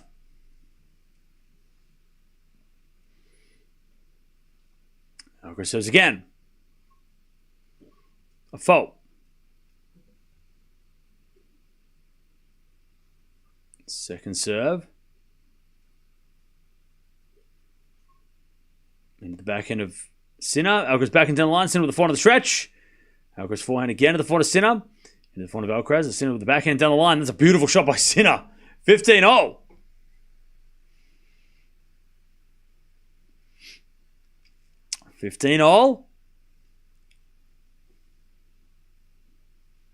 If Carlos wins the fourth, who do you favor in the fifth? Carlos. If Alcaraz wins the fourth as well, it wins this and the fourth, yeah. I think Alcaraz will win the fifth. Momentum is huge in that point. All right, serve again by Alcaraz.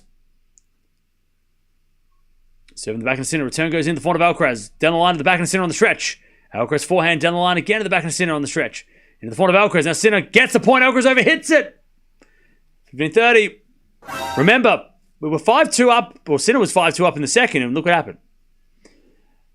15-30.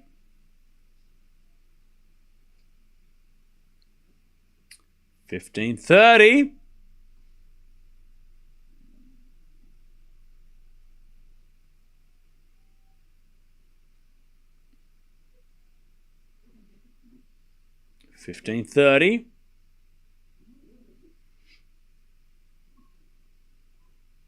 As we get a fault, second serve.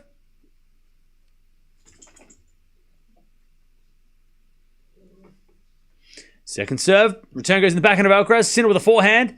Into the backhand of Alcaraz on the stretch. Sinner forehand goes long and it's 30-all. 30-all. 2 points away from forcing it to a third. Fourth. To a fourth. I can count. 1, 2, 3, 4. 30-all.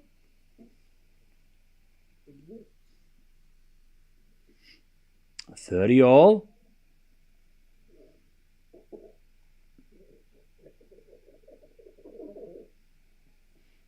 30-all.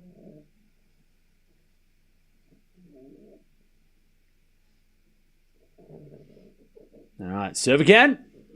Into the front of Sinner. Return goes to the front of Alcaraz. It's a drop shot. Sinner's going to get it. Come to the net. Backhand pass. Alcaraz is a lob, but it's long. 30-40.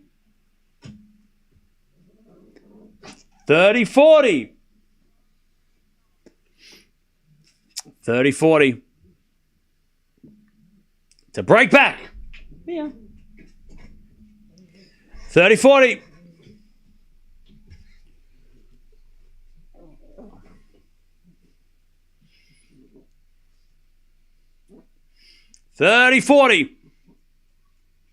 As Alcaraz serves a fault.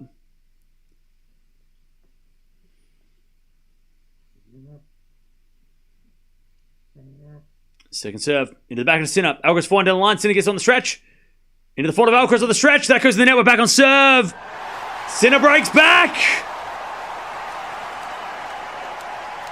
I know. Sinner breaks back.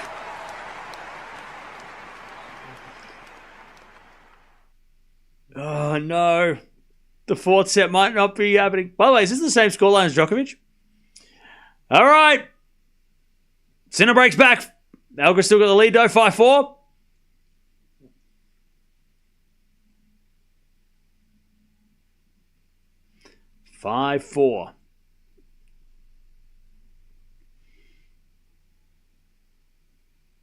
Alcaraz probably needs to break to. I don't think if we go to a tie break, Sinner's going to win it. Almost same as the Djokovic score, right? This is epic. It is, but it'll be more epic if we go to a fourth. I don't want this match to end.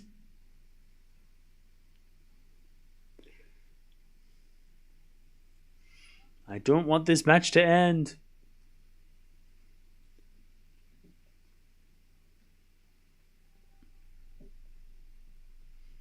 Okay. Here we go. Sinner to serve to stay in the set again. To level at 5-5. Wimbledon starts in 3 weeks. 3 weeks. As return goes in front of Sinner. Sinner hits a wide. Love 15.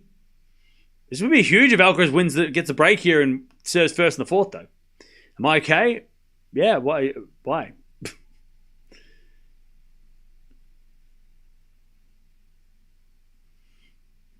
Love 15.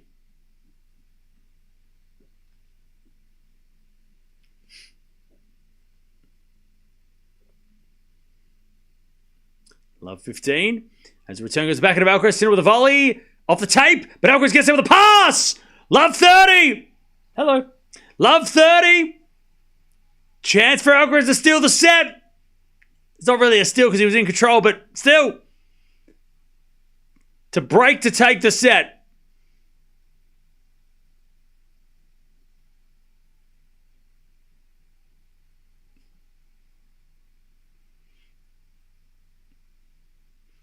Love 30.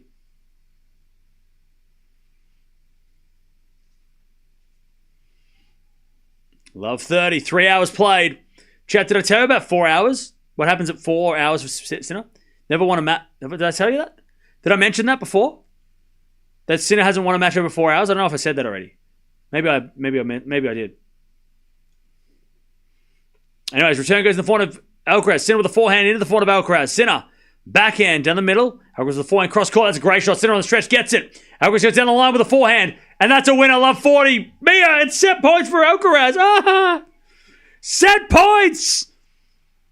To take us to a fourth. I did say that? Okay, cool. Just asking. Just wondering. Don't put scores in the chat, please. Love 40. Love 40. You're so delusional. Who's delusional? Love 40. Alcaraz to take the third. And to extend this final into a fourth. Don't forget to subscribe. If you haven't already. Serve.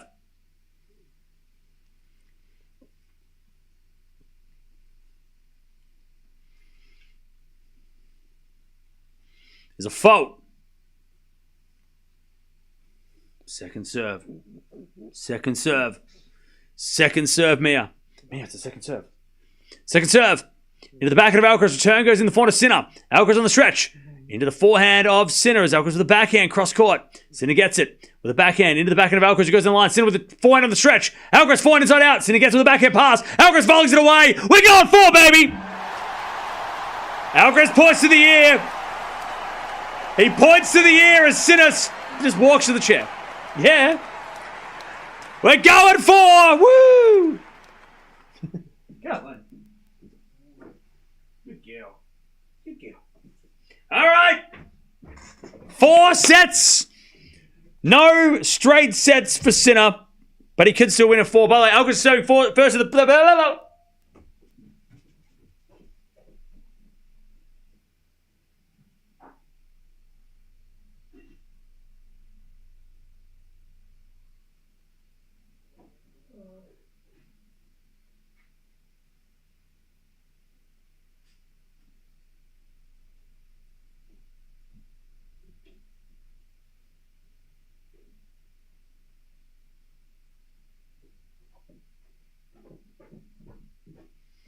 Come back and started.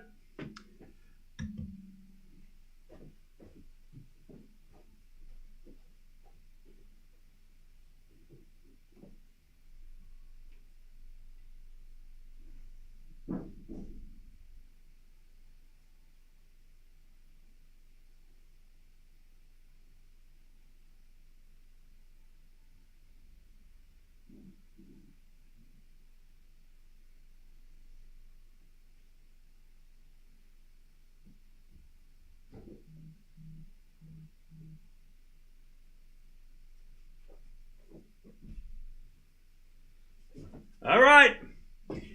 By the way, 7 winners and 11 errors from Sinner. And Alcaraz was way better. All right, we're going 4. Already better than the Australian Open final. Also, he broke the streak. He broke the Sinner streak. So the set streak ends, I think, at like 27 or something. Set streak over. But it was one of the all-time streaks. I'll tell you in a second when I find it. So Sinner was on a 22 set winning streak. Sorry, not a 22. My bad. Sinner was on... Oh, sorry, man.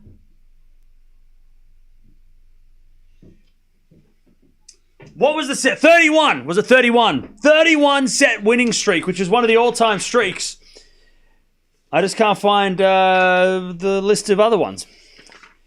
I had it here. Oh, here we go. He's third behind Roger, Rafa, and Mac as the most sets won in a row at Grand Slam tennis. 31. 31. Which, is outright third. So we just witnessed one of the great winning streaks of all time, or set streaks of all time. But Alcaraz snaps it. It's over. As Sinner with the first point of the 4th. Love 15. Love 15. Lang. I think you meant to say the Grand Slam winning streak of Grand Slam set win streak wins. That's exactly what... I got your back. Don't worry. That Miggs, I was exactly supposed to say that. Langdon, this should be validating to Nole. Basically, only 2 players beating him at majors, as you pointed out in the semis. Exactly. And then he got injured against Zverev. Dark Lord. Thanks, Cam. All right, thank you for the 5. And Mary. Vamos. Vamos, indeed. And also thank you, Phil, for the 10 gifted. Appreciate that as well. All right, here we go, chat. Love 15, 4th set coming up. 4th set. Remember, Alcaraz has never come back from 2 sets love down. Point penalty to my dog. Why? She left. She went, she's chilling. All right. 15-all. Remember, Alcaraz has never come back from 2 sets of love down. And Sinner has never won a match over 4 hours. One of those things might happen today. Someone might do something for the first time, unless it's 4 sets under 3 hours, which could happen. Because we are only at 3 hours and 10 minutes. So this if Sinner wins this set in 30 minutes, then none of those things happen. But keep an eye on the clock. Like I said, Sinner has not won a match that has gone over the 4 hours. That is a thing to think about in this match. And I got another tee, which is great.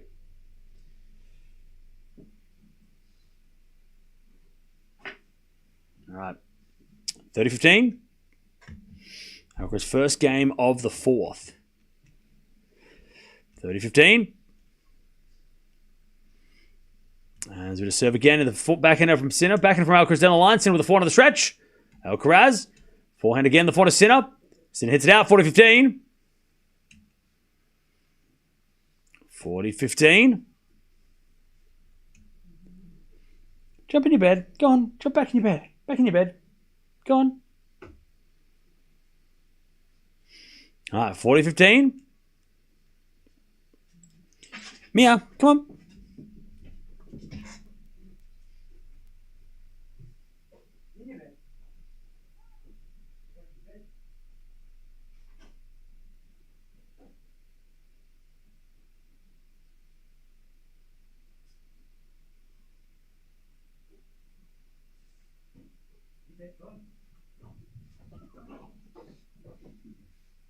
Good girl. All right. 40-30.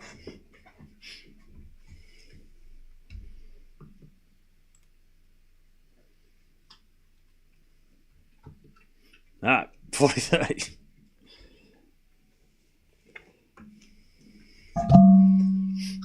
40-30. Alcaraz serving to take the first game of the third.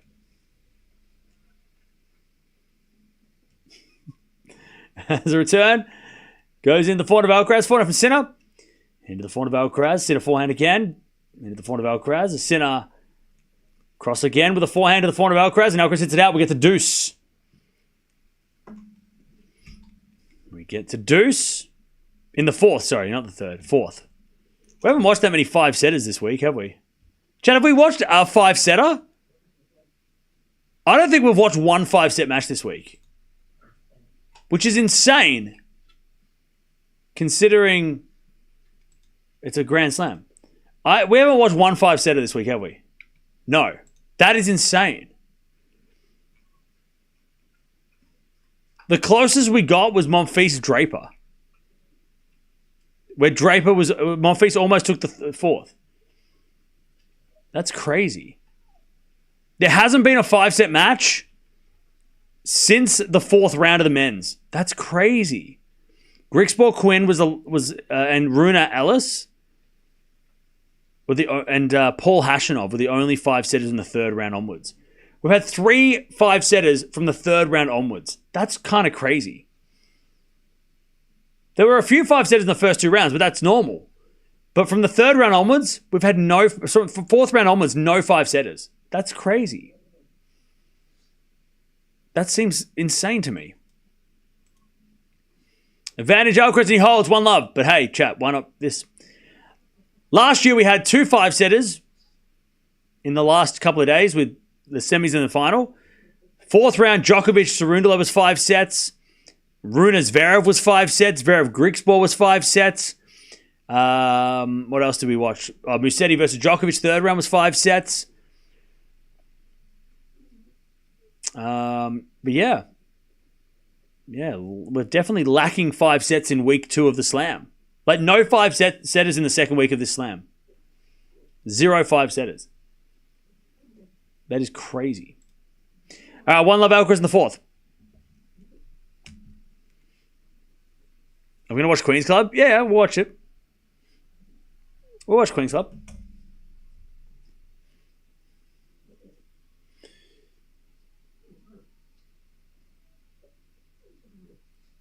Okay.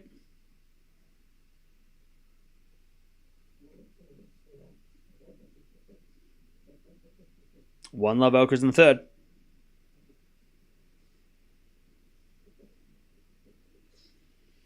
By the way, chat, the weather in Melbourne just got real shitty. It's been so cold, and I don't want to hear the Canadians speak. It's been so cold in Melbourne this week. Icy. Like rain Not snow, but rain where it's just ice and the wind is just cold and it's just shitty. But it's okay because, you know, tennis. We got this.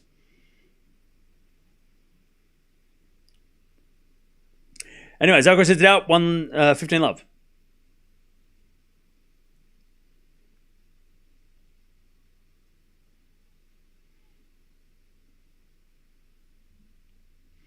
Ah, 15 love.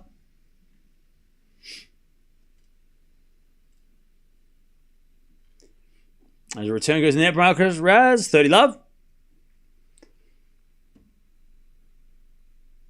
People left the stadium after Sinner's set 3 break. That's you're just making lies. There's no chance that anyone left at 1 love in the third.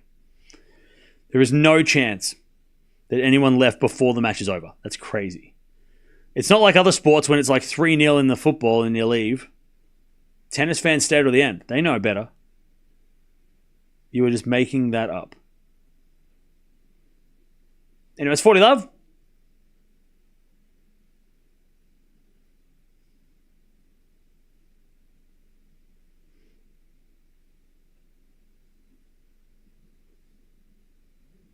Love is going to serve out wide. The backhand of Alcaraz. Return goes into the backhand of Sinner. Alcaraz slice. Sinner with a forehand down the line. Alcaraz can't get that one. 1-1. 1-1 in the fourth. Wally. Great stuff. Hey, thank you, Wally, for the $2. Appreciate that. By the way, don't forget to subscribe if you haven't already.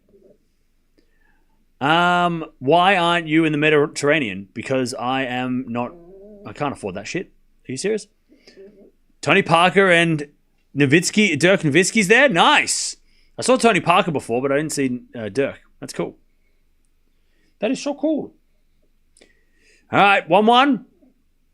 As Alcaraz serves a fault, second serve. Second serve. Down, down. Thank you, Mia. Thank you. Down, down. There we go. Down, down. Down. All right, Sinner with a return winner, love 15. Love 15. All right. 6-14. Can either player more fatigued than the other? Not yet. Not yet. Both players are sort of just doing their thing. Mia. Get out of that. All right. Alcaraz 15-0.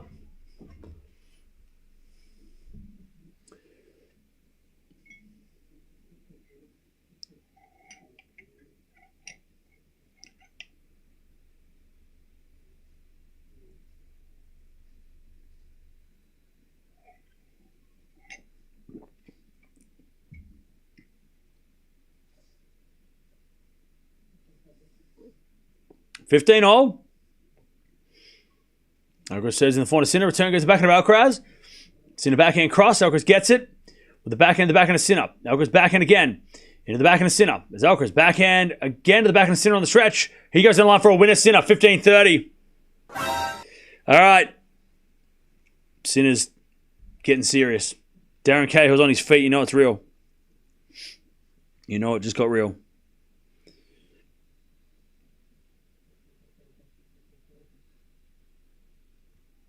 Okay. Do I follow NBA? Very casually. Mia, what are you doing? What are you doing? No. All right, 15-30.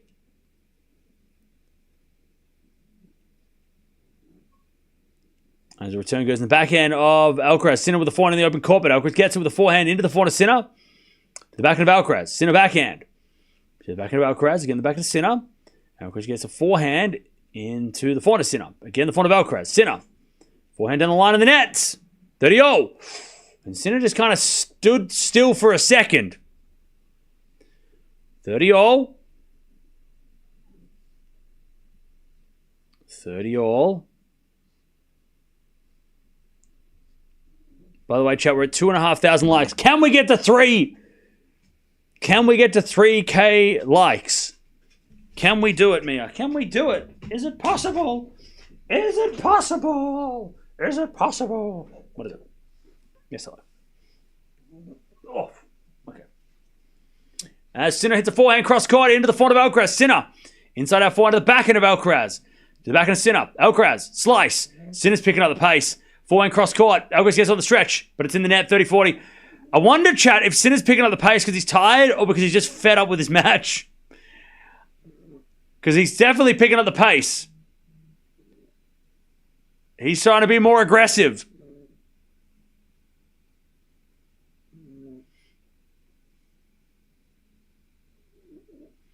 $30-40. What's wrong with my dog? Nothing. Are you okay? What's wrong? You good? Me, you alright? You good? You good? Hey? Yeah, you're good. She's fine. She's chilling. Alright. As the return goes back into Alcaraz and he hits it down the line for a winner. Deuce. That was this close from being a break. He hangs on for now. Deuce. Mia shines. I mean, you're shiny. You're shiny. You're shiny. Yes, you. Hello. All right, deuce. As the return goes in front of Alcaraz, backing it from Sinner is out. Advantage Alcaraz.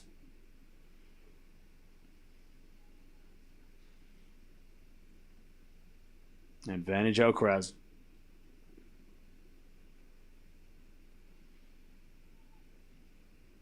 Advantage Carlos to stay in front in the fourth.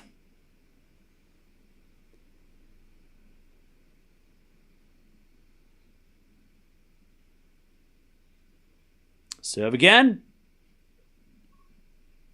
Into the backhand of Sinner, and Sinner hits it out in a big vamos from Carlos. And he takes the lead 2-1. Yes, he does. Yes, he does. 2-1. Speak a bit slower, mate. Your accent is tough to pick up. I'm sorry. I can't change my accent or speak slower, otherwise I'll miss half the points. My bad. Sorry. 2-1. Show the game, bud. That's impossible. Your dog does not understand why you are yelling. She does. She's smart. My dog is smart.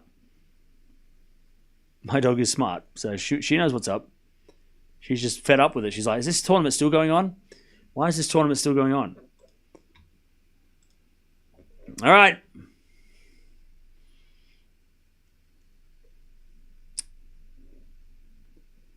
Alcaraz with the 2-1 lead.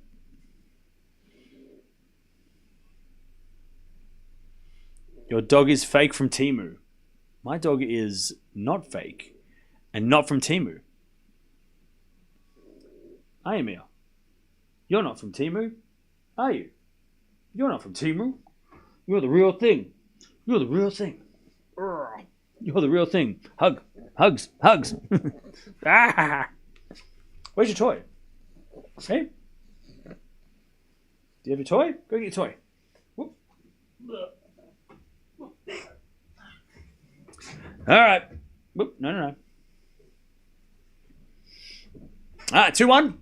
As Sinner puts Alcaraz on the stretch, she puts up a lob, but it goes long. 15 love. Is that a pug? Yes. She sure is. Mia is a pug.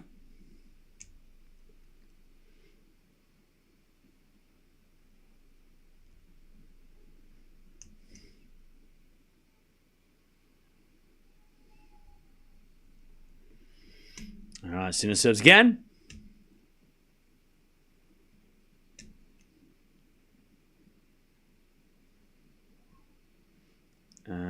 Sinner serves a fault.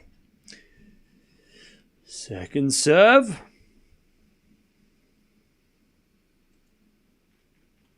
As the return goes in the backhand of Sinner, Alcaraz backhand to the forehand of Sinner. Into the backhand of Alcaraz, Sinner with a forehand. Into the forehand of Alcaraz, again the backhand of Sinner as Alcaraz backhand on the stretch. Sinner backhand again to the backhand of Alcaraz. And Sinner goes down the line with the backhand. Alcaraz with a slice. Into the forehand of Sinner. Alcaraz back in the rally. As Sinner forehand. Goes to the forehand of Alcaraz. Again, the backhand of Sinner. Open court. Alcaraz gets him with a lob. Sinner comes in with a smash. Puts it away. 30 love. Sinner too good. Tennis couch in the background. Yep. That is a couch made of tennis. Made for tennis. Well, it's tennis. Tennis themed. Anonymous. Have there ever been seed 1v2 both men and women in the French Open where seed 2 won both? That is a tough question that I do not know. But I can tell you, yes, there has been a French Open final where in 1984 was the last time that we had men and women's 1 and 2 seeds in the finals of Roland Garros, but I can't tell you exactly until I find out myself. Whether or not, I know 1984, Lendl beat Mack, which was 2 beating 1, but I can't remember the women's final because my brain is not that good. 1974 French Open final, it was Evert versus, wait, was it really? Was it 74? No. When was it? 75? No, 84. Sorry, 84. Navratilova and Chris Evert. Navratilova was 1. She beat number 2. So no, not that I could think of unless it was like way back in the day. But yeah, so Lendl beat Mack, which was 2 beating 1, but 1 beat 2 in the women's. But yeah, 1984 was the last French Open tournament. It was the last French Open that had the 1-2 in the final on the men and the women. But unfortunately, the number 2 only won on the men's side. Anyway, it's 40-15. As the return goes the forehand of Sinner. Forehand from Alcaraz down the line. Sinner with the volley. Goes long. 40-30.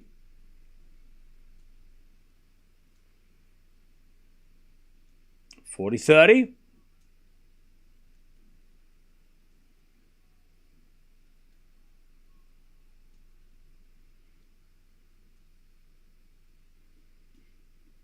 $40-30.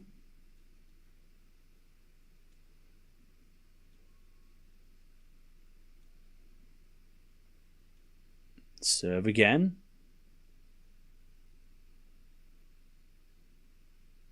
To level the 4th. Keeping on that clock. Keeping on that clock. You know what I'm saying. I've said it all day. Chat, what did I say all day? What have I said all day? What have I said for the entire day? What have I said? Remind me what I said. Backhand return. Into the backhand of Sinner. Backhand out from Alcaraz. Down the line. Sinner with the forehand of the stretch. Goes into the forehand of Alcaraz. Sinner stays home and hits a passing shot winner. Carlos should have gone down the line. Instead, he went straight to Sinner, and Sinner went, get that out of here. 2-0. By the way, this is the longest match both these guys have played this week. They both played 2-hour, 15-minute matches or around then, and this is the longest match they've played. This is the longest match these guys have played for the week. Chat, 2 hours and 48 minutes. That is the time. Sorry, 3 hours, 48. Sinner has never won a match when it goes over that time. He is 0 for 6 when it goes over 3 hours and 48 minutes. Keep that in mind. In fact, he's only won 2 out of 8 when it goes over 3 hours and 45 minutes. Or 3 hours and 44 minutes. So keep that in mind. If we get to 3:49, Sinner's in uncharted territory. Never won a match at that time or beyond. Alcaraz, on the other hand, he's won like 5 matches that have been longer than that. In fact, he doesn't. What was the stat? It was like he doesn't lose a match when he's up when it's over 4 hours or something, right? He hasn't lost a match when it goes 4 hours.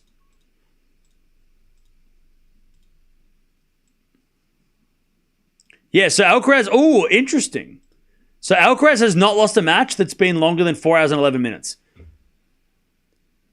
So between 3:49 and 4:10 is uncharted territory for both because Alcaraz is He has. Sorry, it's like that 20-minute period is going to be really interesting if we get there, because Sinner's never won over that time, but also Alcaraz has only lost once over that time.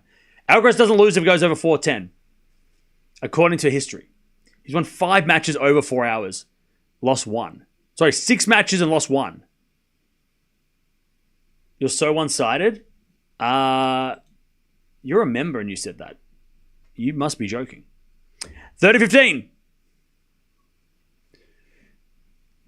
Do live commentary. Your name is 27. You don't even have a profile picture.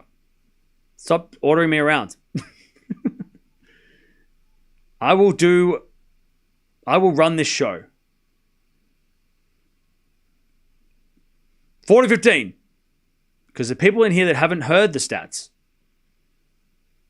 Even if you have. All right, first serve is the fault, second serve.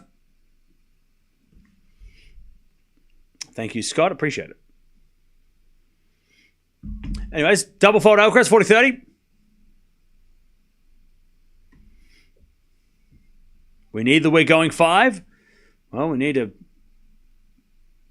Alcaraz to win the set then.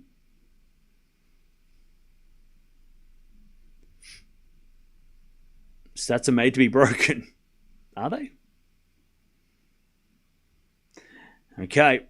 Again, don't forget to sub. Thank you for joining us. We have a big day. Actually, no, we don't. Tomorrow, I don't even know what we're doing tomorrow. We will be watching something.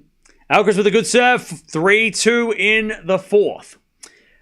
Does anyone know if anything's happening tomorrow, or are we all just like, nobody cares?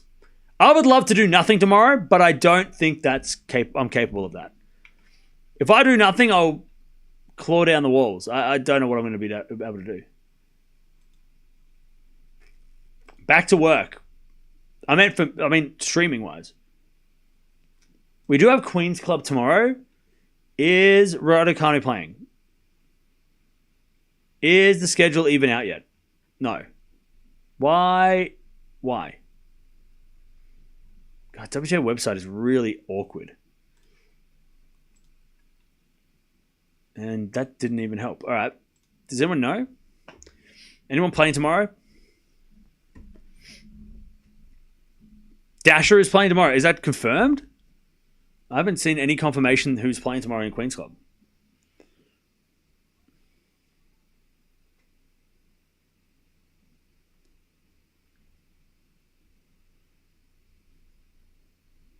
What the fuck? To the guy that keeps tagging me on Twitter, can you stop? It's really annoying. Why are you tagging me in a play-by-play? It's really, really annoying. I can't look at my feed. What are you doing? Bro, you need to stop. Please stop. Stop using... I'm trying to find stats and stuff. Just spam. Bro, please don't do that.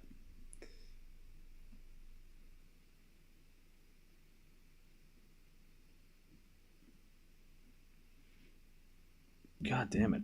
I appreciate it, but please stop.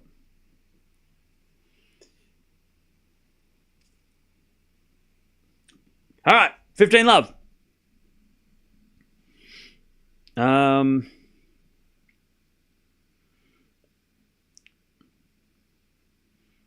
I can't see any schedule for tomorrow, so I don't know. Hey, chat, we'll just figure it out. Anyways, 15 love as Sinner puts Alcaraz on the stretch, then a bounce smash. Sinner puts it away, and nearly knocks out the lines person. 30 love. All right. 30 love. WTA schedule's out for Queens. Where? Is it on the website? Or I couldn't find it. I couldn't find it anywhere. It's nowhere to be seen. Where is it? Do you know? Is it on the web? Is it on the app? Maybe. Dash is playing tomorrow? No, Mia, come on. Jump in your bed. Go on. In your bed. Go on. Good girl. 30 love. As at a backhand now to the forehand of Sinner. Alcaraz forehand from Sinner to the forehand of Alcaraz in the net. And it's 40 love. 40 love.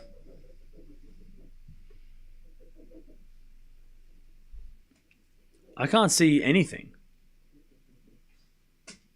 Where is it? Cam needs sleep? No, I don't. 40 love.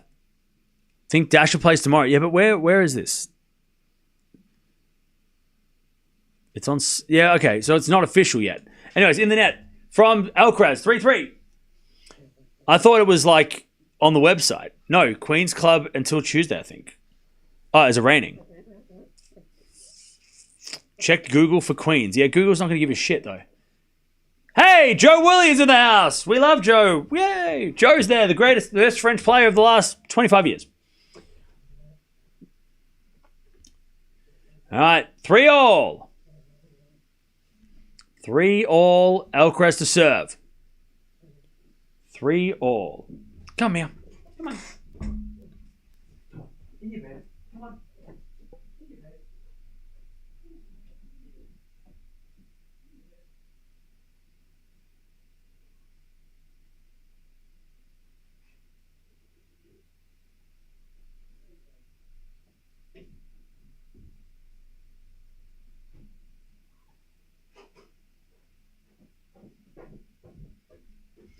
Okay, love 15. Love 15. Yeah, don't use Google or like tennis score apps for the schedule because usually they don't have the... They have to wait for the schedule to come out before they actually put the... The schedule's not out on the official website. It's not... It hasn't happened yet. That's the situation. If it's not on the website or if it's not on the WTA or ATP websites, then it's not out yet. All right, 15. Love 15. First serve's a fault, second serve.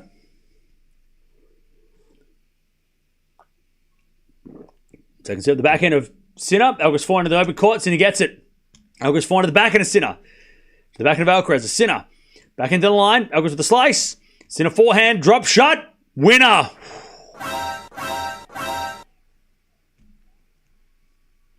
Love 30. That was clean. That was clean. Love 30. Love 30.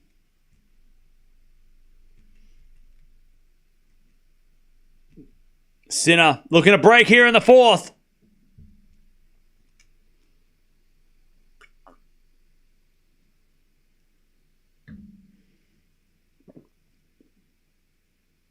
Serve.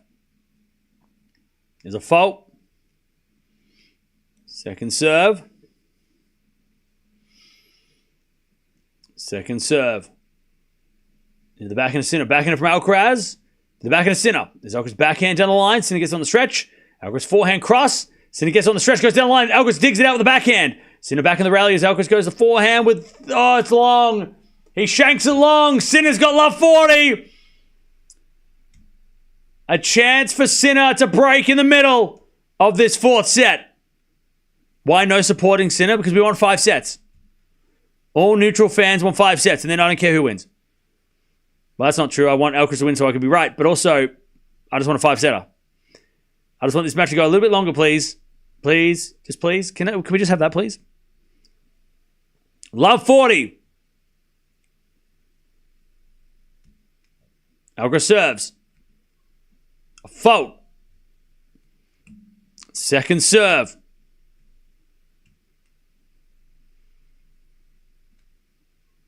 Into the backhand of Sinner. Return goes backhand of Alcaraz, who hits it wide! Sinner breaks! 4-3. 2 games away, chat. 2 games from taking his first Roland Garros title. Okay.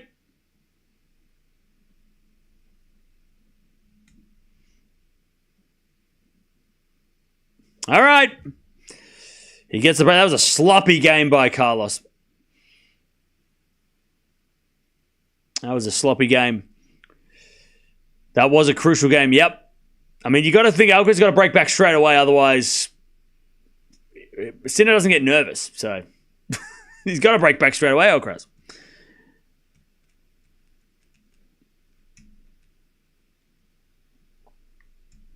Sinner could genuinely get the calendar slam. Yeah, I mean, he should. I mean, he is probably a favorite for Wimbledon. I would think, or at least joint favorite with Alcaraz. You know,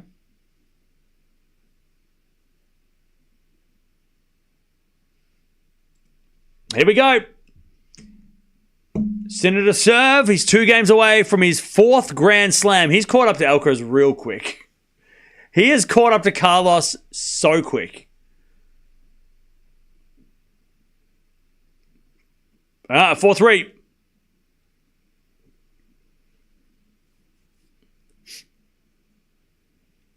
Serve from Sinner.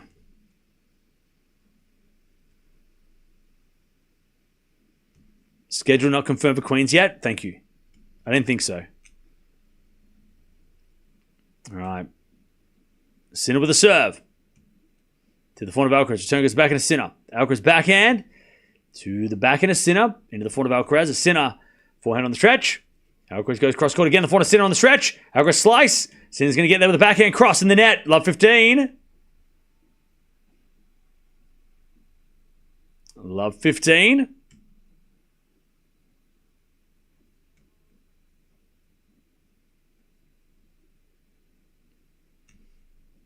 Love 15. Serve again.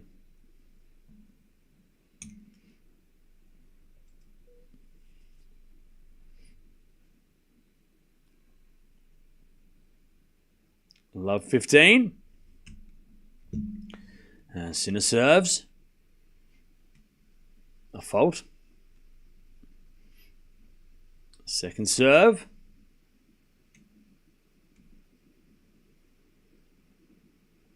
Into the backhand of Alcaraz, return into the backhand of Sinner. Alcaraz with a forehand again to the forehand of Sinner as Alcaraz backhand. Into that Sinner forehand, Alcaraz with the forehand of the stretch. Sinner goes down the line, Alcaraz there with the backhand, goes long. 15 all.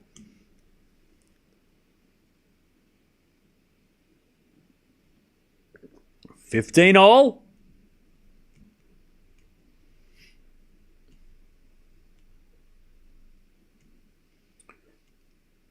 $15 all.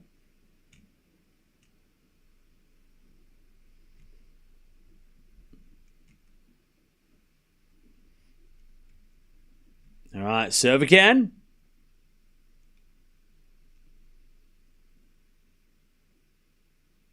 Into the backhand of Alcaraz. Backhand of Sinner, cross court, the backhand of Alcaraz. Sinner, down the line to the front of Alcaraz. A Sinner, forehand again. Alcaraz on the attack. Comes to the net. Sinner with the pass. Alcaraz with the drop volley in the net. 30-15.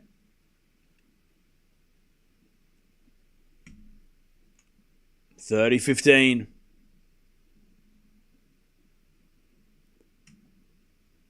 Sinner is 6 points away from winning Roland Garros. He is 6 points away from winning the French Open. 30-15.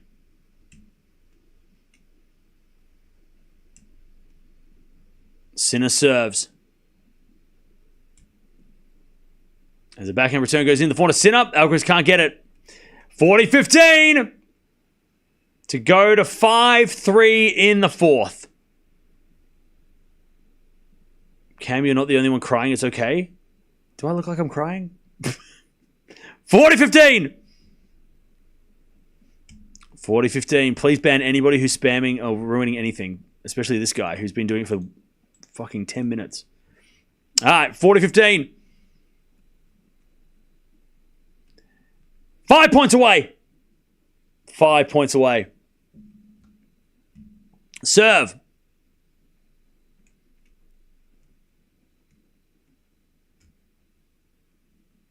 Is a fault. Ooh, that was close. Second serve.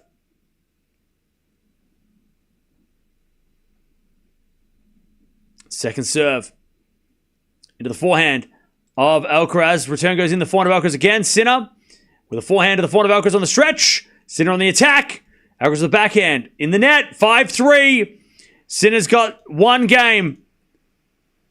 One game and he will win Roland Garros. Okay.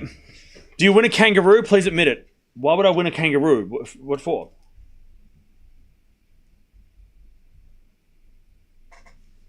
Okay. Alcaraz serving to stay in the match.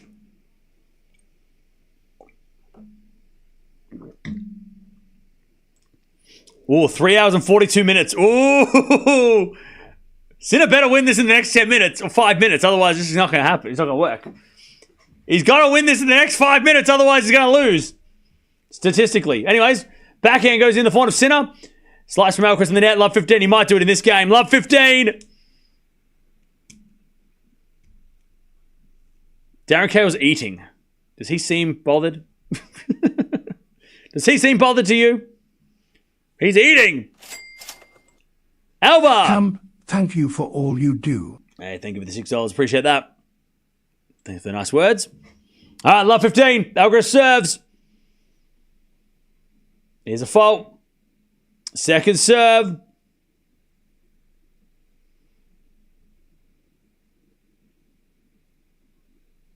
Oh, double fault.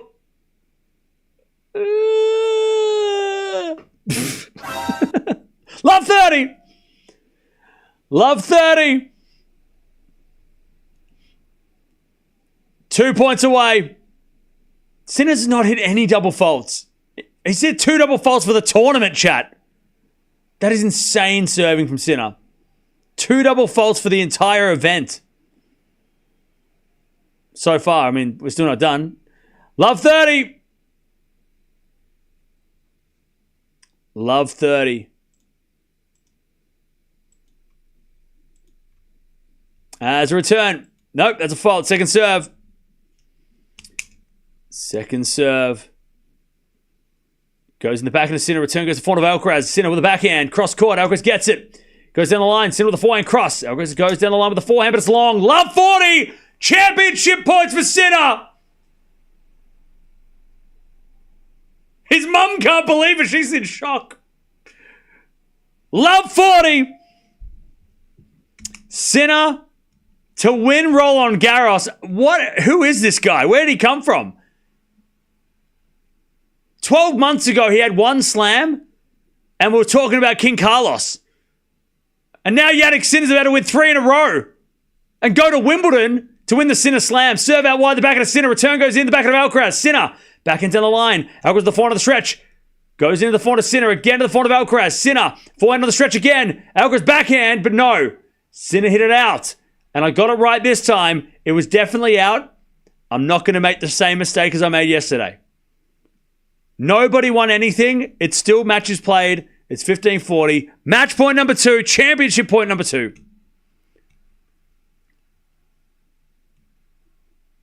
$15.40.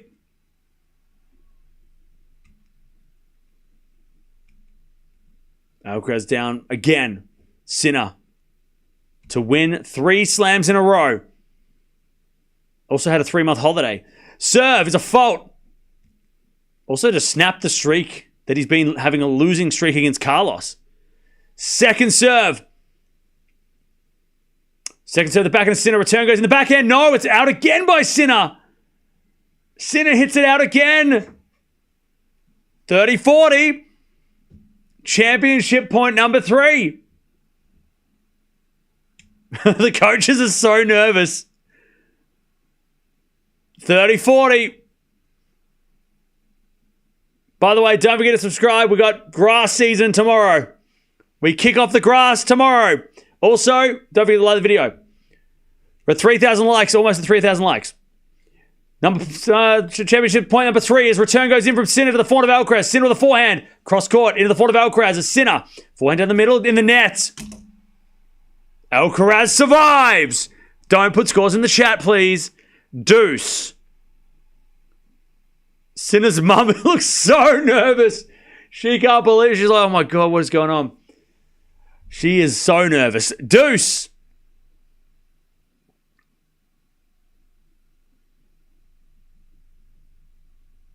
Three championship points have been saved. Deuce.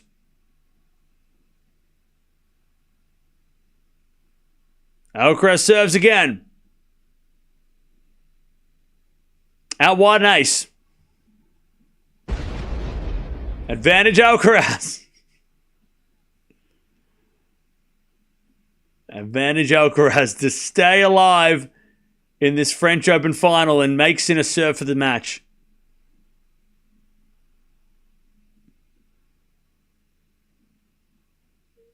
Advantage Alcaraz. Serving to the front of Sinner. Return is good. Alcaraz gets on the stretch and puts it down the line. Oh, Carlos is walking around like, yeah, I'm not done. I'm still here. Carlos thinks this match still goes for another hour. The crowd thinks so too. They're like, yes, please. All right. Somebody said US Open 2022. Why would you say that? That's crazy. All right. From love 40 down, he makes Sinner serve the set and the match and the championship. And Carlos just like walks to the chair like he meant it. He's like, yeah, love 40, no problem. His dad's just like, come on, bro. Why you got to do this to us? Okay, let's see how nervous Sinner is. This will probably be the this is going to be officially the longest match that Sinner has ever won. If he wins. If Sinner wins this match, it'll be the longest match that he's ever won. He has never won a match longer than this. Let's hope he doesn't know that.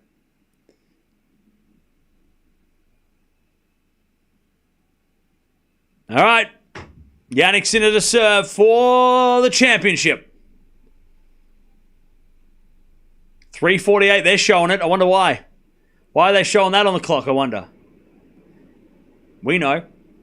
5-4. It's pissing down rain at my house. What the hell? Hello?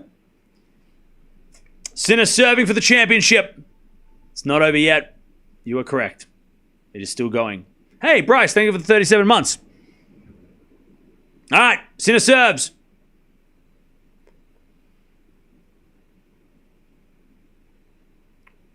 Serve is a fault. Oh, unlucky. Alcaraz hit a return winner. Second serve. Second serve. Into the forehand of Alcaraz. Return goes into the forehand of Sinner. Alcaraz forehand. Into the forehand of Sinner. Alcaraz doing a lot of running. As Sinner hits a forehand inside out. Goes out, love 15. Love 15.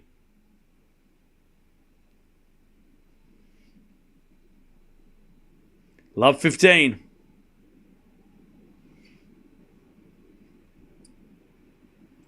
Serve again by Sinner. Remember, he was up love 40 with championship points. 3 of them. He had 3 championship points. Serve. Out wide at the back of Alcaraz. Slice goes into the forehand of Sinner. Alcaraz forehand of the stretch. He puts up a lob. Sinner hits into the full. Alcaraz gets up with another lob. Sinner smash again. Alcaraz is there with a backhand pass. Sinner with a volley. Too good. Drop volley winner. Too good. 15-all. Alcaraz made him play, but too good. 15-all.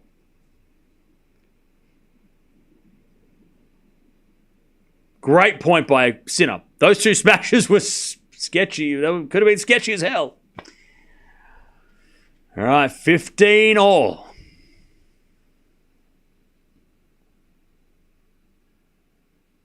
Serve again.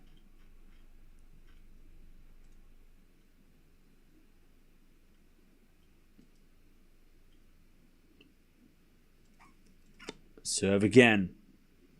Down the tee, the backhand of Alcaraz return goes short. Sinner with a forehand. Alcaraz on the attack, on the stretch, into the forehand of Sinner. Alcaraz back in the rally now. Backhand into the backhand of Sinner. To the forehand of Alcaraz. Sinner hits it deep with a forehand again. Alcaraz just defending. Sinner down the line goes long. 15-30.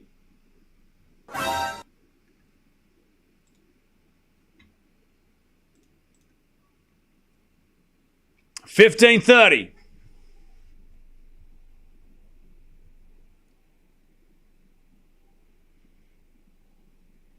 All right, Sinner serves again. Remember, Alcaraz was down love 40 in the previous game. He was down love 40. Sinner serves. A fault.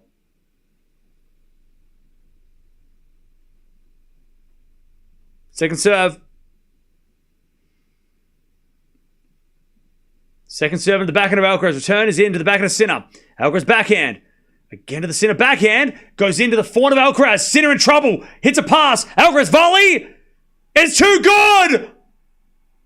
Alcaraz has got break-back points.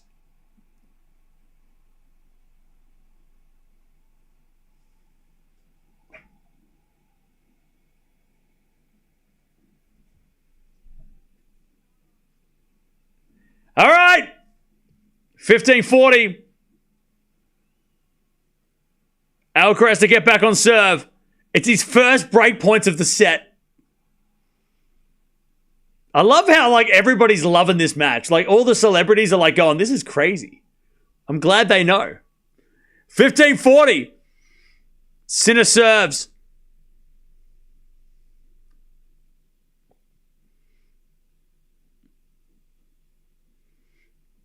He serves a fault. Second serve.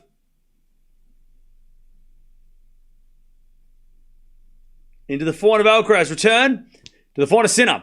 Alcaraz runs around, hits the forehand down the line. That's a great shot. Sinner with a slice. Goes long. Alcaraz is back. Who is this guy? Who is this guy? 5-all. I'm sorry, it was over. Was it over? Oh, it's not over. 5-all. 5-all. Alcaraz from Love 40. Championship points saved. And it's 5-all. Chat, this is crazy. This is crazy. All right. Spanish never die. 5-5. Alcaraz is going to serve to take the lead. They're all going crazy in the stands. They're loving this. Sinner's like, what the hell is going on? Who the hell is this guy? I don't like it. Why can't I beat this guy? Why couldn't it be a best of 3-set match today? All right, back to Carlos. The game continues. 5-all. Alcaraz with a serve. Am I Spanish? No. But Spanish never dies. He said that once. First serve's a fault, second serve.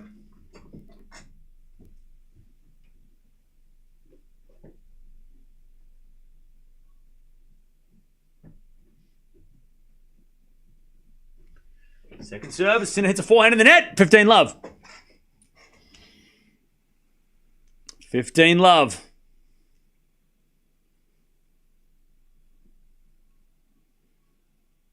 Any signs of emotion for Sinner? No, he is very calm. 15-love. Remember, chat. Talking about this stats all day, chat. You know what I've been saying. I've been saying it all day. I said it at the start. I said it in the middle. I'll say it after this.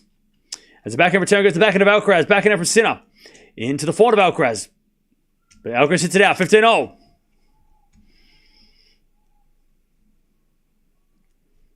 All right, 15-0. Oh no, umpire said it's in. So that means Alcaraz won the point. 30-love. Sinner, by the way, respect to Sinner. Not that it would have mattered if the umpire said it was in anyway, but Sinner said, nah, it's in. He wins a point. At this stage of the match, to give your opponent a point, not give a point, but Sinner could have argued that the out call distracted him, which a lot of players would have done that. But he hit it in the net, and he said, yep, he hit too good. It's your point. 30-love. As Sinner hits a return, the back of Alcaraz. But no, Sinner hit it out. 40-love. 40-love. Yeah, respect to Sinner. Because like a lot of players could have said, oh, I thought it was out, so I hit it in the net. He could have argued that, but he's like, nah, screw that. You won the point, your point. Move on. That's like underrated sportsmanship there, because nobody would have picked up. Not many people would have picked up on that. It was so quick. But respect Sinner for that. That was a very. He could have argued. Could have argued the point. A lot of players would have at this stage, right? At 5-all. In a fourth, when you just had 3 championship points.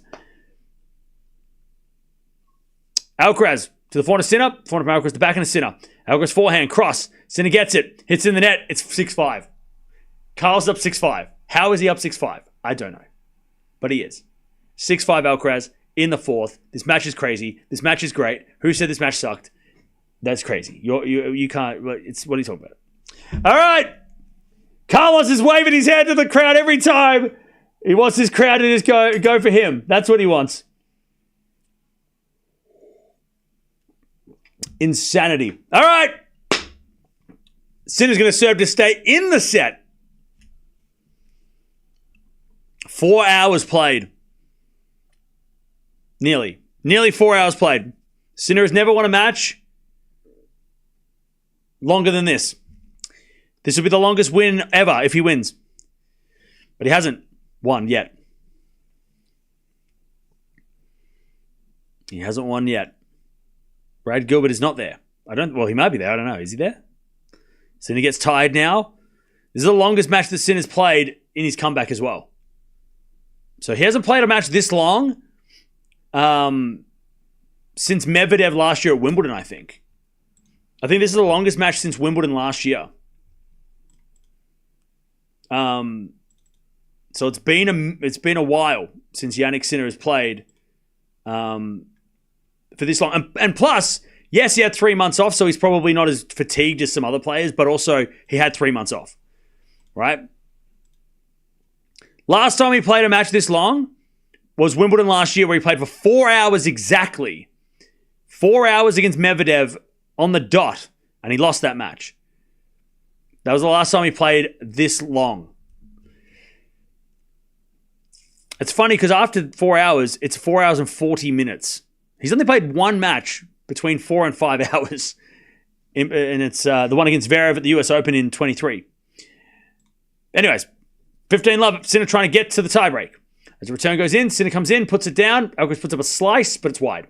30-love.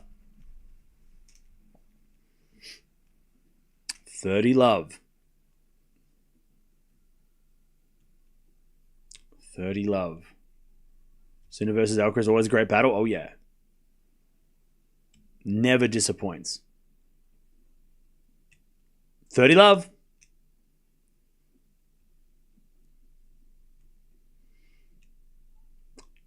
You keep repeating useless stuff about the match? Yeah, because it's not Giovanni, because it's not... I can't give you a stat that helps Sinner, I'm sorry. But when it goes this long, it doesn't look good for Sinner. My bad. But also, he's in the lead still, so he could still win this. It could be the first time he ever wins a match over 4 hours, which is great. You are impartial, that's good, bro. That's not good, bro. Are you the same guy that's been crying for the last 25 minutes saying, start crying, start crying, start crying, boo-hoo? Like, you've been saying that, and now you're like, you're not impartial, you're not impartial, you're impartial. Now you're crying. Make up your mind. Am I crying or you're crying? Who's crying? 30-15. Dude just spamming. Hello? What if I say go Sinner? Is that better? Yay, Jannik. Let's go. I want a 5-setter, goddammit. Backhand rally. It's 3:30 in the morning. I want a 5-set match. I didn't stay up all night for nothing. 40-15. I want to watch a 5-setter all tournament, chat. I'm having withdrawals. I'm having 5-set withdrawals. I haven't watched a 5-setter since the Australian Open. And I can't even remember when that was. What was a 5-setter at the Australian Open we watched? I can't even remember. Like Kecmanovic, Runa or something. I don't even know. It's 3:30 in the morning. I want my goddamn 5-set fix. All right, 40-15. Sinner's going to serve to get to this tiebreak, which he would be the favorite in. Serve. There's a fault. What's a dopper? No idea what a dopper is. Is it like a dosser? 40-15, second serve.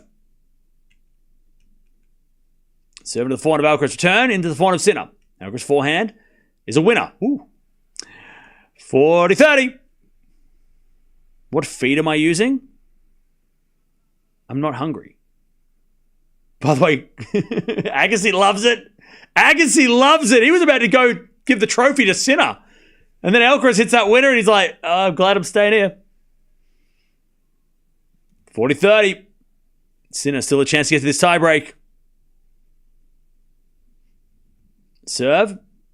There's a fault from Sinner. Second serve. Second serve. Into the forehand of Alcaraz. Forehand for Sinner Into the forehand of Alcaraz on the stretch in the net. All right, tie break. Tie break. Tie break. Who you got, chat? Who you got? I'm going to go Alcaraz because I want 5, but I am also very biased. I want the longest match possible. Yeah, Toby, this guy. All right. Who you got? Sinner, Alcaraz, Sinner. Is Nadal there? Don't think so. Sinner, Alcaraz, Sinner, Alcaraz, and we want 5. Hewitt, you're 20 years late. Over 4 hours now. It sure is. All right, here we go. Alcaraz serving first in this tiebreak. Alcaraz with a serve. There's a fault. Ooh, that wasn't good. Second serve. Second serve. Backhand Sinner goes into the backhand of Alcaraz. Sinner. Backhand again to the forehand of Alcaraz, who hits in the net. One love Sinner. This is exactly how the second set went. One love Sinner. One love Sinner. 1-0. Again, don't forget to subscribe. We've got grass court season coming up. Both these guys are playing in a week at this stage. They're playing in a week. Sinner's playing in Hella. Alcaraz playing at Queen's Club. So if you want to keep up to date with both these guys, we watch every match they play, except for the first round of Alcaraz this year because at the French, because unfortunately we couldn't watch it. You don't sleep during slams. Why? Because they're on at night and I have no choice. As we serve at wide fault. Second serve. Second serve. Chat, we can get to 4,000 likes. We're almost at 3.5. As we're a backhand rally. Alcaraz into the backhand of Sinner. To the backhand of Alcaraz. Sinner. 2 love. Alcaraz hits it out. 2 love Sinner. I think Carlos needs his point here. I mean, he has come back from 3 love down in a tiebreak before. Beijing last year. Remember that? But it feels like he's going to have to at least get this mini break back quick. 2 love Sinner.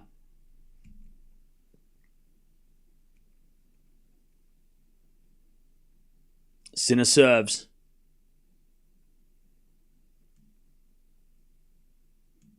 As a bit of fault. Second serve. Second serve.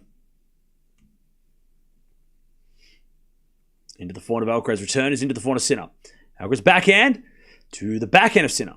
As Alcaraz backhand goes down the line. Sinner's there with a forehand cross. Alcaraz, forehand cross court, is a winner. 2-1. We're back on serve. Huge forehand winner by Carlos. 2-1. We're back on serve. He needed that. He really did need that. His whole family are on their feet after that. They're like, holy shit. Thank you for the winner. All right, 2-1.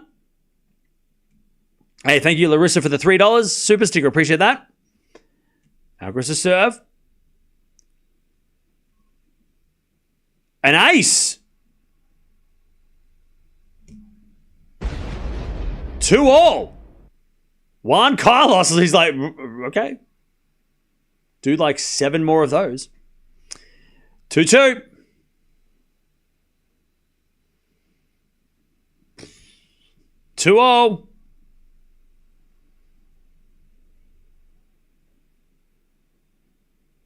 Alcaraz serves again. A fault. Oh, that was close. That was real close. Sinner's going to look at it. Alcaraz looking at it too. The umpire comes out the chair. It was in. He's back-to-back aces, Alcaraz. Juan Carlos was right. 3-2. The umpire tried to say it was a fault. Excuse me, line person. 4 aces in this set for Alcaraz, by the way. 2 in the last 2 points.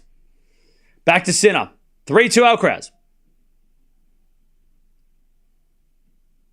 3-2. 3-2.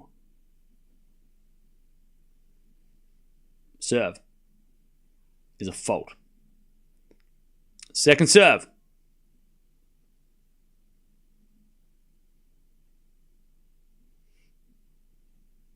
Backhand return goes in the backhand of Sinner. Forehand from Alcaraz.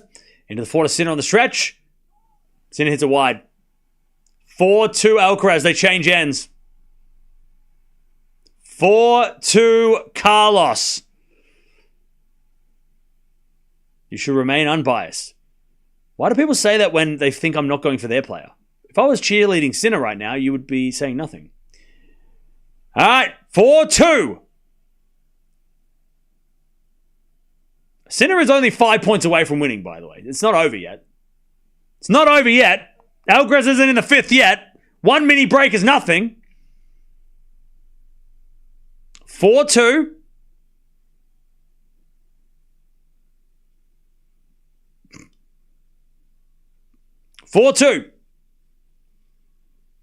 Remember, Sinner had 3 championship points. Serving the forehand of Alcaraz. Return goes to the forehand of Sinner. And he puts it down. Oh, Alcaraz gets it back, though. And then Sinner puts it away with an easy smash. 4-3 Alcaraz with a mini break. Sinner's 4 points away from finishing this match. Alcaraz is 3 points away from taking us to a fifth. And his 5-set stats are insane. If you know, you know. Alcaraz in the fifth? Ridiculous. But Sinner will be serving first if it does go 5.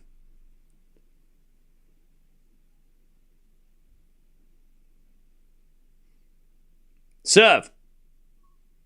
There's a fault by Carlos. Second serve.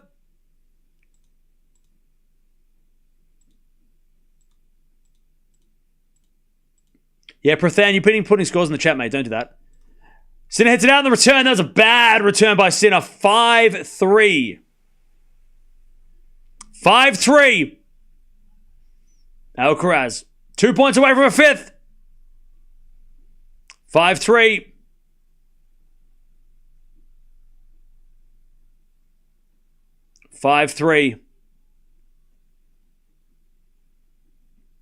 Alcaraz serves again. Into the forehand of Sinner. Return goes back into Alcaraz. Sinner backhand. Is out! 6-3 Carlos!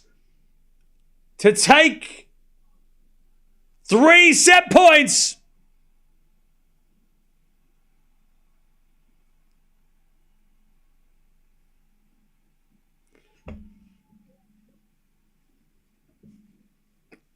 I don't know what's going on. 6-3. Sinner's going to serve to try and avoid a fifth set. Madness, chat. Madness. Am I happy now? Kind of. Serve. Into the forehand of Alcaraz. Return. It's too good. Sinner gets it back, though. Alcaraz forehand inside out winner. We're going 5. And Alcaraz is screaming his lungs out. We're going 5, baby. The first time I've said that all tournament. Ah, finally. We're going 5. Carlos stands and just waves his fists in the air. And this crowd scream. They love it. We're going 5. 1 set to decide who wins this tournament. Chat, this is a classic. It doesn't matter who wins this final set. This match might be the best match. The US Open 22 is epic. This might be better. I mean, if Alcaraz wins, obviously crazy. But if Sinner wins, it's still a hell of an effort after what's happened in the last 2 sets. This might be their best match yet. Not by quality, but by drama. And Sinner just giving a look to the coaches like, what's happening, bro? What are we doing? Here we go, chat. We're going to a fifth. Fix the scores. Yeah, the scores are fudged. Because because we haven't been in 5 sets yet this week. Holy crap, chat. All right. Whoops. Where the hell is the thing? Sweet Caroline plays as they all cheer and love it.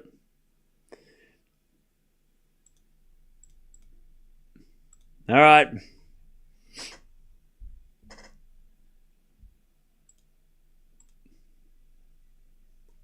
Why is the 5th set not showing up? That's weird. That is weird. Let me just fix it. Oh, okay, that's why.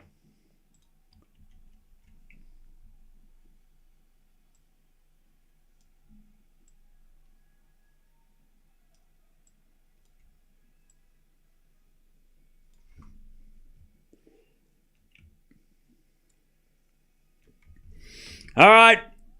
How are we doing, chat? Are we hanging in? Are we holding on? Are we still here?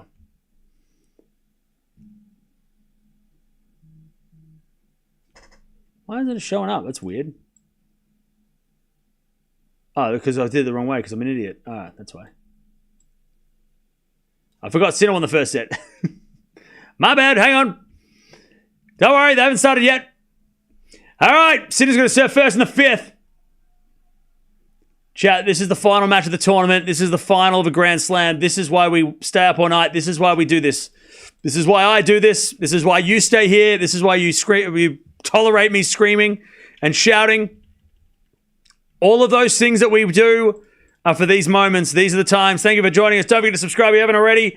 We're back for Wimbledon. It starts in a couple of weeks. They might play each other again. I don't know if I can handle it.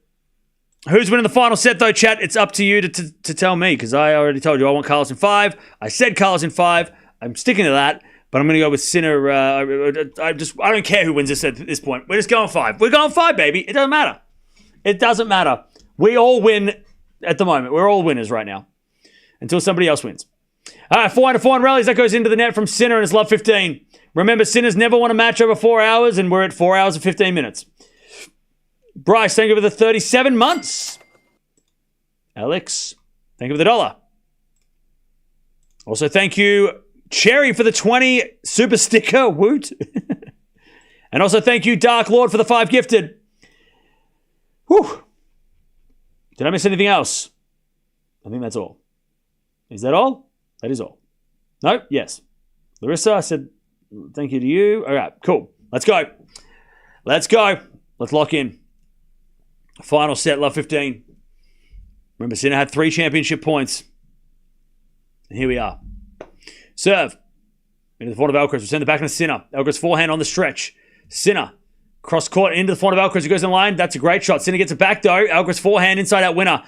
And it's love 30. By the way, chat, sorry, Sinner fans, I'm so sorry. I know you're already pissed at me because I'm not helping by giving you stats that don't favor Sinner, but there's no stats that favor Sinner. I'm sorry.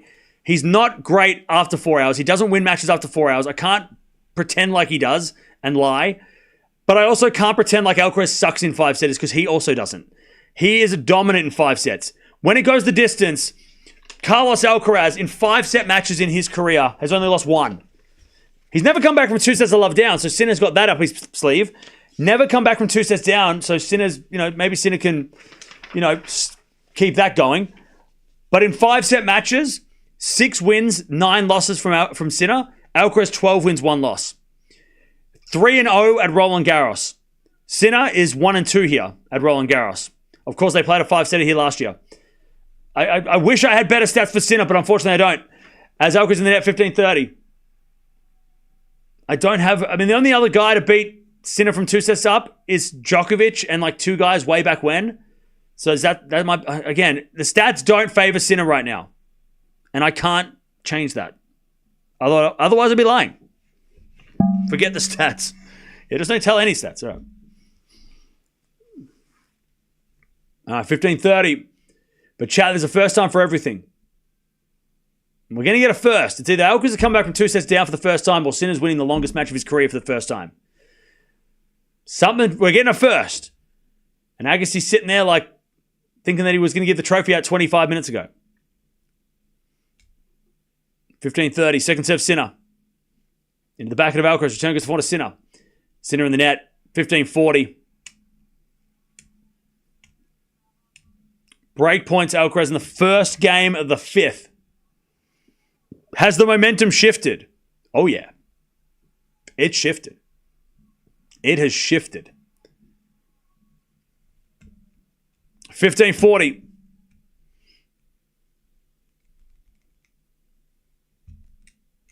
15-40.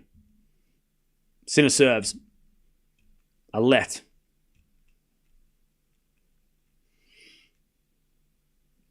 Also, let's see whether or not Sinner is starting to fatigue, because this is the longest match he played in a long time. And it hasn't been easy. Like, none of these sets have been easy. They've all been close sets. It's not like Sinner won 6-love and got a break. You know, got to chill. Like, every set's been so intense. Second serve in the forehand of Alcaraz return is wide. 30-40. 30-40. Serve again.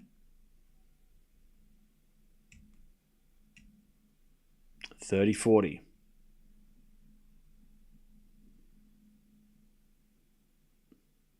By the way, anyone calling this match over after half a game is crazy. What are you talking about?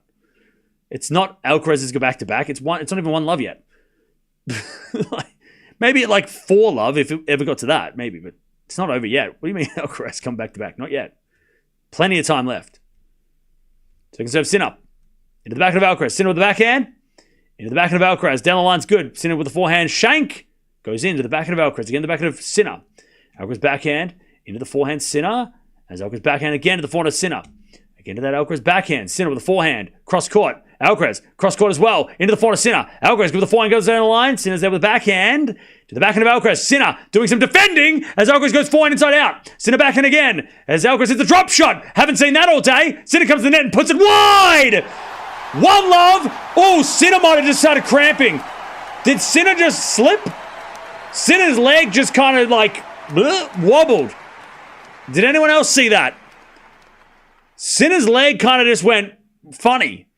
1-love Alcaraz in the 5th. I don't know what that... Maybe he just slipped on the clay. It is slippery out there. Alcaraz 1-love 5th set. You saw that as well? It wasn't just me? Okay.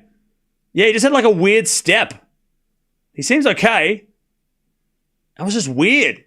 He just sounded like awkwardly kind of like tripped.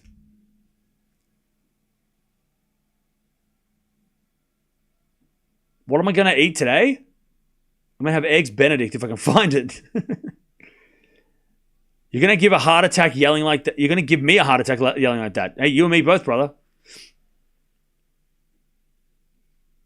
All right, 1-love Alcaraz final set, but hey, it ain't over. It's way too early to call this over. Alcaraz going to have to hold for the entire set. First serve is a fault. Second serve.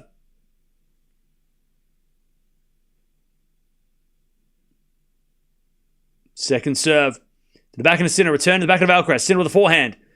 Off the tape. Goes long. Sinner, for the first time, starting to look a little disappointed. Just throws the head back and kind of walks away. 15-love.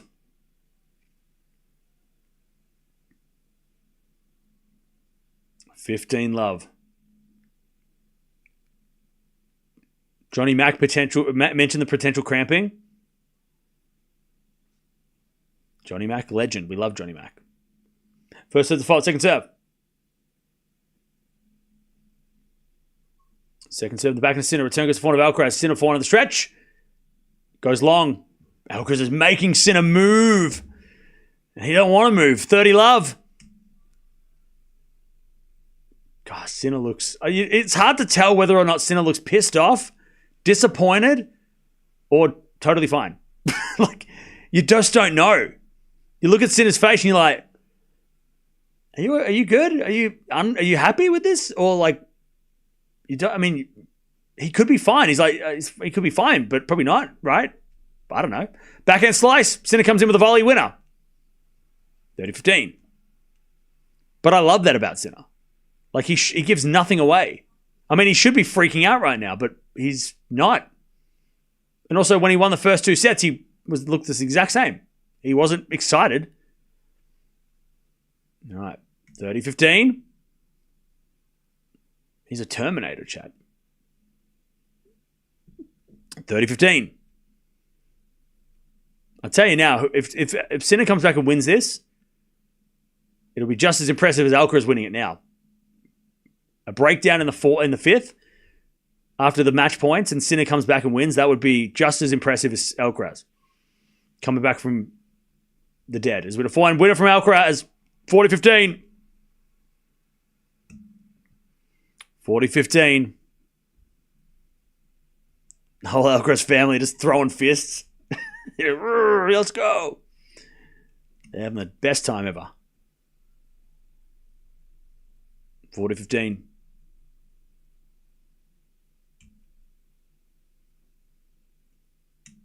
As Alcaraz serves. A fault.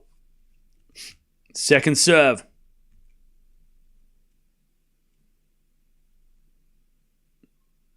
Serve in the back to Sinner. Return is out. 2-love. 2-love Alcaraz. Chad, I'm going to have to find out where the Alcaraz gets his shirt from because I need to buy one. Does anybody know?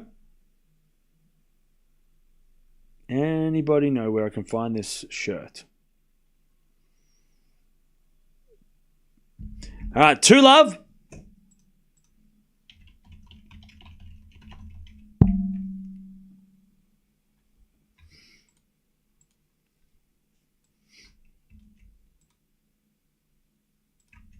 To love.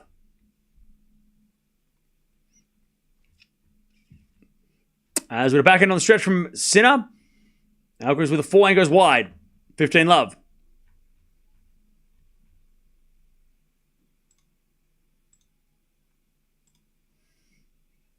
$15-love. No, I don't want the shirt because it's good. I want the shirt because I have a collection.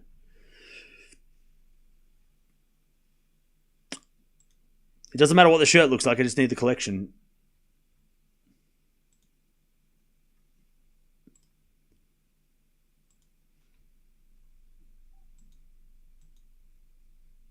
All right, first serve is a fault. Second serve.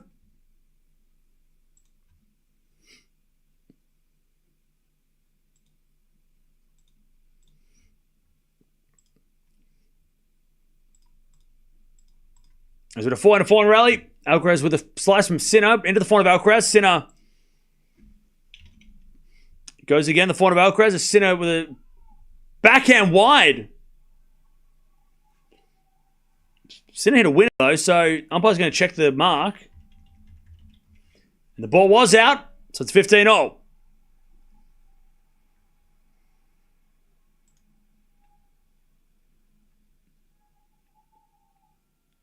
$15-all.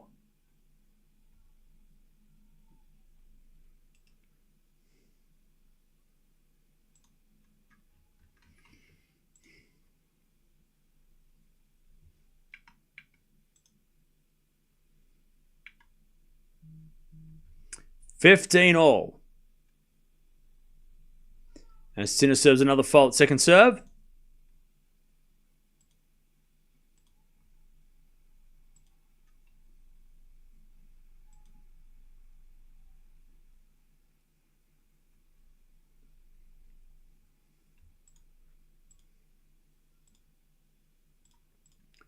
All right, second serve.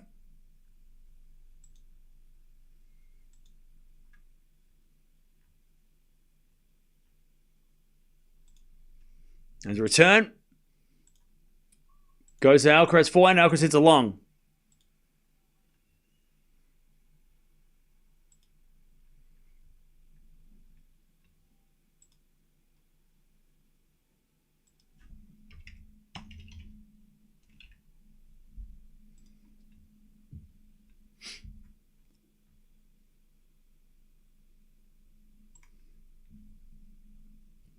As the return goes out by Alcaraz, and it's 2-1. Sinner takes the game. All right.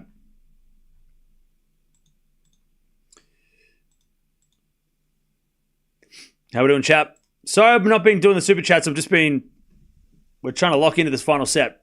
But I appreciate all the super chats that are coming through. Please get some coffee tomorrow. Hey, thank you, Anvil. I will get coffee tomorrow. I'm definitely getting a lot of coffee tomorrow. We are watching greatness at its best for this generation. Tennis Lives on THX, you boys. That's it. What a generation we're watching. Bish. You're right, Alcaraz needs to win. Good match. It's a great match. Thank you, Milena, for the $3 as well. For your eggs Benedict. Oh. Alan, thank you for the 10. And you are the Alcaraz of tennis commentators. Amazing effort by both champions. Just don't get injured. Want to watch you play forever. Hey, thank you, Anonymous, for the nice words. Appreciate that. Yeah, I hope as long as they stay healthy, this is going to be the rivalry of the future. I mean, they've already played like some of the best matches of the 2020s, right? This match last year, the US Open 22, I mean, even Wimbledon 2024? Oh, sorry, 2022? That was an epic, right? And then this one, I mean, this is probably their best ever. Beijing was great last year. It's the rivalry it is the rivalry. By the way, thank you, Alan, for the $10 for the Eggs Benedict. Appreciate that. And also thank you, Anvil, for the coffee money. Both of those things will be consumed in the morning. I appreciate the nice words as well. All right, Alcaraz with the break in the 5th. 2-1.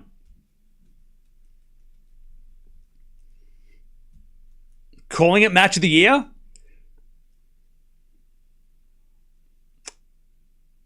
Four rally. And Sinner on the stretch. Alcaraz down the line. Sinner's there with the backhand cross. Alcaraz with a drop shot. It's too good. Too good. Chat, I need to bring out the whiteboard. Sorry. I need to bring out the whiteboard. So Alcaraz, he pushes Sinner out wide. Right? He goes bang. Pushes Sinner out wide. And then, little drop shot winner here. And there was no way that in a 5th set, Sinner back here is getting to this. There's no chance. Alcaraz knew. He's been doing it since the first set when Sinner was fresh. But he put the ball here. It pushed Sinner back. And then he goes, I'm going to go here. And Sinner's like, I am not running to that. I'm not going to run to that. That is not worth it. Not worth it in this 5th set. Hit it here and I'll go to it. Hit it here and I'm just going to watch it. There's no way Sinner was running for that at this point in time. No chance. Nobody would. Maybe Alcaraz would. Carlos would, but he's a freak. Or Novak. All right. Alcaraz, 30 love. Serving the forehand of Sinner. Backhand from Alcaraz goes down the middle of the backhand of Sinner as Alcaraz forehand on the stretch. Sinner backhand cross. Alcaraz backhand again. Sinner gets over the slice. Alcaraz in control. Forehand cross got off the tape. Oh, it went long. Alcaraz unlucky. Sinner lucky. 30-15. 30-15. You missed another drop shot, dude? Well, I was explaining what he did, and then he did it again. So the explanation is he did both of them. 30-15. He did it again. He did it twice. So that what I just explained, he did it twice. 30-15. But then he hit the tape and it went long. Is Carlos single asking for a friend? 30-15.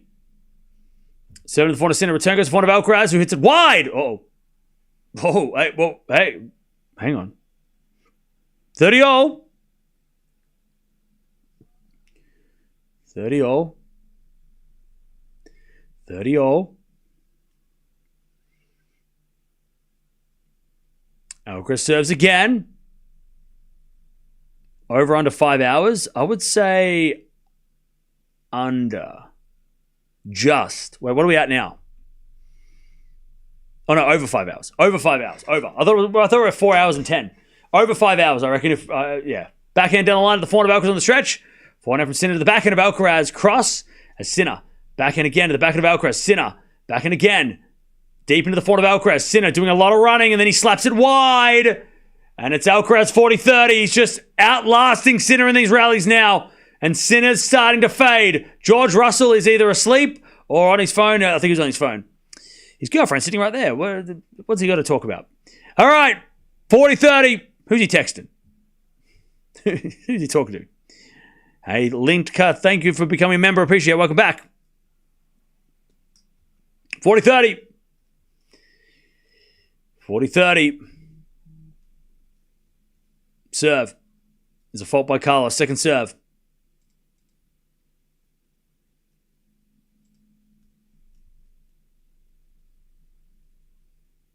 Serving to the backhand. Oh, Sinner puts it away!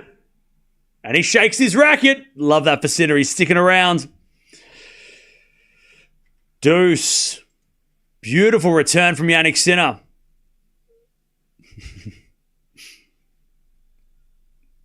And you thought it was over, chat. Who thought it was over? A lot of people have thought this match is over many times today, and everyone's been wrong. What did I say at the start of the day, chat? What did I say yesterday in the preview? What did I say? As with a serve, I said Coco Gauff was going to win in 3. As with a forehand down the line, the backhand slice of Sinner, and it's in. Alcaraz hit the backhand. Cross court, the backhand of Sinner. As Alcaraz with a forehand in the open court. Sinner's going to get it. As Alcaraz forehand goes wide. Advantage Sinner. That was a little casual by Carlos. That was a little too casual. And he's given Sinner a break chance. Advantage Sinner. Please don't put scores in the chat. That is one of the worst things you can do. It's really frustrating for people in the chat. Advantage Sinner to take back the break. Serve. There's a fault. Second serve.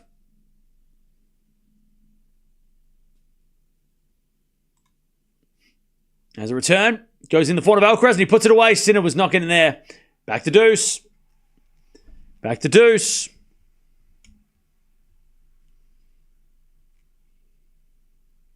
Yeah, please, chat, don't spoil the scores. Especially this guy who keeps doing it even though I asked nicely. All right. We get to deuce. Sinner had the chance. Alcaraz serves a fault. Second serve. Second serve. Into the forehand of Sinner. Forehand from Alcaraz. Into the forehand of Sinner on the stretch. Alcaraz forehand cross. Sinner gets it. Alcaraz forehand down the line. Sinner gets it. Alcaraz forehand slice. Drop shot is way too good. Advantage Alcaraz. Sinner did great to defend, but the drop shot was one too many shots. Advantage Alcaraz for a 3-1 lead in this final set. And Sinner's like, what the hell do I have to do to beat this guy? I haven't beat this guy in forever. When was the last time Alcaraz actually lost to Sinner? I can't remember. When was the last time Sinner beat Alcaraz? I can't remember. Like ATP Finals 23, maybe? 6 King Slam. Okay, in a real match. Umag 23. Nah. Forehand now goes inside out for a winner from Sinner. We're back to deuce. October 24. Okay, so stop saying 6 King Slam, all right? You're wrong. 6 King Slam is not... Shut up. Stop being smartass. Beijing 2023. Semi-finals was the last time. 2023 Beijing. Thank you, Gene. Thank you, everybody who's actually taking this seriously. Thank you, everybody who's taking this seriously. All those 6 kings, you're grasping at straws. You're going, 6 King Slam. We'll take that. Really? You'll take that? Serve out wide as a fault. Second serve. Beijing 23 is the right answer. We're talking about real matches. Double fault Alcaraz, advantage Sinner. Advantage Sinner.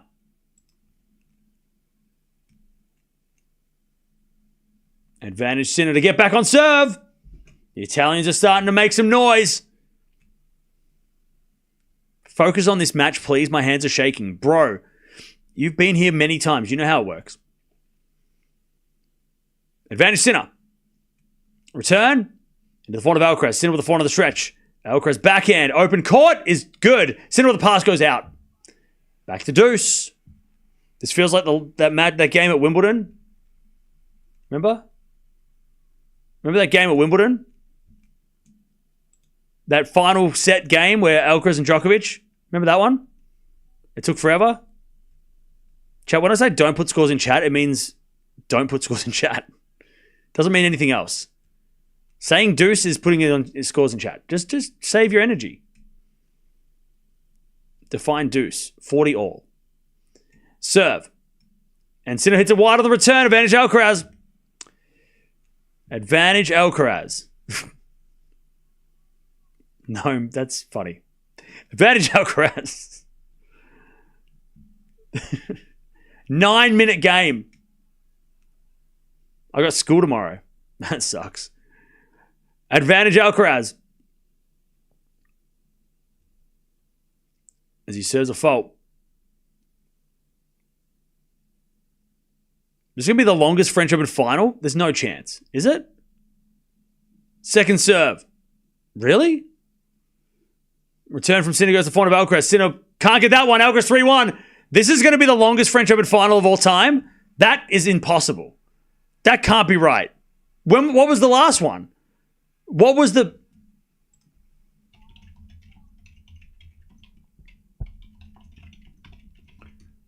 What does it beat? 4 hours and 42 minutes. Verlander beat Vilas in 4 sets. Shit. 1982. Chat, historic match. This is historic. Holy moly. Tyler. Go Carlos. What an epic match. Great commentary as always, Cam. Thank you for the 10. Ambrose, thank you for the donation. Alcaraz is a god. He is. And Brian with the 50. Thank you for the 50, Brian. For bringing out the whitey border fire. No worries. Thank you for the $50. That's ridiculous. Thanks, Cam. No worries. Terry as well. Thank you for the 3. Can we get some salutes for Brian for the 50? Holy hell. Anyway, 15 love. Also, Linka, thank you for the membership. All right, 15 love. Sinner serves. Into the backhand of Alcaraz. Backhand of Sinner. To the forehand of Alcaraz with a drop shot. Sinner's going to get there. And hit it down the line. Alcaraz slices into the open court. And Sinner can't get it. Carlos was too quick. 15 all. Man. Sinner did good to get to the shot. But then Alcaraz just sliced it straight past him. All right. 15 all.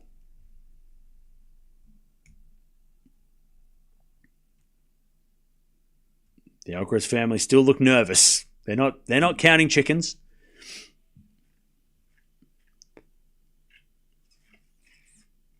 All right, serve again.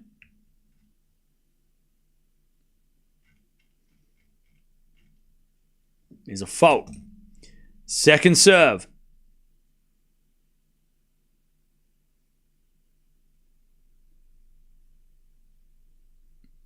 As a return from Alcaraz goes in the backhand of Sinner. Alcaraz forehand. Into the forehand of Sinner. Alcaraz forehand down the line. Goes out. 30-15. This match or last year's match? Wait, this match or 2013 semifinals? Yeah, see, you're hurting my brain. Why you hurt my brain? 2013 semifinals is I'd have to go back and watch it. All right, 30-15. Sinner serves again. Just to keep in touch. Fault. Second serve.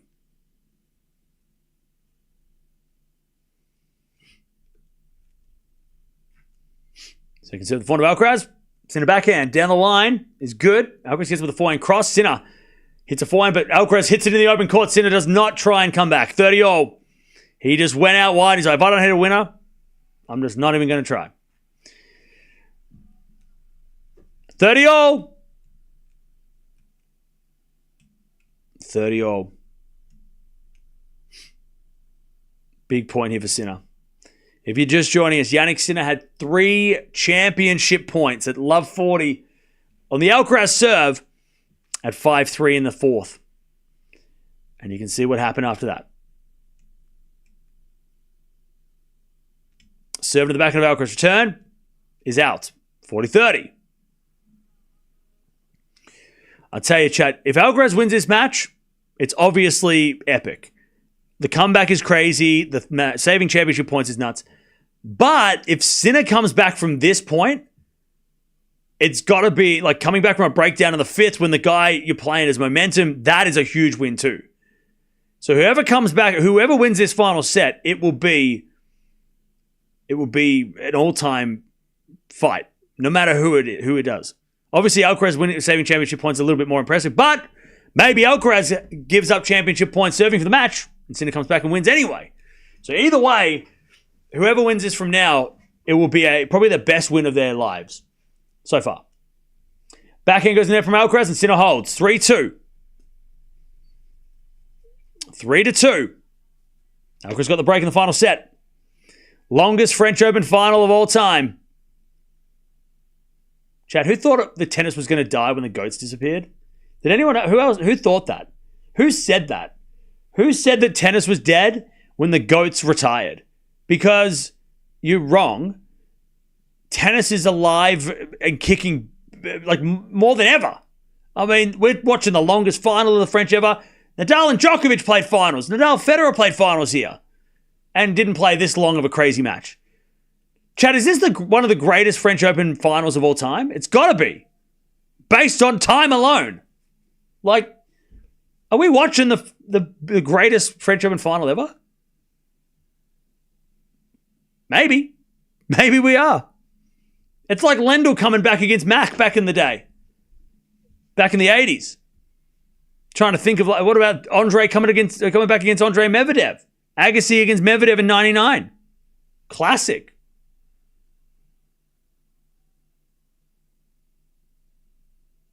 Here we go. Nadal, Ruud was best. Why you got to do Casper Ruud dirty like that? Come on now. All right. Alcaraz has got the break. 3-2. Mats Wilander, who played the previous longest match of all time at the French Open, is sitting right there. He is sitting right there. He was the last guy to play this long. He knows. And Vilas. But he knows how these guys are feeling. Because him and these two and one other guy have ever been this far at the French in a final. Backhand goes in the backhand of Sinner. Alcaraz with a drop volley winner as he slips over and recovers. Oh, did he hurt his hand? I think Alcaraz might have just banged his hand on the ground, maybe lost some skin. Great volley by Alcaraz on the floor. I mean, it wasn't a diving volley, it was a slipping volley. Yeah, I think he might have skinned his finger. Nasty stuff. Yeah, I think he's getting some treatment. I think Alcaraz lost some knuckles. Blood and sweat, yep. Alcaraz definitely bleeding. He's just wiping his hand, yeah. That's annoying. Like that hurt. That's annoying, that kind of thing happening. Who looks more nervous? At the moment, Sinner, but I would say Alcaraz is probably pretty damn nervous. Is he going to reach 5 hours? We'll see. All right, trainer's going to come out and wrap up Carlos's hand, I think. Or is Alcaraz just going to battle on? He's going to battle on. Okay. No wrappage required. 15 love.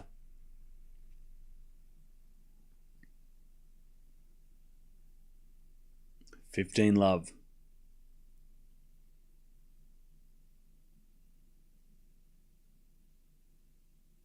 Serve again. Is a fault. Second serve. Second serve, Carlos. Double fault. All right, 15-all. Alcaraz is like, keep it together. Again, don't forget to subscribe if you haven't already.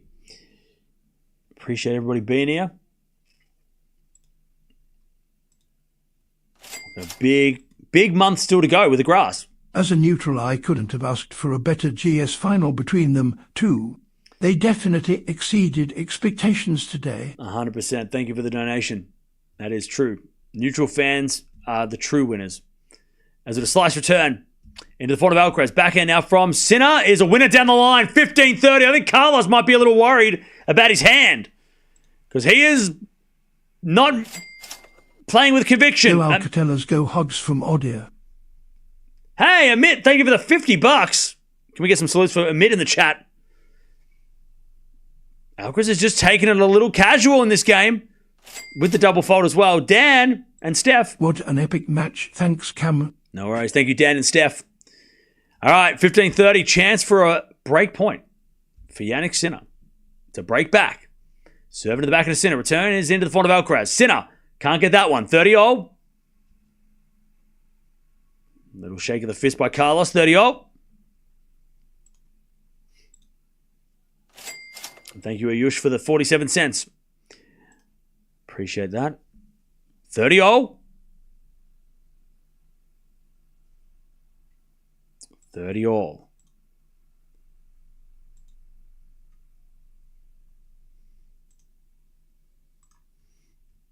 And Sinner serves again.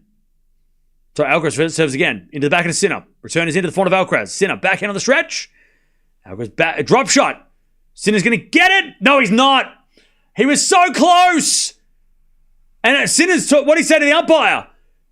Sinner's yelling, not yelling, but he's basically yelling. He's complaining to the umpire. Is he saying that the umpire said not up? Oh, that was out. Alcaraz hit it out. Alcaraz hit it out. And Sinner is saying it was out by the... And it was. It was out. That ball was out. And the linesperson missed it. That was out. You can see it without even Hawkeye. It was out. Oh, what the hell was that? 40-30. Yes, no wonder Sinner's like, what the hell? Bad call. Bad call by the linesperson. As Alcaraz gets the 4-2, Sinner hits it out again. He's like, are you sure?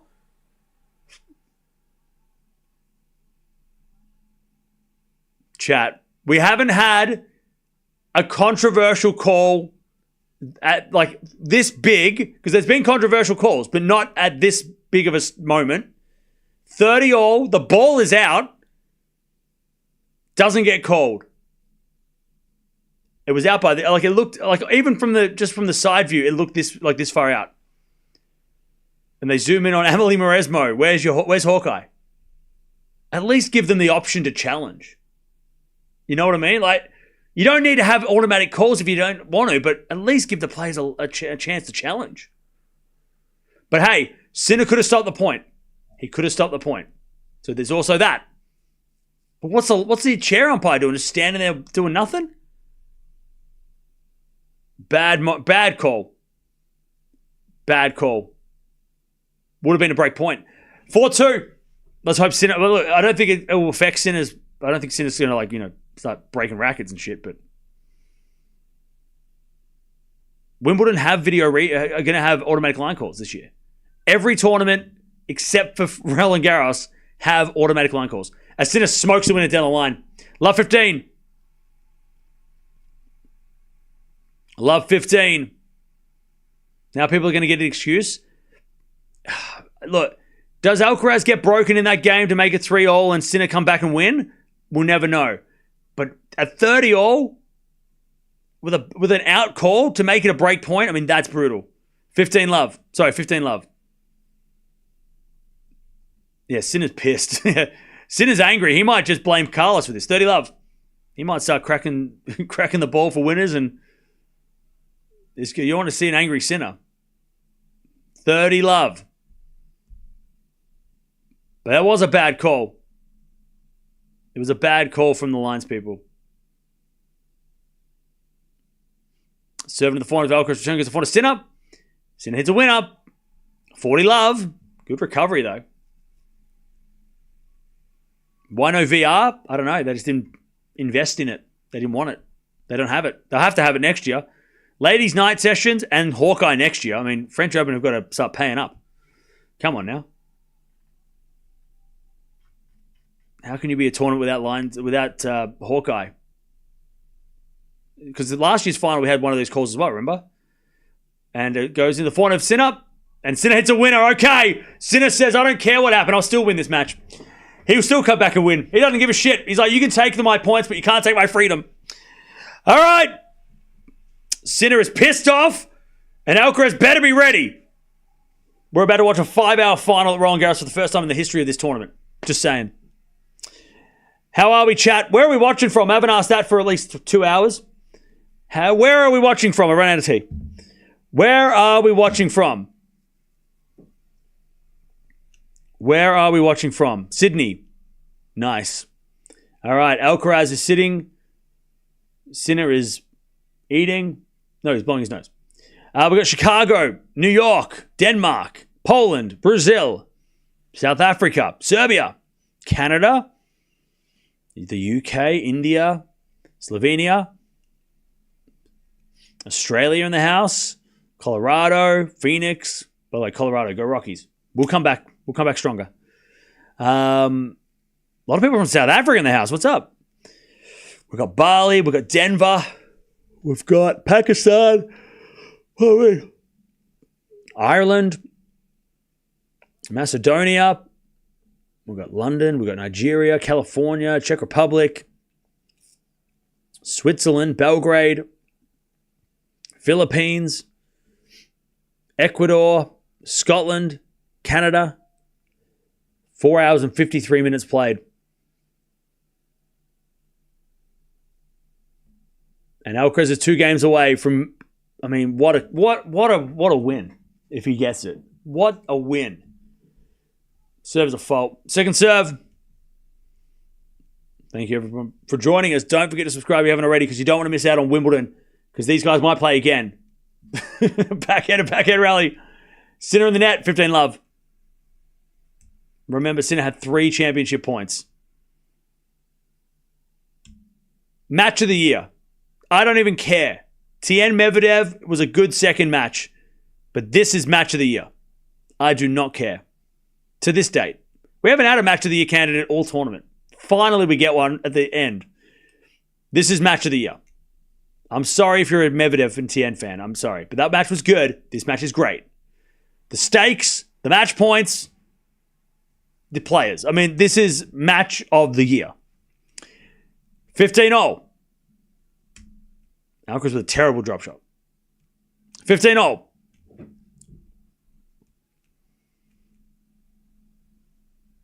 Best slam final since last year's Australian Open.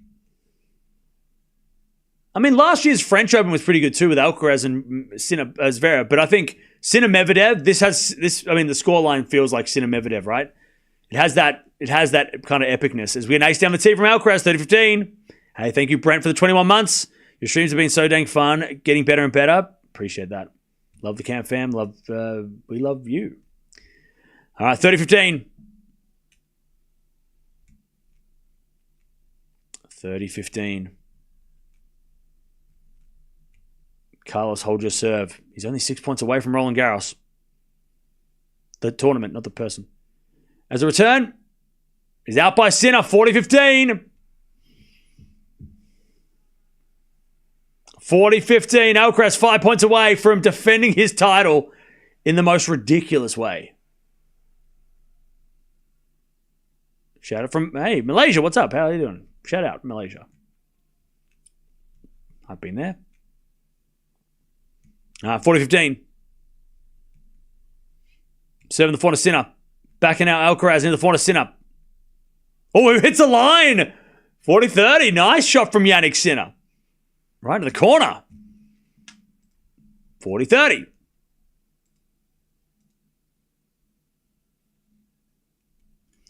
40-30. Still a chance for Alcaraz to go to 6-5.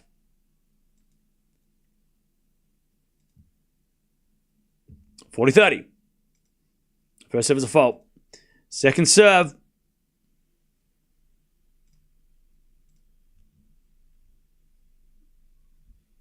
As a return goes wide by Sinner, and it's Alcaraz 5-3 in the fifth.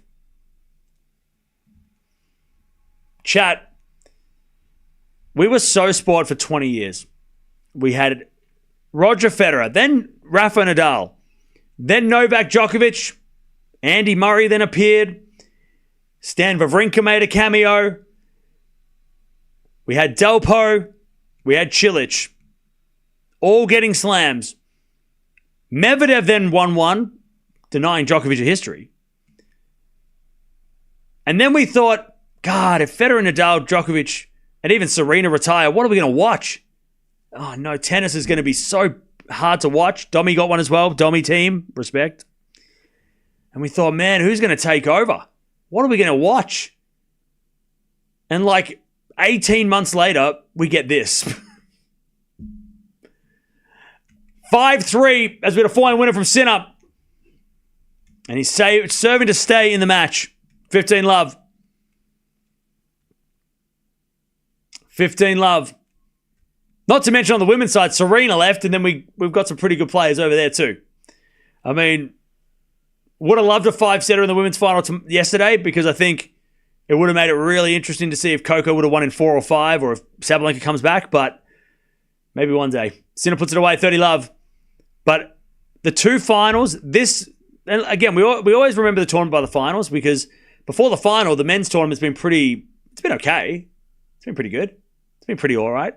But the final made it like 100 times better. 30 love. But the women's final and the men's final combined, how can you not love it?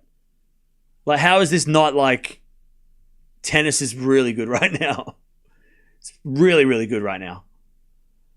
30 love.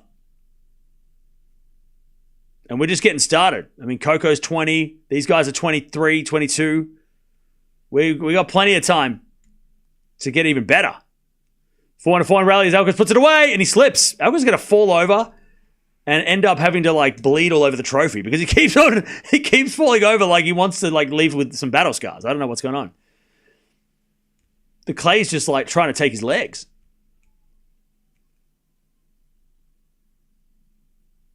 All right, Alcaraz. He's 3 points away. 30-15. Is this the best match of the 2020s? Wimbledon 23 was pretty sick. Is it better than that? Probably not. Wimbledon 23 was pretty crazy. And I know Nadal but Nadal didn't save championship points like Alcaraz has. Is it second best or third best? But then Rafa won. He broke history. Maybe this is the third best match of the 2020s. Is it the third best? Yeah, I agree. I don't know if Australian 22 was pretty it was epic because of Nadal and the history and everything that went before that. Remember all the drama before that kind of built it up. And Rafa was not supposed to win. Anyways, back end rally 40-15. Sinner trying to extend this match and he does. Alcaraz going to serve the championship. What a scoreline. 4-6, 6-7, 6-4, 7-6, 5-4. And Sinner's trying to stretch his back, so hopefully he's all right. AO 2017 final. Yeah, that wasn't... I said 2020s. 2017 wasn't in 2020. Linka, thank you for the donation. Love the channel. Thank you. Appreciate that. Nice words. Appreciate it. Match of the year, 5 hours. Thank you, Paulus. 5 sets. Agree. Thank you, Paulus. All right. Allison. Thank you for the $2. And also thank you, Anne, for becoming a member. Appreciate that as well. If you want to be a member, it's $1 a month. Also, join the Discord if you are a member, because we have a members-only Discord that you can join and talk tennis all the time, because there's people in there talking about tennis all the time, keeping you up to date with all the stuff going on. So if you want an offline chat experience with the members-only Discord, join the Discord. If you're it's free. It's free if you're a member. Or $1 a month if you want to join. All right. 5-4 Alcaraz. He is serving for the championship again. Don't forget to subscribe. Wimbledon preparations start tomorrow. You thought that after this we'd have a holiday. Tennis doesn't work like that. There are no holidays. Everybody's always playing. Even exhibitions in December. It never stops. We got Wimbledon preparations. These guys won't play next week, but they'll play the week after. And you can bet your ass we're going to watch them. Serving for the championship. To break Sinner's heart, but to fulfill some sort of destiny. Serve to the forehand of Sinner. Backhand of Alcaraz goes into the backhand of Sinner. Into the forehand of Alcaraz on the stretch. Who hits it out? Hang on. Love 15. Love 15. 5 hours played. Chat. 5 hours played. Love 15. Serve again. Is a fault. Second serve. Second serve. Into the back of the center. Return is good. Too good. Love 30. Remember, if it goes to 6-all, they play a tie break. If we get to 6-all, we get a tie break. Sinner's got love 30. God, poor, I feel so bad for Sinner's mum. She's been worried sick the entire match. Oh, God. Get the camera out of her face. Poor Mrs. Sinner. Oh, brutal. They just keep showing her because she has the most nervous reactions. She'll never come to a tennis match again. Love 30. First there's a fault.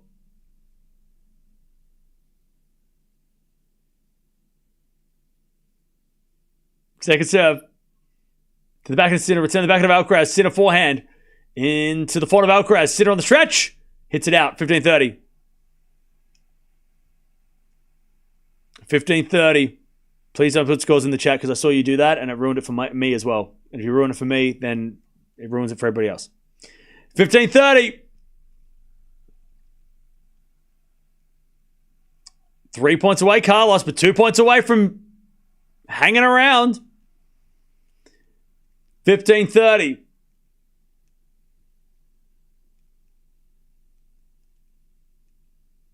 Alcaraz serves again. To the back of the Sinner. Return. Into the front of Alcaraz. Sinner backhand. To that Alcaraz forehand. He hits a drop shot. Sinner's going to get there. And get it back. And Alcaraz can't get it. Sinner has breakback points. And he shakes his fist. Wow. Jannik Sinner digs it out. And gets the break point. He hasn't been getting to drop shots all day. But he does when he needs to. Just that little extra oomph. And his mum's like, oh, fuck it, I'll hurry up and win this match, son. Oh, I can't do it. I'm never coming to these matches again. Don't invite me next year, Jannik. 15-40. Mrs. Sinner can't handle it. She doesn't want it. She wants to get out of here. She can't leave now, though. She's committed. It's like a roller coaster chat. You just got to wait for the ride to end. Or throw up trying. She's going to throw up all over the seat in front of her. Anyways, 15-40. Oh, I feel bad. Return. It's not even a fault. It's a let. Oh, poor Mrs. Sinner. 15-40. Break back points. Alcaraz serves. A fault.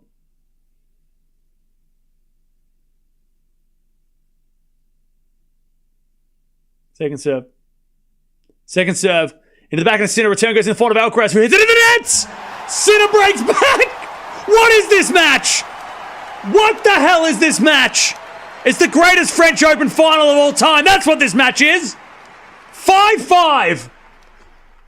Mods, time anybody out for half an hour if they put scores in the chat from now on. You've been warned. Anyone who puts a score in the chat, you're out for half an hour and you're going to miss the rest of this match. So be careful. Don't do it. You ruin it for everybody else. 5-5. Sinner is back. The chat's found life. All the Italians are back. Welcome back. Oh man, chat, this is insane.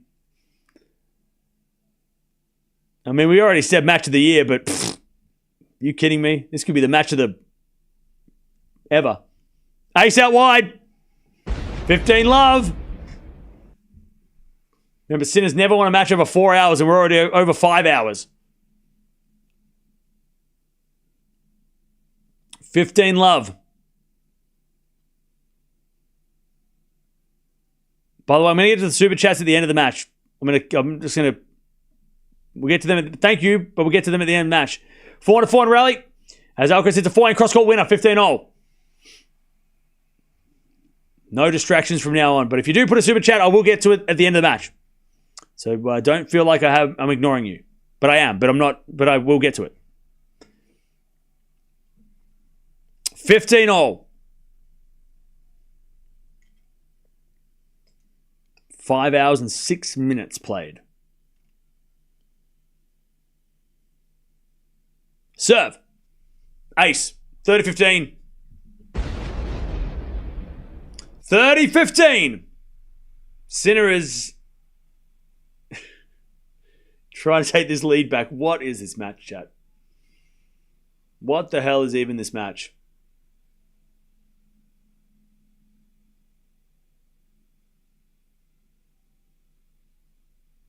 All right.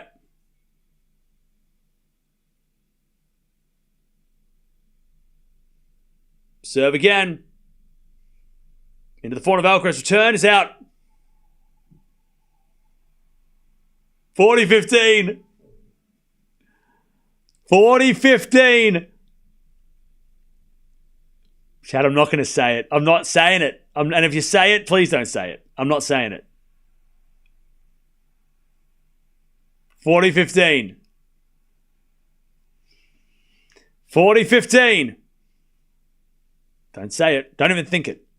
Serve is a fault. Second serve.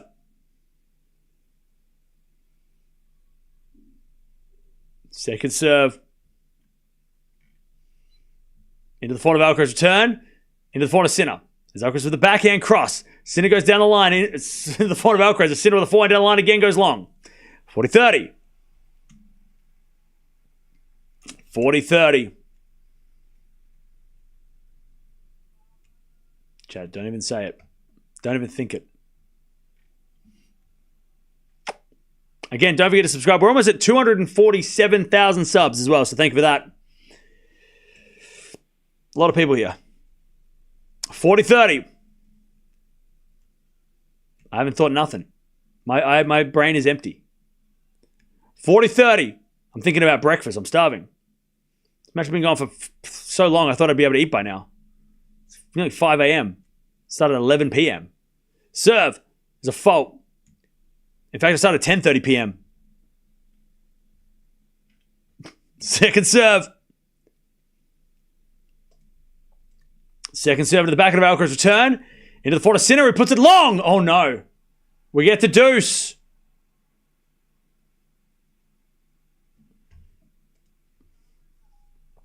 Oh, no. Mrs. Sinner. Oh, Mrs. Sinner. Poor Mrs. Sinner. Get that camera out of her face. Leave the woman in peace. Deuce. Who am I supporting? I'm not saying the word. Deuce. Sinner serves.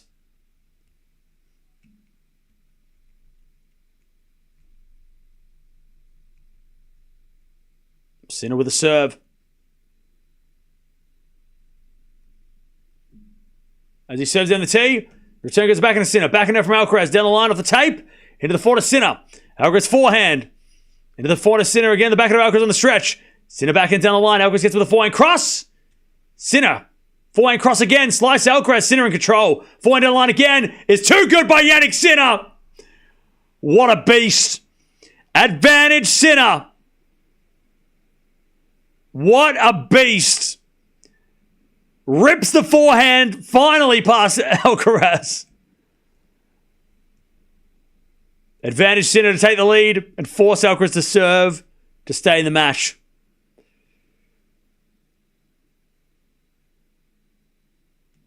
Advantage Sinner.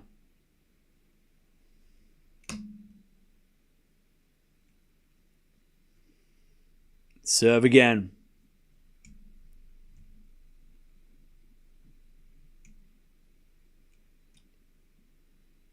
To take the lead.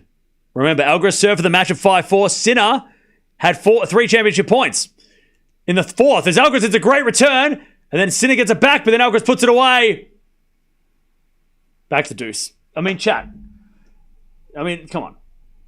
Come on now. Deuce! We get to deuce.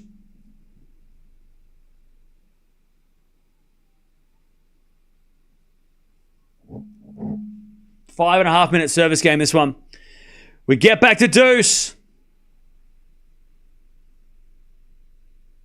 Nearly 9 p.m. at night. They started at, what, 3? Serve. Into the back of Alcaraz. Return goes in the form of Sinner. Alcaraz on the stretch. Hits it in the net. Advantage Sinner. For a 6-5 lead in the fifth.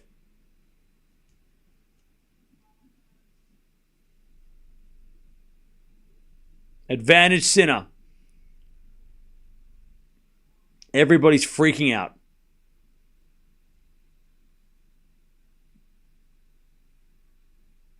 All right. Serve. Sinner. Serve Sinner. Into the backhand of Alcaraz. Return gets the forehand of Sinner. Alcaraz on the stretch. Cross court. Sinner goes down the line. What a shot from Sinner! What a shot! What a shot! What the hell? Just slaps a forehand. Alcaraz started grunting and he's like, shut up! Just a slap across the face to Alcaraz. And he leads. And now Carl's going to serve to get to stay in the match. Don't think it. Don't even say it. Don't say it. What a shot though from Sinner. I mean, I thought Alcaraz started picking up the pace. He started grunting. He's like, ooh, watch out, watch out. And then Sinner's like, get the hell out of here. And he just slaps the winner down the line. Crazy.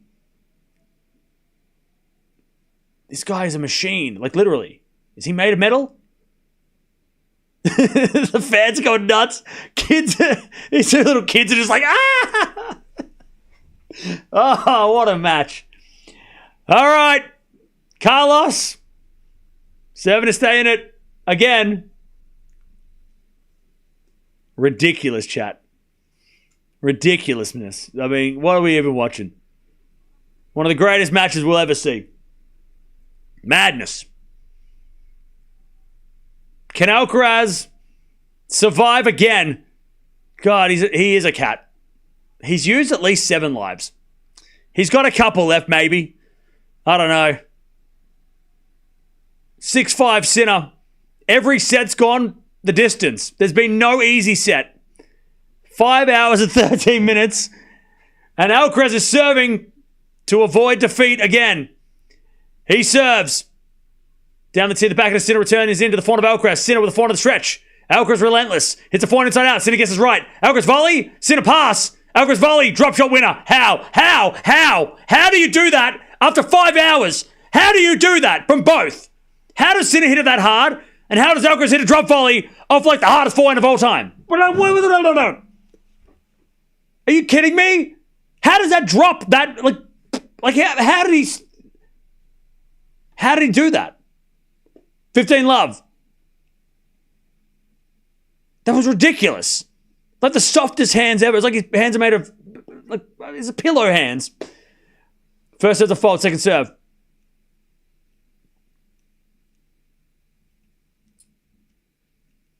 Second serve in the back of the Sinner return, the back of Alcaraz. Sinner, ooh, no, Alcaraz in the net. 15-all. 15-all.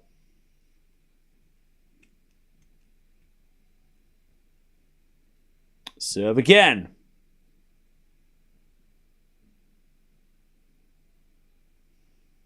Three points away, Sinner, from winning the match. Thank you all the super chats. We'll get to them at the end of the match. 15-all. First serve is a fault. Second serve. Second serve. To the back of the Sinner. Return is into the back of Alcaraz. Sinner on the attack. Alcaraz in trouble. Slices it back. Sinner with a half volley. Drop shot. And Alcaraz gets it, but it's long. Alcaraz slipped. If Alcaraz doesn't slip, maybe he gets there, but still Sinner ridiculous. 15-30. How did he hit that shot? A half volley drop shot winner, essentially. Alcaraz got there, but he just couldn't do anything with it.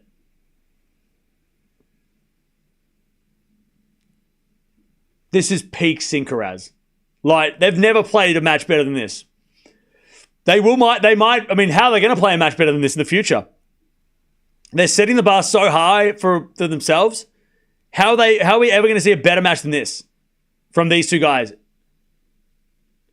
The best match could have been the 12th. As with a backhand now from Alcaraz down the line, Sinner gets on the stretch. As he hits it out, 30-all. Like, they might play 20 more times. How are they going to beat this? At Wimbledon, maybe in the final? I mean, that's the only difference, right? 30-all. Like, they're setting the bar too high. We're going to be disappointed every time we watch them now. It's never going to compare. This will never compare. We can never watch this match again. without disappointment. 30-all. As Alcaraz serves a fault. Second serve.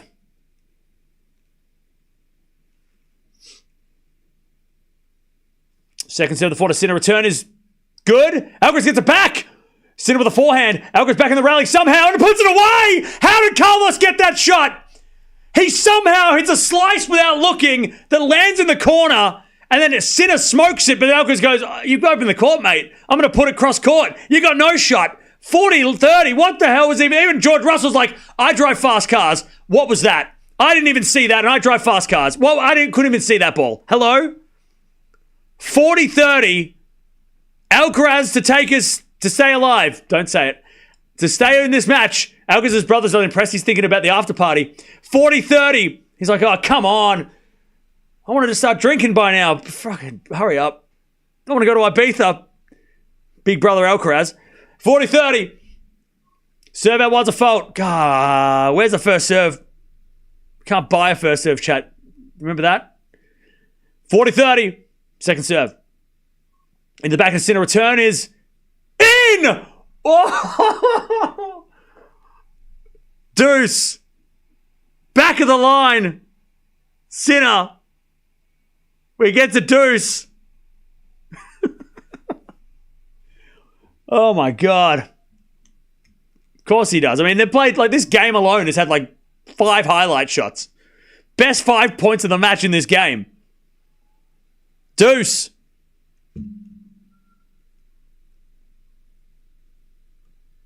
Serve again. Out wide of the forehand of Sinner. Great return. Alcaraz gets it back. Sinner on the stretch goes into the forehand of Alcaraz open court. Sinner with a pass. Goes long. How? They're playing the best tennis they played all match. They saved it for 5 hours. They were playing terrible in the first set. Where was this? I mean,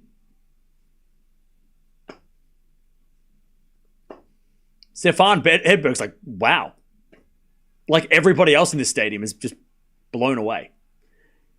Where were you when you watched the French Open 2025 final, chat? That's where we're gonna be. It's one of those moments. Where were you?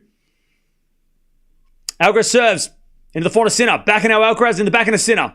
As Alcaraz on the stretch with a slice. Sinner, forehand. Into the backhand slice of Alcaraz again. Sinner in control. As he hits a forehand down the line again. Alcaraz with the backhand pass! What a shot to get to the tiebreak! And he points to his ear and he just kind of goes, "All right, let's do this thing." Even Juan Carlos loved it. That was the shot of the day. Tiebreak. 10 points to decide the French Open. What a backhand pass. What a pass. All right. Who you got? Who you got? Who have you got? I don't even care. Sinner serves. I don't care who wins, but I care what you say. You tell me. Where's my dog's not here? There's a reason why she's not here. She went to sleep over there. All right. Serve Sinner is a fault. Second serve. Andre Agassi's like, what the hell? He's like, this is crazy. He loves it though. Backhand return, the backhand Sinner, forehand from Alcaraz inside out. Sinner's got a backhand. Into that Alcaraz forehand. Sinner on the stretch. In the net. Alcaraz wins the first point of the third tie break.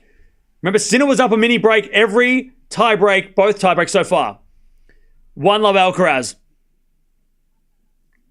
Remember, it's first to 10. This is going to be a long tie break.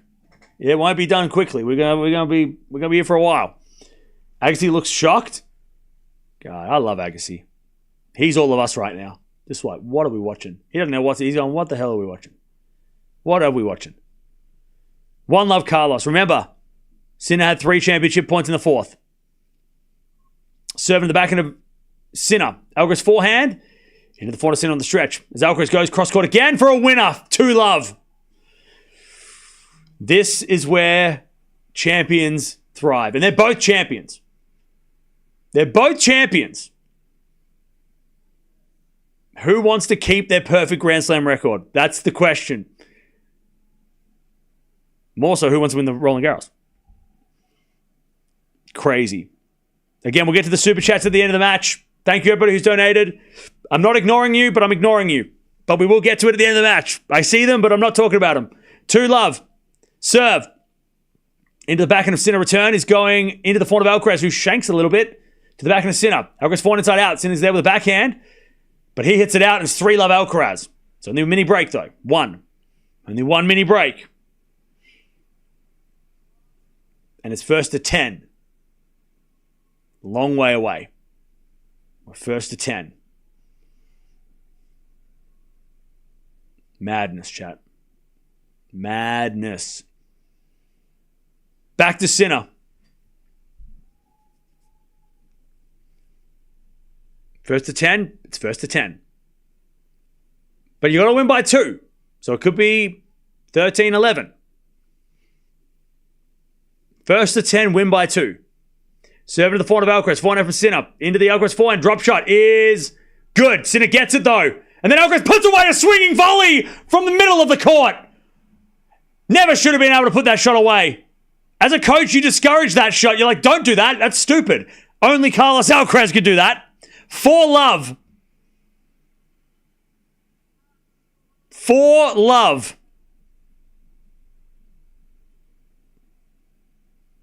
Back to Sinner. He's still got to serve.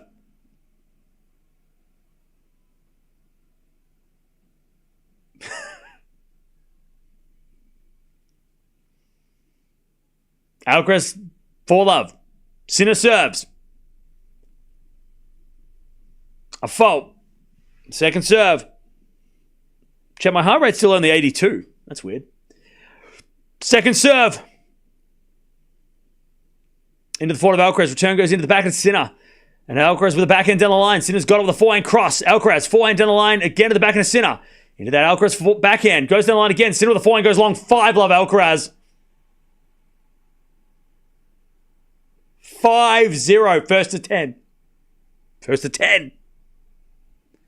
First to 10. 5-0.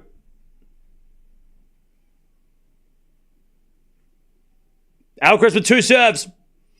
By the way, chat, 5-0 in a 10-point tiebreak, it looks impressive, but it's also very much alive still. There is still so much left to do. If Alcaraz gives away too many breaks, we're back on serve. Like it can change really quickly. Not like we're not back on serve technically, but it can flip. We can be at 4-5 real quick. Sinner returns into the backhand of Alcaraz. Sinner with the backhand. Into the backhand of Alcaraz down the line. Sinner with the forehand goes cross court in the net. 6 love. They change ends. 6-0. He's got to win 4 more points. But we've seen 10-point tiebreaks go from 8-2 to 8-all in no time. Roger Federer, remember him? He was pretty good. But he was playing John Millman when that happened. These guys are a lot less charitable. 6-0. Not 1 point. It's not match point. No. It's a 10-point tiebreak. It's not over yet. Don't celebrate, please. I don't want you to celebrate. If he gets to 7, it's not enough. He's got to get to 10. He has to get to 10. Please don't get... It's not over. I don't want anyone freaking out and be like, yeah, we won, and then he loses, and you're like, what happened? You clown? Yeah.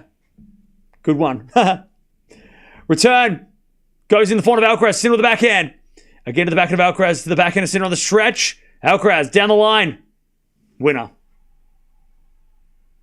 7-0. 3 points away. 3 points away. What the hell is even this tiebreak? I mean, Alcaraz didn't look a chance in the first 2 tiebreaks. He saved it all for the final tiebreak. Why 10? I don't know. They're just the rules these days. Alcaraz has saved his best literally to last. The last game and this tiebreak have been the best Alcaraz has played for the match. It's crazy. Serve from Sinner. He gets a point. Alcaraz in the net. 7-1. If Sinner comes back from the dead, don't even start. 7-1.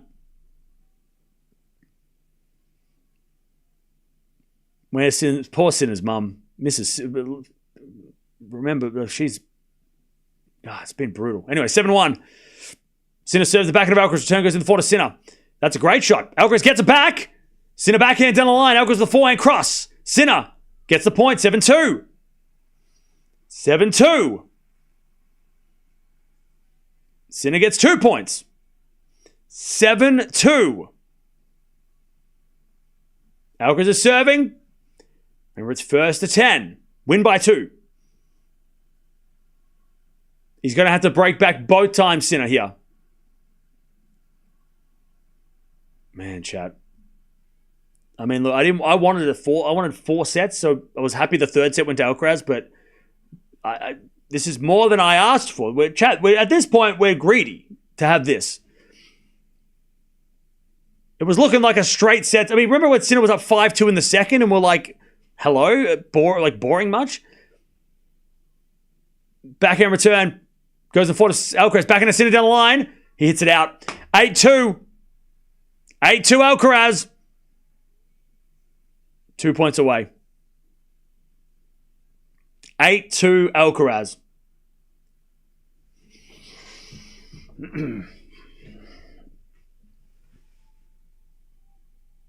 Alcaraz serves again.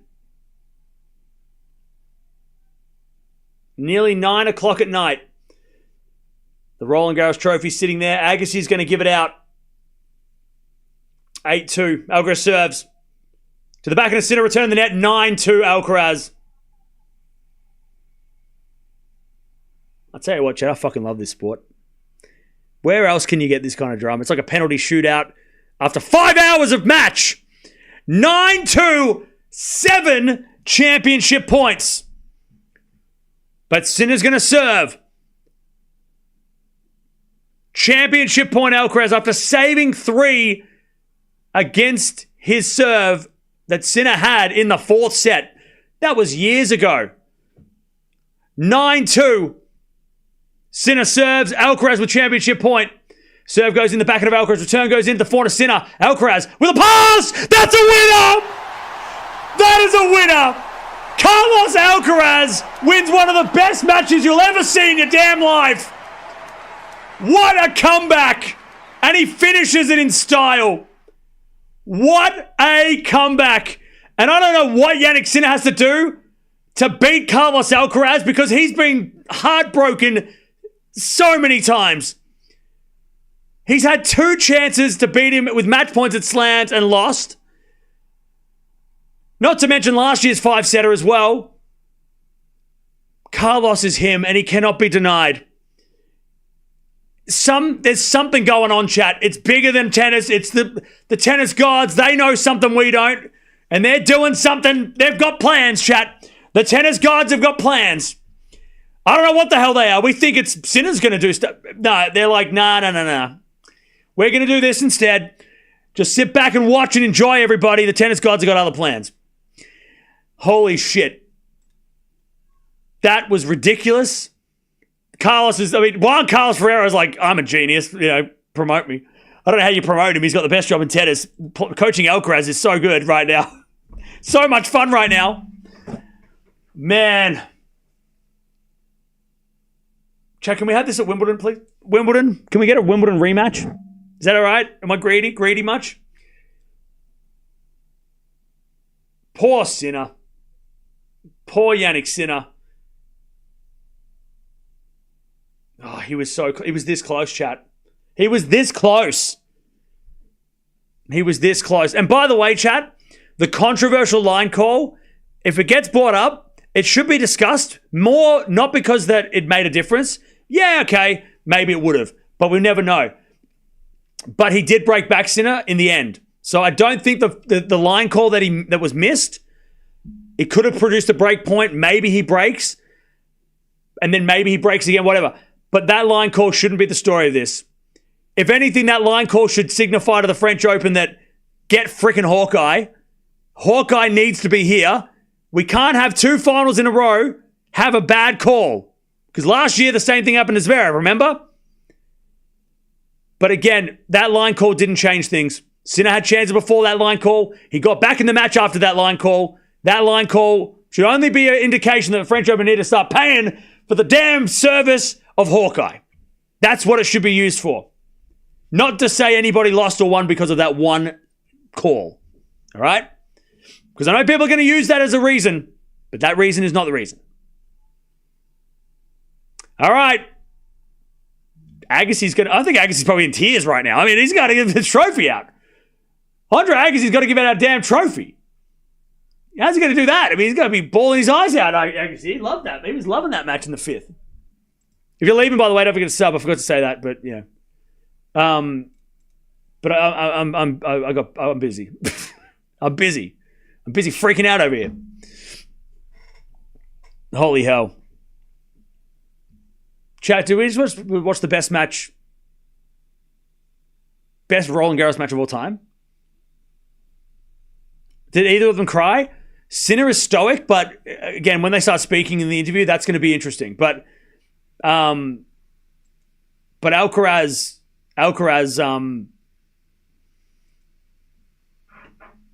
looks stoic at the moment. He looks elated, whereas Sinner looks disappointed, but there's no tears.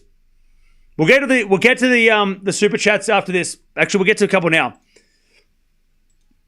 Poor Sinner, though. Sinner will get his, though. He's going to win a career slam. Cameron, what is happening? Oh, it's brutal.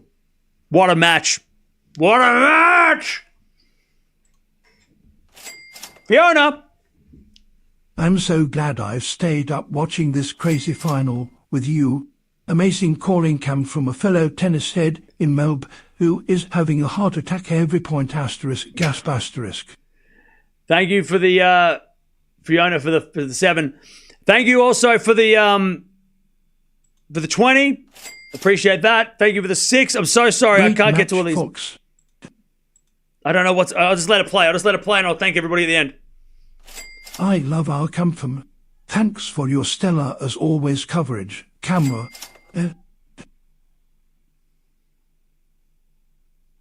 Cash. Loved it. Amazing match.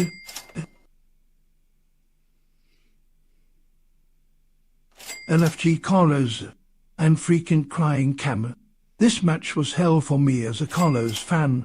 So happy the dude got it done. This was a classic. Thank you for your enthusiasm. Carlos is a legend. Simply magic. So happy. Thanks Cam. Great commentary. Thanks, Cam. Love you, Susanna Heart Eyes. Thank you for all the donations. Appreciate that. I mean, what was that match, chat?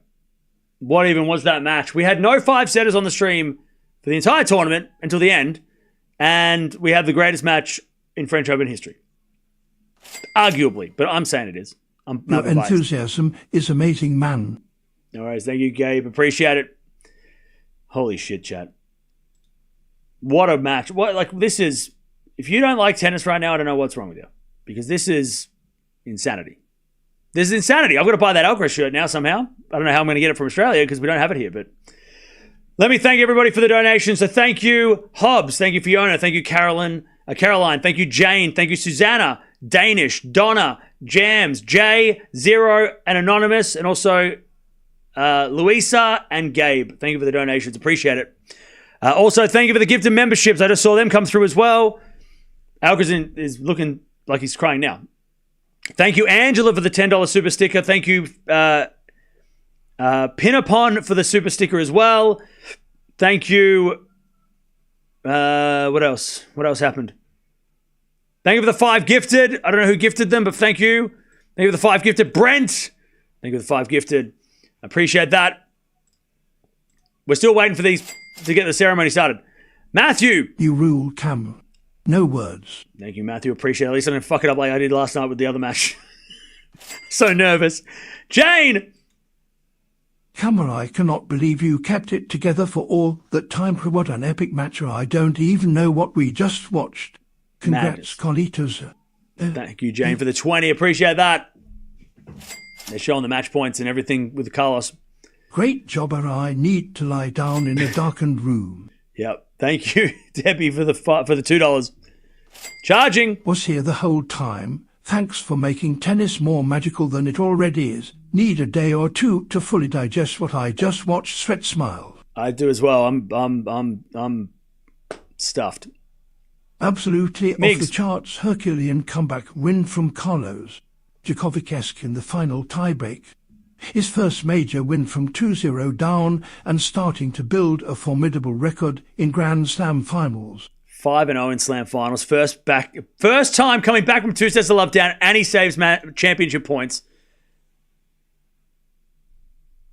He's him. Did I mention that he's him? I'll tell you what though. Jannik Sinner's only got an Alcaraz problem. If you take Alcaraz out of the equation, Jannik Sinner is like unstoppable. Unstoppable. There's one man on the planet that can beat him. There's only one guy. And luckily for Sinner, if you're a Sinner fan, you're still here. For Sinner, Alcaraz is not always going to win everything at this stage. He might eventually, but right now, Alcaraz, he does have moments where he will drop matches, where Sinner can swoop. But he has to figure it out. He's this close. He was this close today. He's getting closer. It was better than the last match for Sinner. He was this close. Next time, maybe different surface. Clay might be, not his territory in this rivalry. But on the grass, he won the match they played. He won the match. He was the last man to beat Alcaraz at Wimbledon. Right? Wimbledon final, we need it. We need it. Please, tennis gods, we need it. I know we're being greedy and we're asking for too much, but we need that final. We need that final. We need it. All right, they're doing the ceremony. We're sticking around. Chad, I'm glad that the last match of the tournament, I'm losing my voice because I feel like I haven't even really been yelling that much this week. Matthew. Where do you get your endurance cammed? The tennis helps. The adrenaline from the sport. That's the only explanation. Oh, man. All right. Sinner's looking a bit disappointed now. Understandably.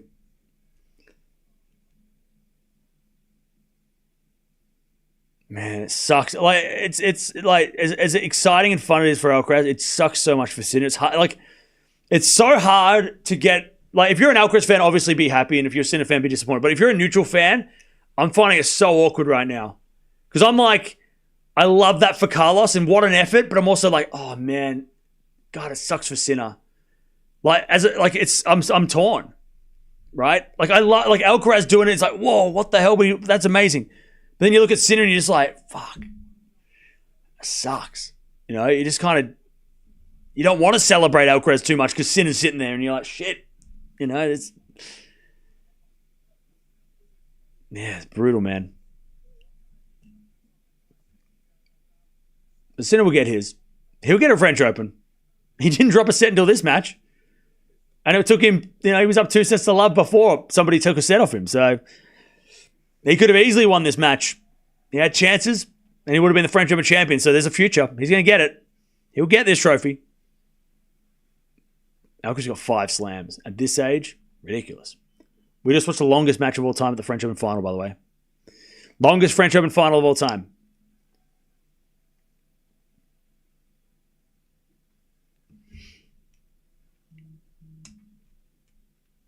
All right.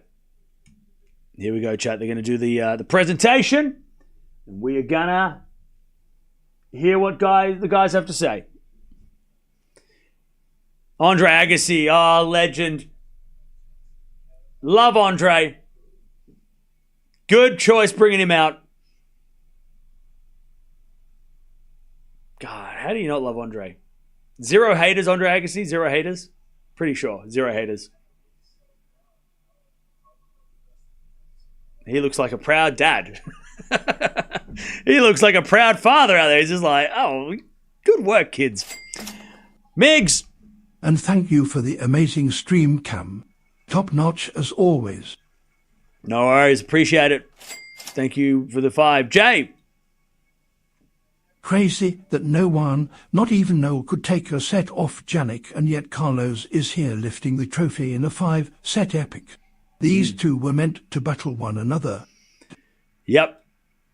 This rivalry was supposed to happen. Postcard era.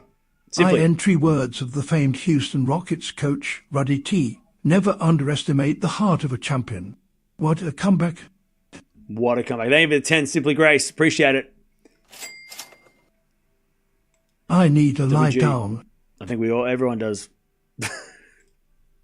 We need a week off after this, but unfortunately we're back tomorrow. There's no time off.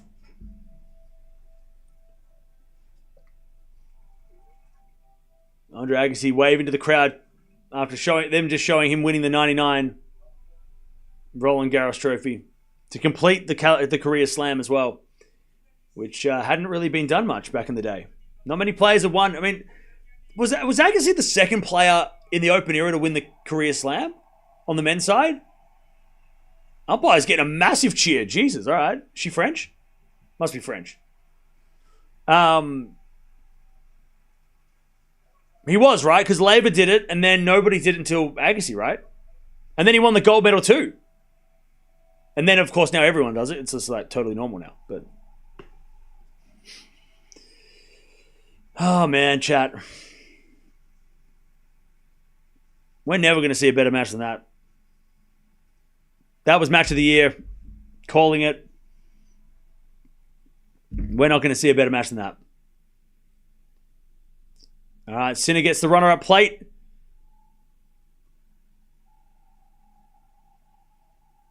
Jannik Sinner is a giant. Agassi giving him some kind words. Carlos in like the most 4K, 8K camera. What the hell was that? IMAX camera. Hello? Filming a movie, are we? All right.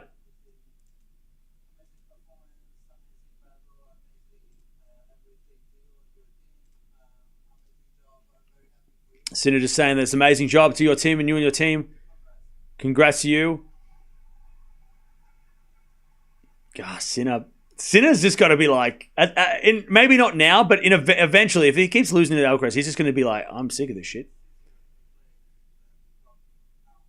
He's like, it's easier to play than talking. Thank you for my team for putting me in this position. Man.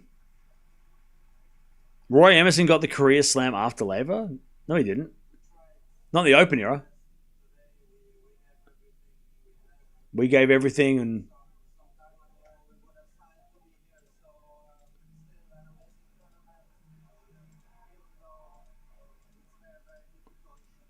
it's very difficult now, but we'll get through this. He's saying thanks for the ball, kids and stuff. You make life easy for us.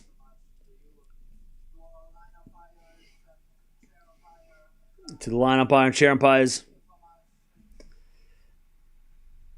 Those lines people are probably not going to have a job in the future, so not saying that in a bad way. I mean, it's legit, right? All lines people are extinct.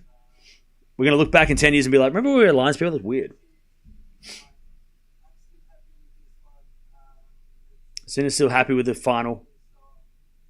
He's like, I'm still happy with the final.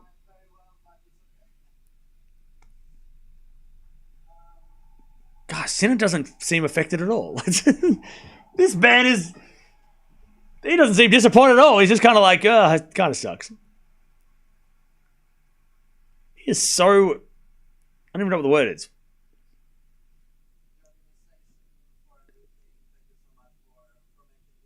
He is very, what's the word, chat? I don't know what the word is. Oh, obviously he'll be really disappointed, but like he is putting on a good speech. He is having a great speech. Stoic is the word. Stoic. That's what I was. Stoic. So stoic. He would be hurting, of course, but he is so. See you next year. He's so professional. So professional. Not saying that crying is bad and crying in the speech. Of course, like it's fine. That's fine. Anyone could do that. It's fine. You can cry and be sad, and that's fine. Nothing wrong with that. But he is like, that is so like, he's just like, I'll make him a speech. We'll talk about this. I'm disappointed, but I'm not the time and place for him. That's crazy. I mean, most people would be, and even like, Federer, right? We're talking about Federer. Murray, some of the greats of the last 20 years did not hold back tears when they were disappointed. So again, so professional from Sinner just to be like so composed in such a heartbreaking moment. Alcaraz wins the trophy again. Gets the trophy off Agassi, lifts the trophy aloft. God damn. This guy is ridiculous. Both these guys are ridiculous, chat. These guys are ridiculous. And he just starts making out with the trophy. I'm just kidding. It was no tongue, just lips. He just gave it a kiss, all right? Just a kiss. All right?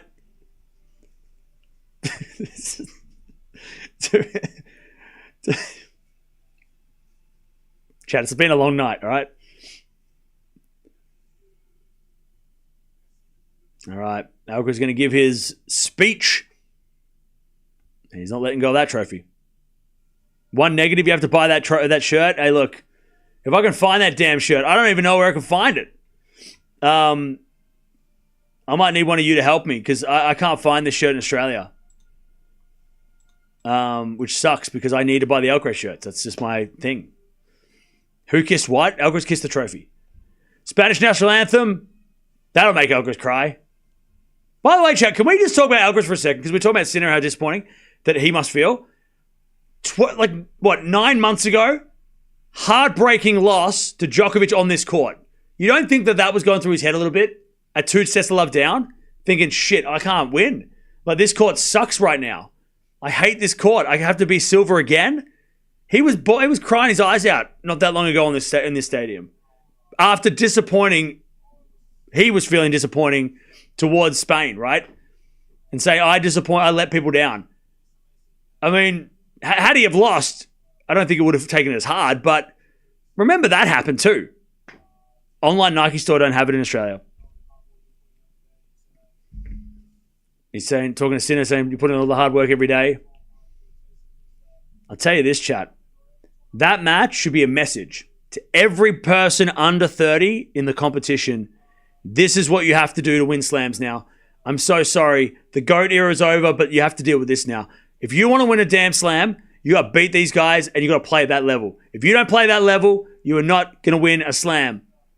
This is how you win slams. I'm not just talking about the 90s kids. I'm talking about the Runers, and I'm talking about the Drapers of the world. Musetti, right? If you want to win a slam, you have to play like that. It's the only way. You thought there'd be something after the GOATs retire. Here's my chance. There's a window. The window is shut. The window is open for like one slam, and Alcaraz took it. And now you got to play this level. This is the standard of tennis. It has not dropped since the GOATs retired. It's just as hard as before, and you got to lift. If you don't lift, you're not getting free. There's no free slams. No free slams. There are no free slams. So, and look, Draper's on his way. Musetti's been better. Runer's put up a fight. So I'm not just pointing them out saying that they're not good. They're definitely good, and they're improving. But that's what they got to do. They got to get to that level. They might be good enough to, get a set here and there and maybe get a win in 3. But that's the level you got to play in slams to beat these guys.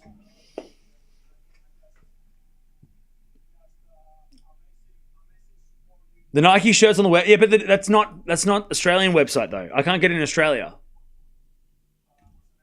unfortunately. It's on the international Nike website, and I can't get it here. I don't think I can, because Nike Australia is a different thing.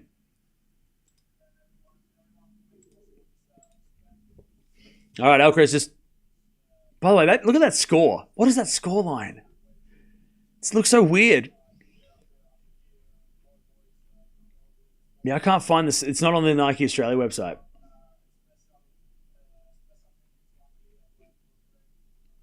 All right. He's just saying thank you to thank you everybody who works for the tournament, and thank you for everybody who is who's helped out. Yeah, I can't find that shirt on the website. There's no Nike shirt on the website, unfortunately.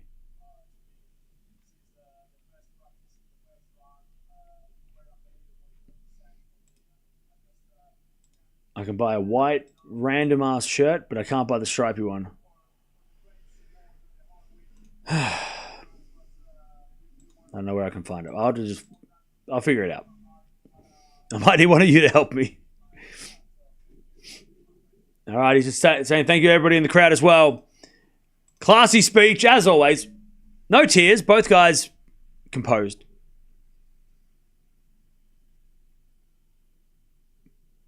And Andre Agassi, kind of feels fitting that Andre's there.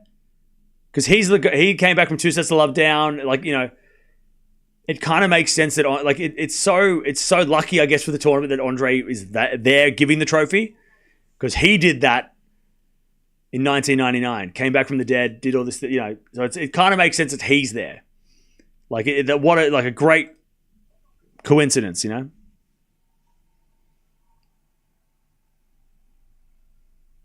God, Jannik Sinner is huge.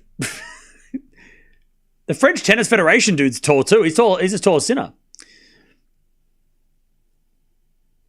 It was fitting, yeah.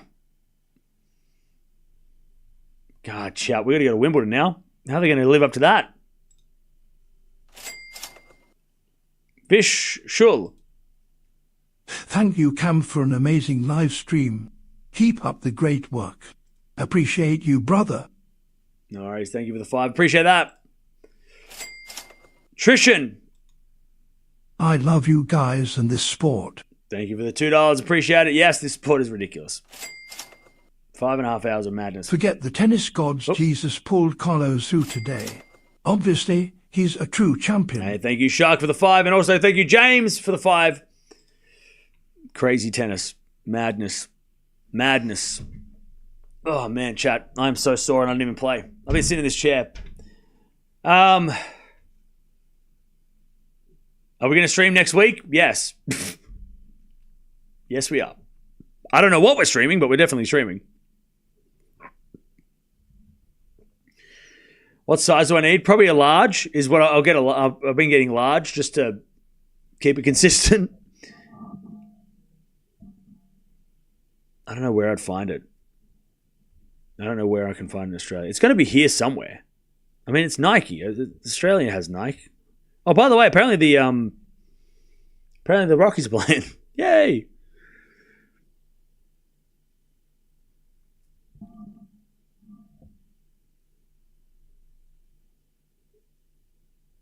I might have to just go find one. Maybe that's what I'll do today. Today I'll be on the hunt for the Nike shirt. But I don't think they have it because on the web. So, okay. So, Dutchie just sent me a link. Thank you. But what happens is when I go to the website, it redirects to Australia. And the Australian Nike website doesn't have the shirts. So, the Nike Australia website doesn't have it. It might have it on the website in America or Canada, but not for Australian Nike. They don't have it. It redirects me and then it says, doesn't show me it. So I can't get it here. Cam's rich low key? Not even. I just want that shirt for my. I need that shirt. I don't know why it doesn't have it. It's so stupid, but it just doesn't. Just doesn't let me buy it. The VPN wouldn't work because they won't send it to Australia. VPN wouldn't work because they can't direct it to us. They can't send it to Australia. Look like it's sold out anyway. Yeah. Damn it. eBay don't even have it. eBay don't have it. eBay don't even have it. There's got to be some in Australia. They're so ugly. Nobody's going to buy them. Surely.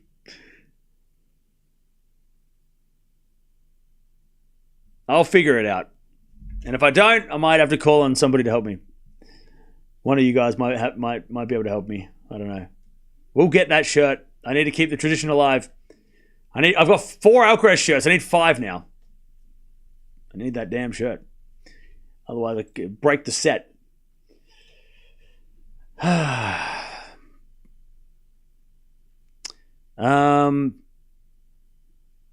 This is a Sampras Agassi score. Yeah, ridiculous.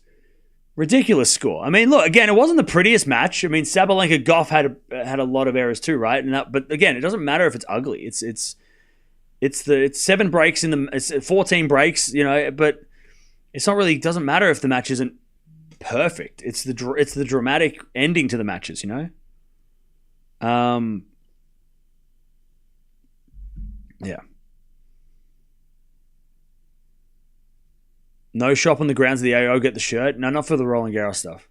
That shirt is not ugly. Y'all just don't know how to dress. Oh, man. I have a cousin who lives in Australia and will be visiting in a month. Might be able to do something to get it back to you.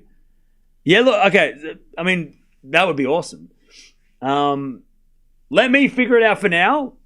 And I love all the help. I appreciate it. I'll try and find one because there's got to be somewhere in a freaking Melbourne. There's got to be one. There's got to be something. I'll call around today and see what I can find. But if I can't find anything, if I'm struggling, join the streams during the week and I might have to call to help. Or join the Discord because I'll probably jump in the Discord and ask for help. I'm trying to get the Alcaraz shirt and there's none in Australia. Or at least there's none being sold in Australia. But I have some ideas where I could maybe find one. Unless they just haven't been shipped off here yet. Maybe they haven't arrived here. But yeah, but thank you everybody for the help. I appreciate that. If you do find one, get one for yourself. Get one for yourself. Because, I mean, that match is going to be memorable. And that's a collector's item. That shirt is a collector's item. Which one? The white and black stripy one that he was wearing. Don't people know who you are? No, that's not. No, nobody knows who I am. And I would never do that. That'd be weird. No, I don't want the rugby, not the rugby style one. I'm talking about the one that he wore to win the French. I have all the shirts that he's won the French Open in. Not the rugby one. I'm talking about the one that, the stripy one that he won in. That's the one. I'll try and find it, but if I can't find it, I might call on. I'll call for help. They won't ship to Australia from America Nike store because Australia's got Nike stores. We just don't have any in stock or anything. There's none here. They forgot to send them. The black and white one, yeah. The one that he wore. The one that he wore when he's playing. Let me check. Usually the site that has them, they have Roland Garros merch, but they don't have Roland Garros. They have ASICS? Nike Autumn Collection. Is this it? Nah, they don't have it. They don't have it. It's wild. They've got like Rafa stuff from like years ago and shit, but they don't have the... They've just got like the basic Nike gear. Really annoying. It's really hard to find. I don't know why they don't have it here. It's silly. They had last year's one here. You could buy it straight away. Thank you for making the match interesting. I didn't need to do anything. The match was already interesting without me. But I appreciate it.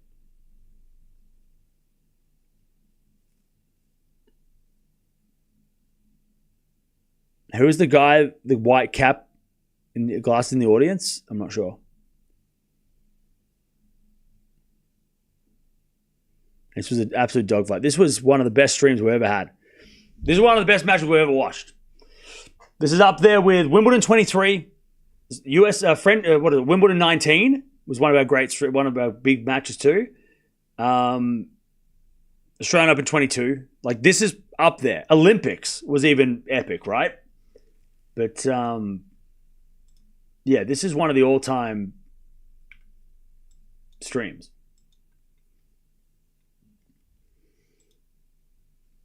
It's madness. Back-to-back French Opens, yeah. Do we have Tennis Express in Australia? I don't think so. I don't know if they ship to Australia, even, you know.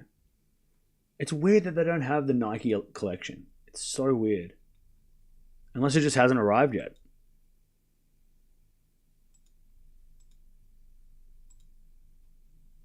Can I get it from this, though? Maybe I can.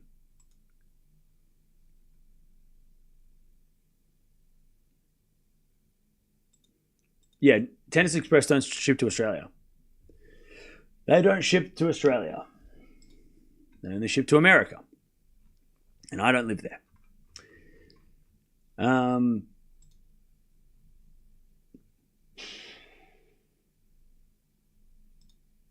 Tennis Warehouse also don't have it in Australia, unfortunately. Again, I don't know why they wouldn't. But I'll call them and maybe they can help me. They've got the Sabalenka outfit. They've got the women's outfits. I can buy the Sabalenka, well, she lost, so, but I could buy Sabalenka's outfit. I just can't buy Alcaraz's outfit.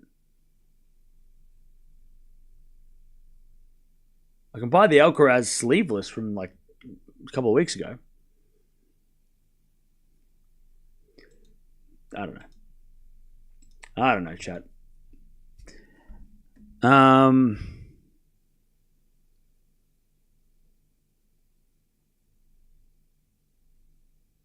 Yeah, Deb, that might be an option. I'll do some research and I'll let you know. I've watched you since 8K in 2018. Thank you. Appreciate you still watching. I don't know if we had 8K in 2018, but thank you.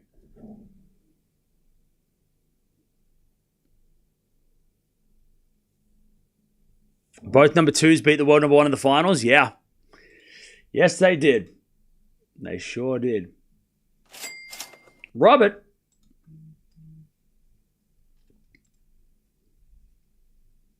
Oh, thank you for the 10.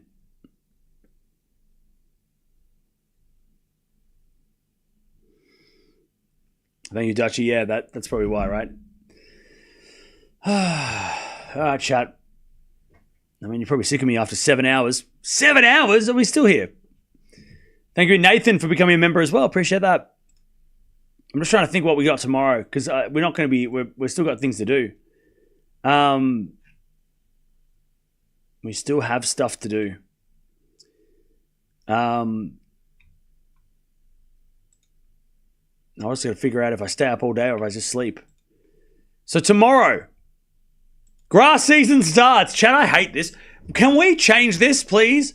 Can we have a week off? Just give us half a week.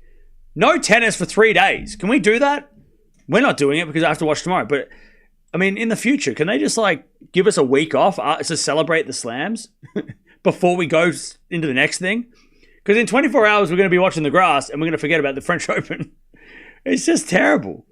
It's so bad. Alcaraz just does something amazing and tomorrow we're just going to be like, all right, next. Come on. Come on, tennis. We just got to give us a week off. Come on. Anyways, it looks like there's nothing to watch on the men's side tomorrow, so that's fine. The women's side, we might be watching stuff, though. We might be going to Queen's Club WTA.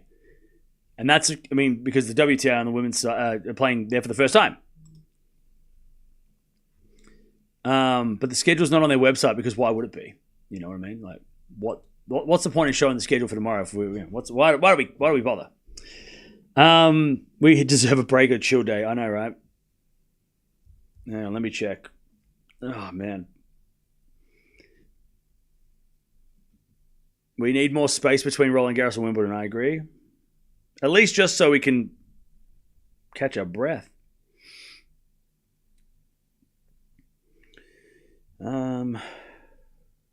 Why can't I see the schedule on this app? Here we go. I'm sorry. Does this not work? Why can't I see the schedule? Why does the ATP WTA app not have the schedule? Oh, here it is. Found it. Oh, so tomorrow, okay. Okay, cool. Oh, okay. We actually might not be watching anything tomorrow. Dasher's playing Cartel, but we probably won't watch Dasher tomorrow. Mukova's playing. Fernandez is playing. All right. Andy Murray Arena, by the way, is the name of the arena. All right. Kvitova. Interesting. All right. We might not actually watch anything tomorrow. Chat, we might have a day off. Can you imagine? Can you imagine? We might have the day off.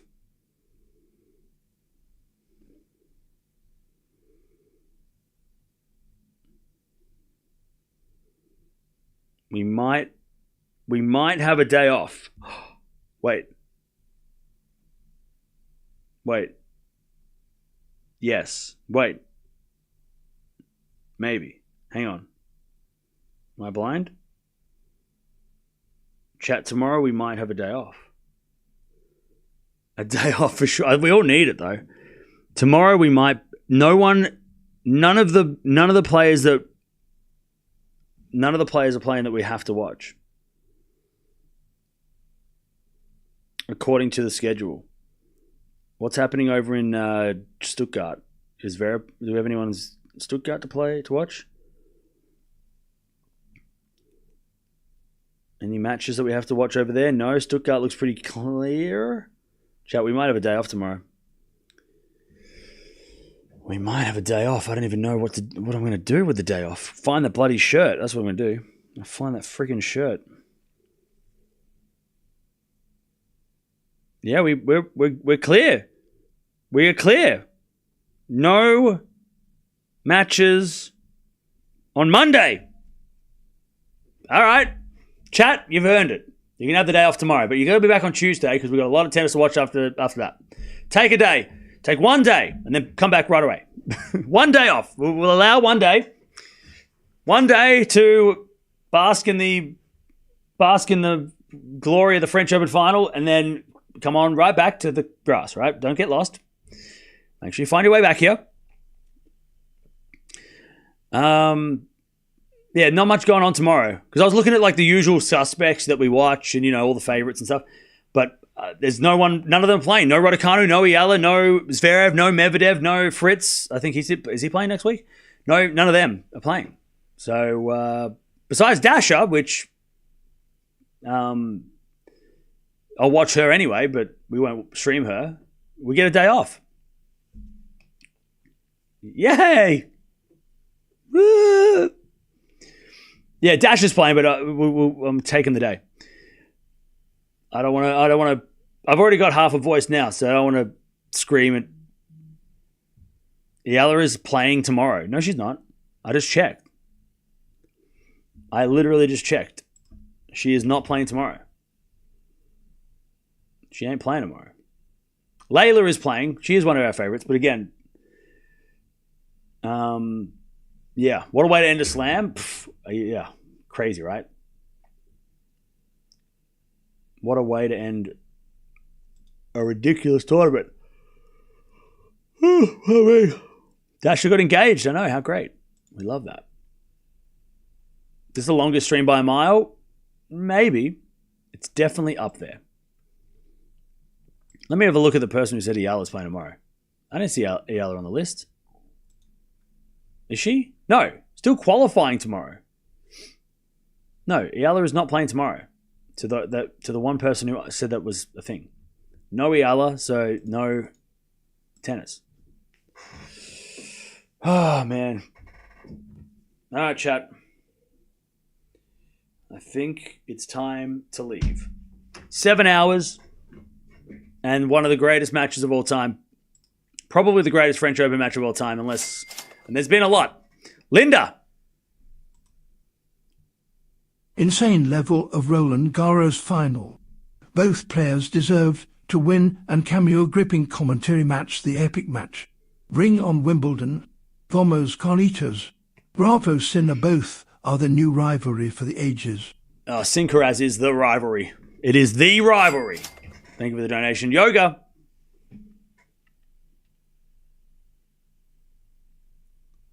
Cam, you are amazing. I love this channel. Thank you. Thank you, Yoga, for the 10. GW. That was absolutely awesome, Cam, and so were you. Loved it. From Cape Town. No worries. Thank you for the $4. Appreciate that. Thank you, everybody, for the nice words. I'm glad I didn't trip over like I did yesterday. By the way, all those people who clipped that, I'm going to find you. I've written all your names down, so you can't hide. Do you think Sinner will form dip like Zverev. No. Sinner will get back straight away and win Wimbledon. I want to thank you for the amazing commentary to maintain the energy over 5.5 hours. Hey, it is my pleasure. Yeah, Paolini and Arani won the doubles. Yeah, back-to-back. In Italy and France, yeah. Nole beating Zverev was my moment of the tournament. Nice. By the way, chat, I was just going to check. This is by far the biggest French Open match ever we've ever done. Which is crazy because we watch GOATs play here. But this is still the biggest French Open match ever. The biggest previous match was Djokovic versus Nadal 2021. This smoked it. Not even close. Third biggest stream of all time on the channel. Beating the Olympics. Third biggest stream of the channel history. Biggest at the French. Biggest at Roland Garros. I mean, the Olympics was here, right? The previous best was, like I said, French Open quarterfinals 22, followed by French Open final 2020, and this doubled that, which is incredible. So I appreciate that. But yeah, third biggest stream of all time. Crazy.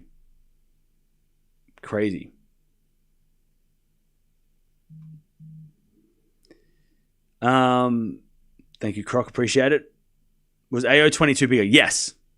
So the biggest stream of all time, Wimbledon 23, and then of course Rafa's recovery against Medi. But this is the biggest non-GOAT match of all time, and third biggest of all time. That's crazy.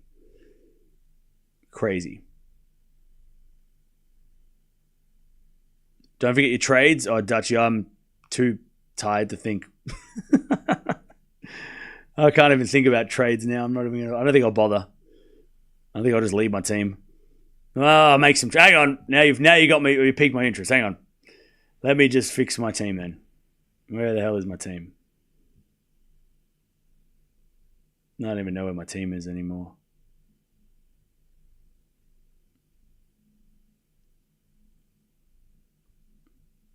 Where did I put my team? I don't know. Where is it?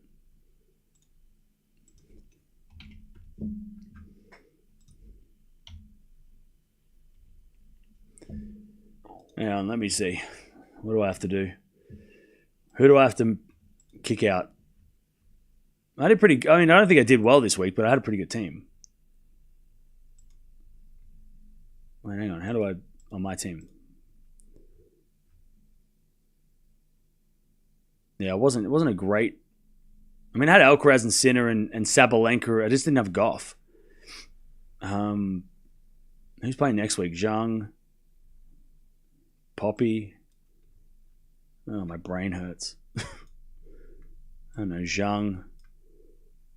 Is Poppy playing next week? Haddad Mai's playing, right?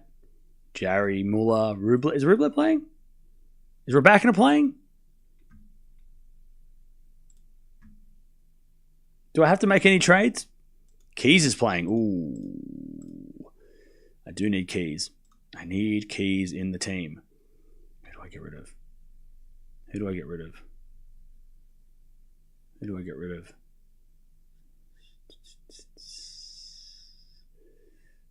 get rid of. Andreeva. I'll get Keys for Andreeva for Keys. Is Keys actually playing? Poppy's listed. Is Keys actually playing? Yeah, Poppy's not been great, but he'll fill the gap. He'll fill in the gaps. Zverev, Fritz, Shelton, FAA, Lehechka, don't have him anymore. Don't have any of these players? Muller? Where's Muller?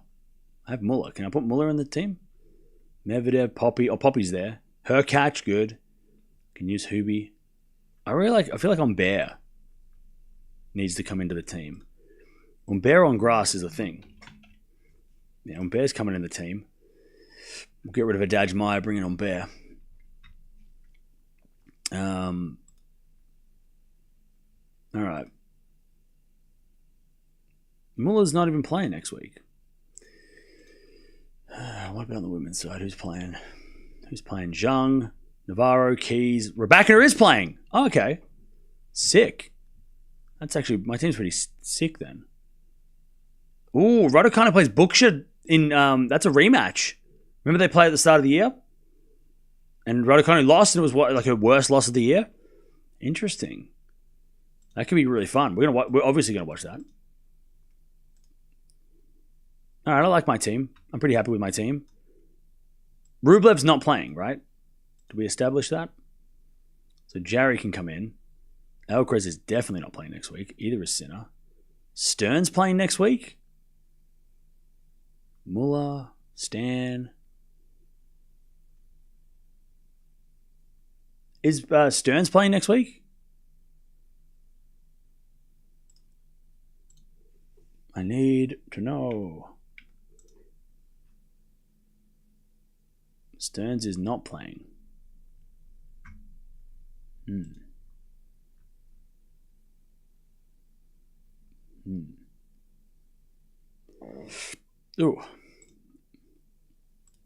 All right, let's get rid of her then. And we'll bring in... We're bringing in... do we bring Medvedev in? Yeah. Let's give Medi a shot. Let's give Medi a shot. He's pretty good on grass. Let's give Medi a chance. Easy.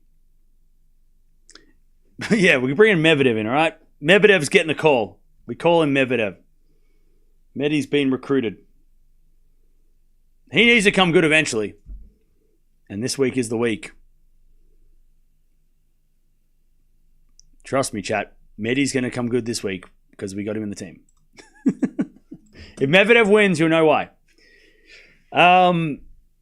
Was this match of the year? 1,000,000%. Not even close. Not even close. By the way, thank you for the 10 gifted. Nathan, appreciate that. Thank you for the 10 gifted. You're still on? Yep. We're going to leave soon, though. Kalia. Hey, Cam, I see the shirt on Ensine Sport FR. But do they ship to Australia?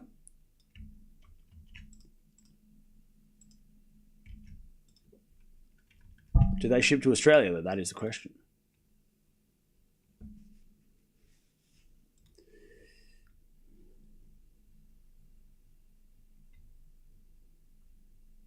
Do they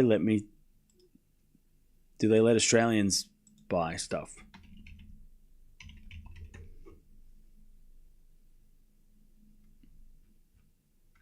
I can't see anything. What do you mean?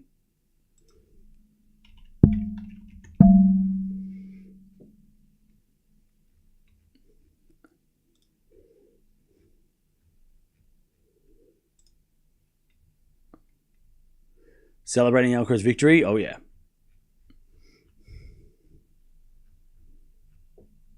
Aha.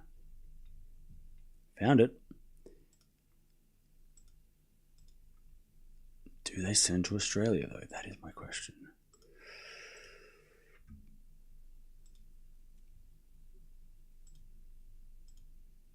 The rest of the tour has a lot of work to do. Oh, yeah. These guys raise the bar. And like I said at the end of the match, those guys, if they want to be a Grand Slam champion, you're going to have to beat these guys. And if you can't play this level, you're not going to win. Oh, they do ship to Australia. This might work. Thank you. Thank you, Kalia. I'll check it out. Link up. Amazing commentary. Love every min. Thank you for the donation. Appreciate it. Hey, Cam, I see the shirt on Ensine Sport FR. All right, I'll check it out. That might be the go. I'll try and see if I can get it. All right, chat. That's it and that's that. We're out of here. I'm stuffed. We've nearly been here for 7.5 hours. Ridiculous. Crazy. But that's what this match was. It was ridiculous and crazy. And we have more coming up because we've got grass season starting. Tomorrow we get a day off, so don't worry about tomorrow. We're chilling tomorrow. And then we get back on the horse. Back on the grass. We go crazy. But yeah, thanks for hanging out. What a final. How are we ever going to watch? We're not going to watch a better final this year. We're not going to watch a better final this year. I mean, there's no way we're going to watch a better final this year. Maybe Alcaraz versus Sinner at the Wimbledon final, maybe. But that was like, I mean, chat. We're not going to fight. We're going to be talking about this match forever. Alcaraz wins 4-6, 6-7, 6-4, 7-6, 7-6. He saves 3 championship points. He beats Jannik Sinner for the 5th time in a row. He lifts his 5th Grand Slam trophy. He goes back-to-back at Roland Garros. He breaks the Sinner streak that was 20 Grand Slam matches in a row. And he's now going to Wimbledon to try and complete the Channel Slam again for the 2nd time in a row. What a final. 5 slams at 22 is insane. Also, okay, chat, before we go, I need to say this out. I need to say this out loud because this is where things start to get really interesting. So now that Alcaraz is on 5, where does that put him in history of the world? Because 5 is actually a lot. I know 20 is like standard these days, but 5 is a hell of a lot. It puts him in the same Open era. It puts him with Rod Laver, John Newcombe in the Open era. He overtakes Jim Courier. He overtakes Vilas. He overtakes Rosewell. He is 1 away from equaling Edberg and Becker. 1 away. He's 2 away from equaling Verlander and Agassi. And he's 3 away from joining Lendl. Sorry, not Agassi. He's 3 away from Connors, Lendl, and Agassi. Mac Verlander have 7. Edberg Becker, 6. 8 for the other guys, and then of course Borg is on 11 and beyond, right? He is in the middle and catching those guys. Like, okay, you might say, well, Guga Quirton won 3, that's good. But, Alcaraz is always going to get 3. Overtaking Courier, great effort. But we also thought, well, 4 at his age was crazy. He's always going to get maybe 5. But when he gets to 6 and 7, that's when he's starting to join all-time legend. Like, we're talking like the faces of our game. Jim's a face of the game, but like, we're talking Becker. We're talking Verlander, Edberg, Mac. I mean, he's going to join them in no time. He's going to pass them at this rate. That's what we're watching, chat, in real time. That's who we're watching. Like, and Sinner's not that far behind, right? Sinner's on 3. But that's who Alcaraz is we're watching right now. He is about to join, before even the age of 20, maybe 23, right? He is going to join Becker and Edberg, who are no slouch. There's not nobodies. They're not nobodies. They're not just a random couple of guys that got lucky. No, they're some of the greatest players of the 90s. Verlander, McEnroe, some of the greatest players of the 80s. Agassi on 8. He's more than halfway to that. Lendl, Connors, right? I mean, he might surpass all of them.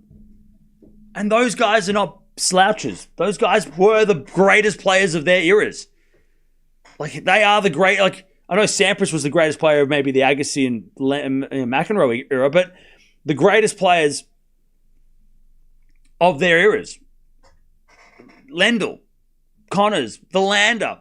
I mean, that's who we're watching. That's who he is. That's who this guy is. He's our version of that. He might not be a 20 Grand Slam champion, or he might be. It doesn't matter if he isn't. He's still might be the best of the decade. And that's the best of the era, right? And currently he is. Against Sinner, if he keeps ahead of Sinner, he's the best of the era so far. But he might be top 10 history in like a year. Top 10 best player of all time in a year. Who knows? Legend. He's already a legend. Crazy. That's who we're watching. But both of these guys, that's who we're watching. Both of them, right? We're watching both of them. They are the Borg McEnroe. They are the, Sampras Agassi. They are the Becker Edberg of our generation, of this generation. They are at the moment. There's other guys coming through. Maybe there's other guys that can take their mantles. But for now, this is Fadal. This is Sampras Agassi. This is Borg McEnroe. This is our version, or Connor's McEnroe if you want to go that way. Whatever you want to pick two great players who played each other a lot. Rosewell versus Laver. That's what we're watching, but in 2025. All right, I'm out of here now. I'm out of here, and I said that I mean it. But Alcaraz wins 4-6, 6-7, 6-4, 7-6, 7-6. He saves 3 championship points. He beats Sinner for the 5th time in a row. He lifts the 2nd Roland Garros trophy, his 5th Grand Slam at 22 years old. He goes to Wimbledon, looking good, feeling good. I hope he doesn't. We can't wear that shirt at Wimbledon anyway because it's against the rules. But Jannik Sinner, how does he recover? I think he comes out and he wins Wimbledon. That's me, what I think personally, but we'll find out. I'll see you guys in a couple of days. Take the day off. You earned it. French Open done and dusted. See you tomorrow. See you next. Well, there'll be videos coming out tomorrow. You'll see my face somewhere. I'll see you in a couple of days. Thank you for all the donations. Shout out to the mods, especially Deb, who was here the whole time, which is crazy that Deb was able to control 30,000 people. So thank you for Deb. Nightbot, you can get stuffed. And thank you for all the donations, all the memberships as well. I'll see you guys in a couple of days.